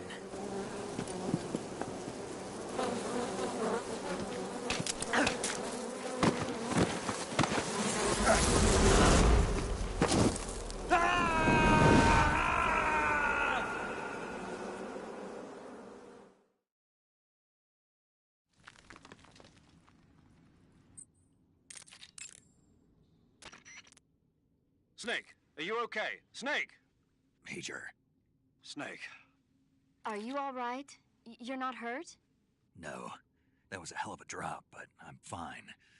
Looks like there's no way back up, though. I see. Well, anyway, it's good to hear you're not injured. Slipping and falling may not have been part of the plan, but getting into that cave was. Proceed further into the cave. The cave seems to be structured like a maze, but there's an exit somewhere. Find a way out of the cave and head for the aqueduct. All right, but it might take me a while to get through this cave. Are you hurt? No, Is it the enemy? Did they set a trap for you? not that either. Then what is it? It's dark in here. Dark? Yeah, there's no light anywhere. I should have brought a flashlight with me. So what you're saying is that it's going to take you a while because you don't have a flashlight? Right. Snake, if you don't have a flashlight, you should be looking for a substitute. I tell you, American soldiers these days rely too much on ready-made equipment. Here we go again. What was that? Nothing. American soldiers rely too much on ready-made equipment. And not only that, they can't seem to grasp that one piece of equipment can have multiple functions. Back when I was in the SAS, we never had that problem. We were trained to use every piece of equipment in as many ways as possible. If you don't have a flashlight, look for something else. You need to develop flexible, innovative thinking if you want to... Hey, are you listening to me? Yeah, of course I am. First, take a look at what you're carrying with you now. Don't you have anything that can provide you with some light?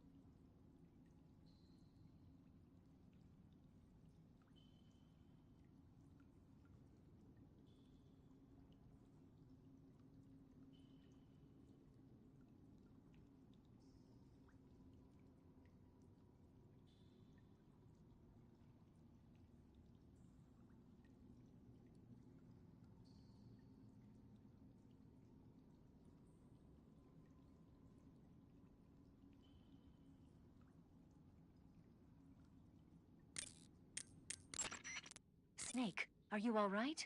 Yeah, just barely. What the hell were all those hornets? Most likely that was the Pain, one of the Cobras. I figured as much. Are they tracking me? I don't know. The Cobras only take orders from the boss. Not even Volgin knows what they're really up to, so I don't know anything about them either. No kidding. I'll try and dig up as much as I can about them. You just focus on moving ahead. Go to the end of the cave and you'll come out in an aqueduct overgrown with mangroves. This leads to the Ponizovye swamp. And Snake, be careful. That cave is pitch dark inside. Good. I did remember to tell you then. If it's completely dark and you need a light, try using a torch. I heard there's some emergency torches stored somewhere in that cave. Torches. Got it. So where are they? Huh? Where are the torches? How should I know? Go find them yourself.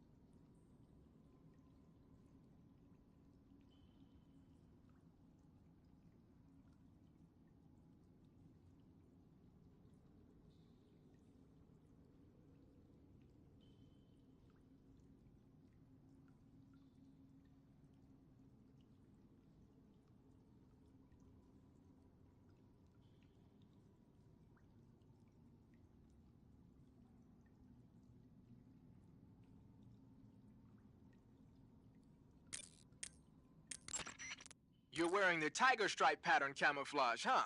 Tiger stripe is a forest camouflage. As you may have guessed by the name, it mimics the stripe pattern on a tiger's coat. It was originally worn by South Vietnamese Marines. Then it caught the attention of an American military advisor, and now they're thinking of introducing it into all kinds of special forces units. It works best in places with lots of trees and grass, but it should blend in with dirt and mud, too.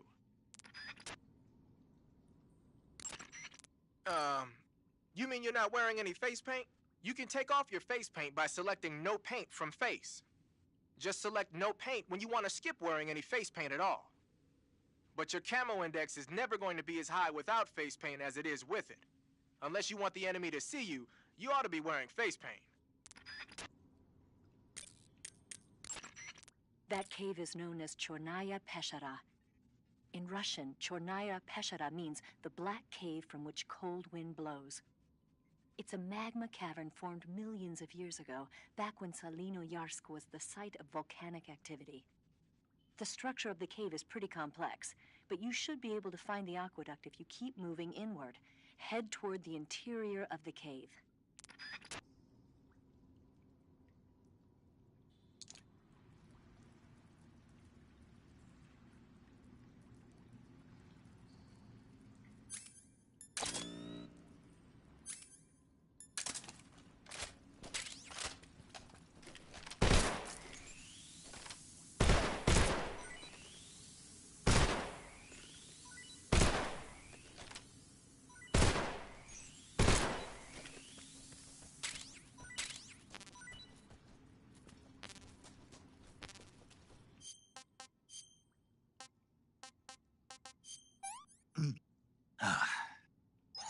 Hey, this works.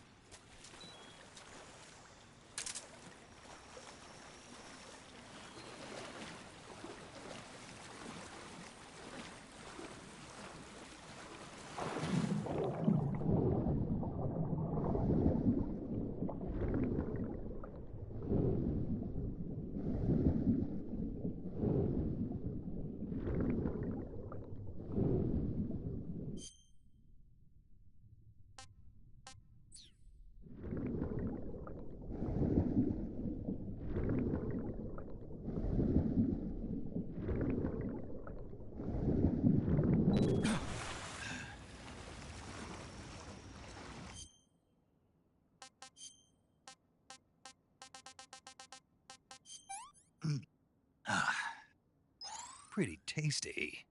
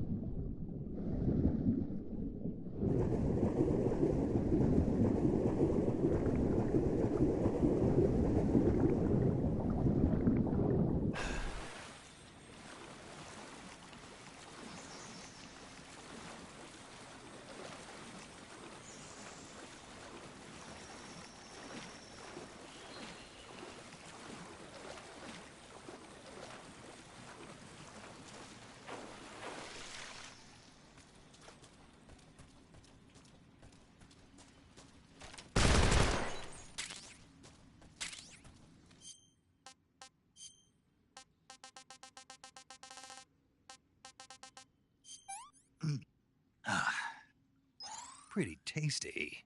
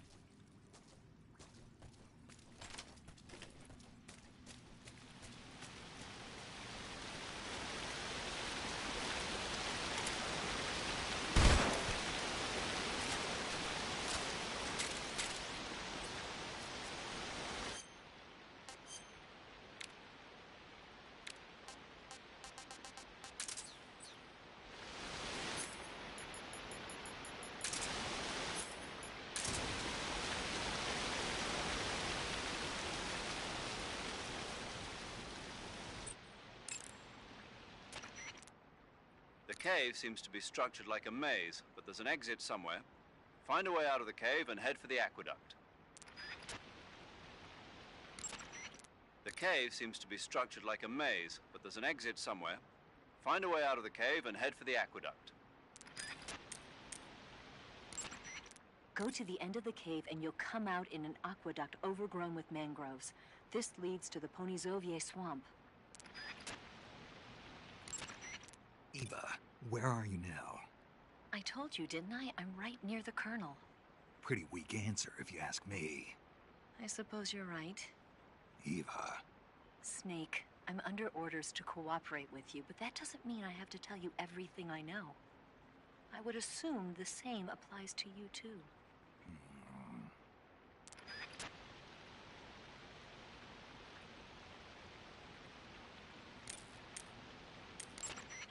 A torch? A little primitive, but a light's a light. From what I can tell, that torch is made of white birch dipped in turpentine. It burns long, so I don't think you'll have a problem with it burning out on you. If you equip it and press the CQC button, you can use it to smack the enemy. You can also swing it around by pressing that button repeatedly. Useful when you need to clear the room of bats and stuff. With the reload button, you can light and extinguish a torch, so make sure that thing is out if an enemy is closing in. Get used to it. The light from the torch is visible from a long way off, though. It probably goes without saying, but marching into battle with a torch in your hand is not the sanest course of action. You should only light a torch when you're someplace like a cave where you can't find your way around without a light. Yeah, I hear you.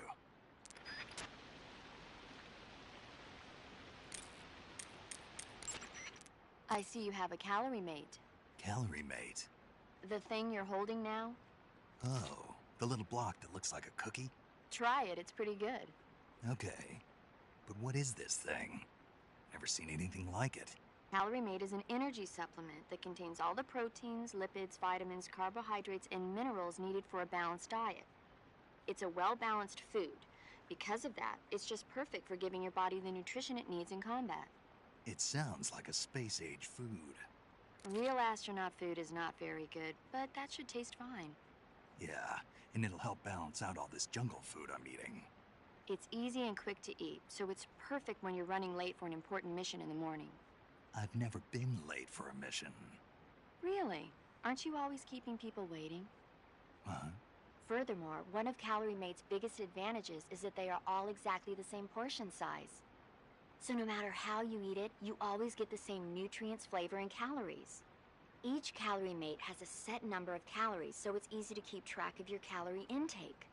All of the geisha girls in Japan use Calorie Mate for watching their calories. I see. You seem to know a lot about Japan, don't you? Yes, I love Japan.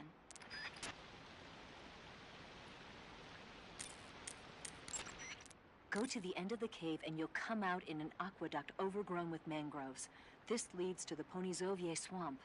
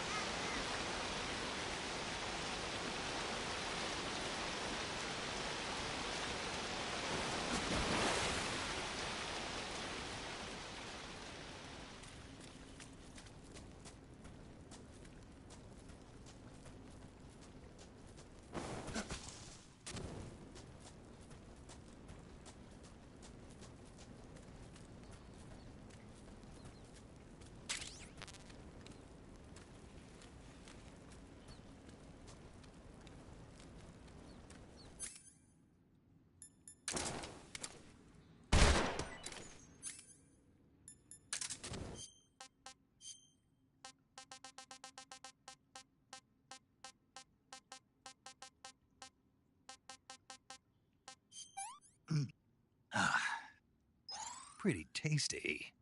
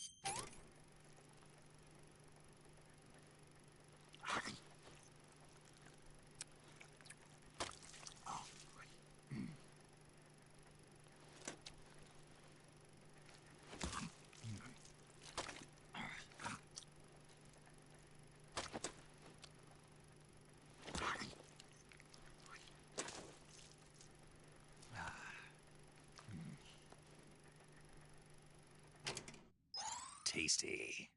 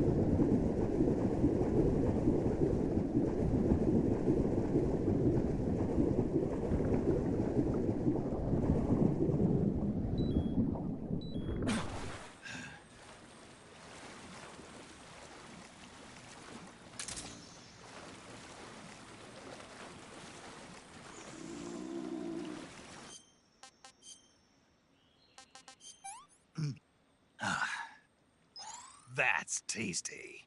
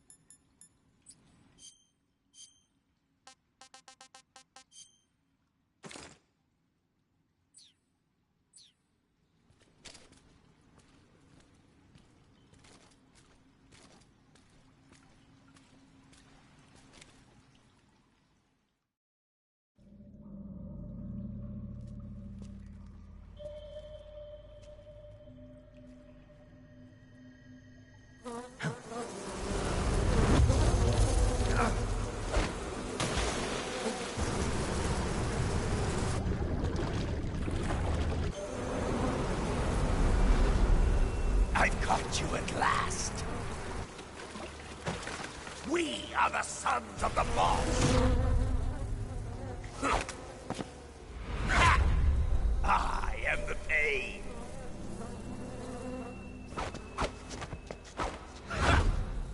I will guide you to a world of anguish beyond your imagination.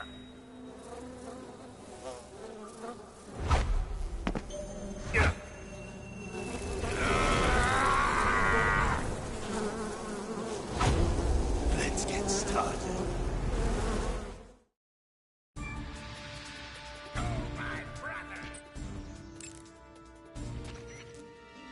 Snake, as long as the Pain is using his Hornets to protect his body, you won't be able to damage him with gun attacks. You'll need to use a grenade to get rid of the Hornet swarm first. Throw a grenade at him. The shotgun should work as well. Get rid of those Hornets protecting him, and then attack him with a gun.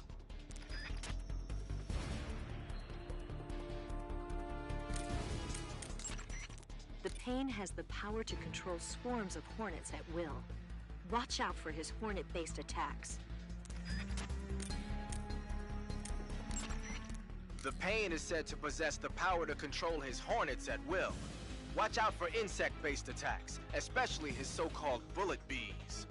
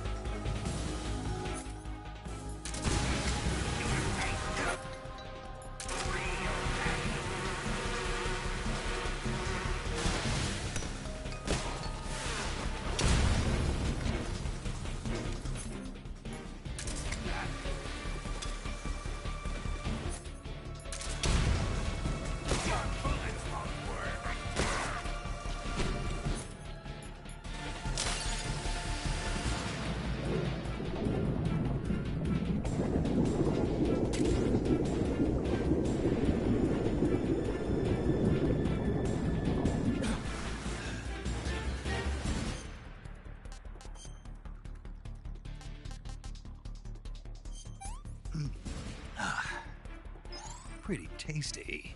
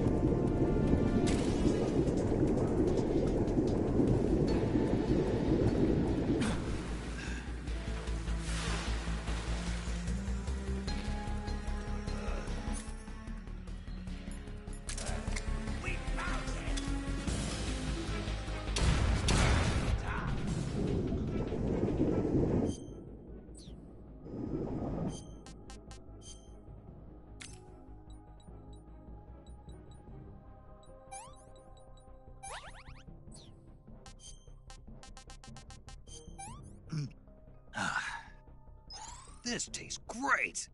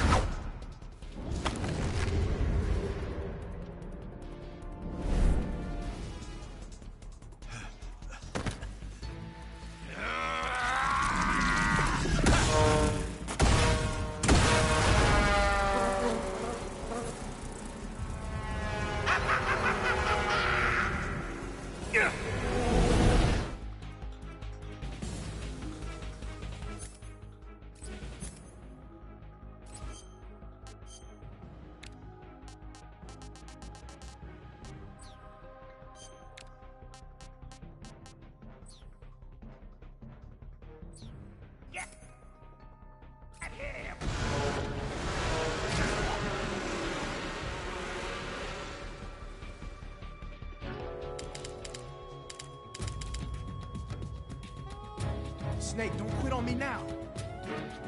Snake! Snake!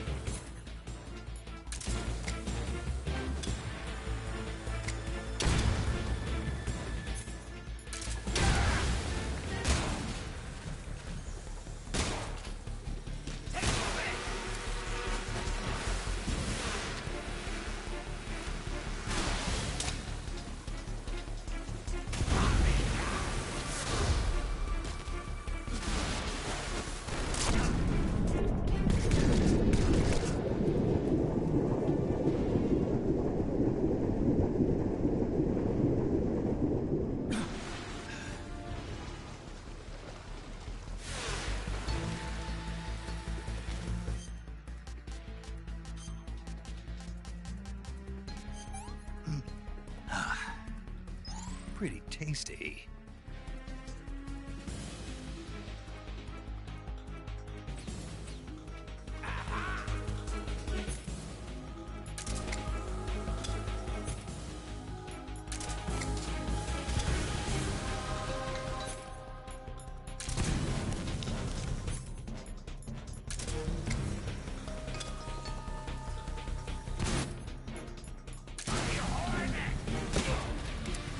Grenade!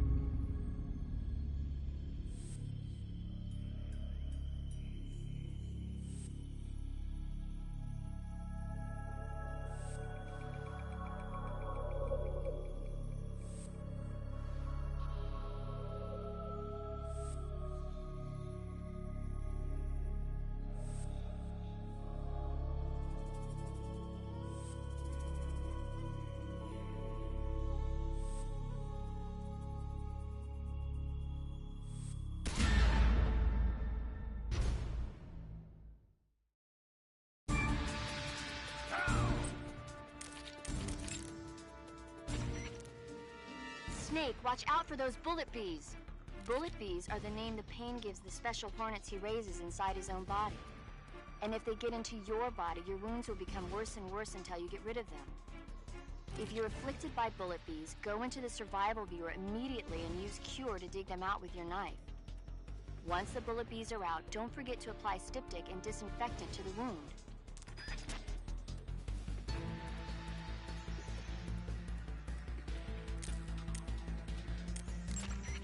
The Pain is said to possess the power to control his hornets at will. Watch out for insect-based attacks, especially his so-called bullet bees.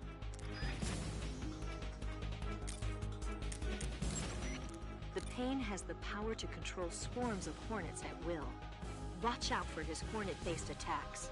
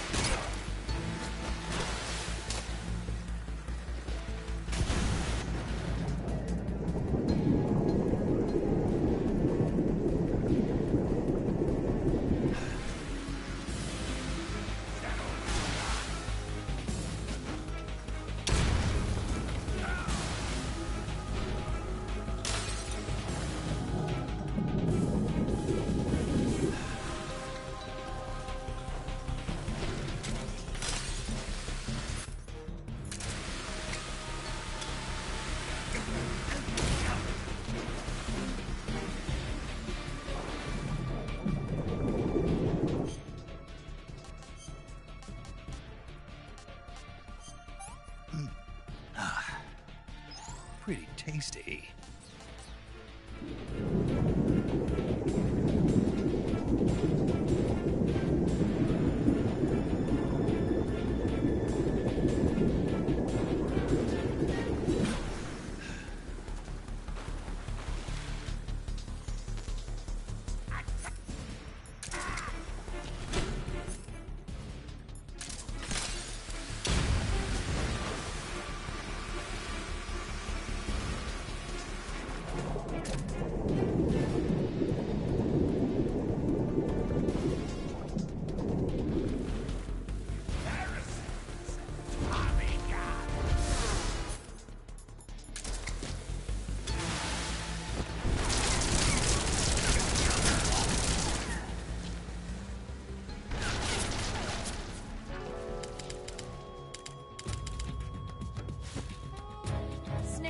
you okay?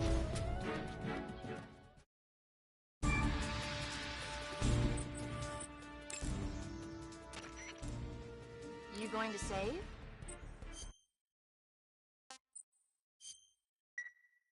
Good luck. Thanks.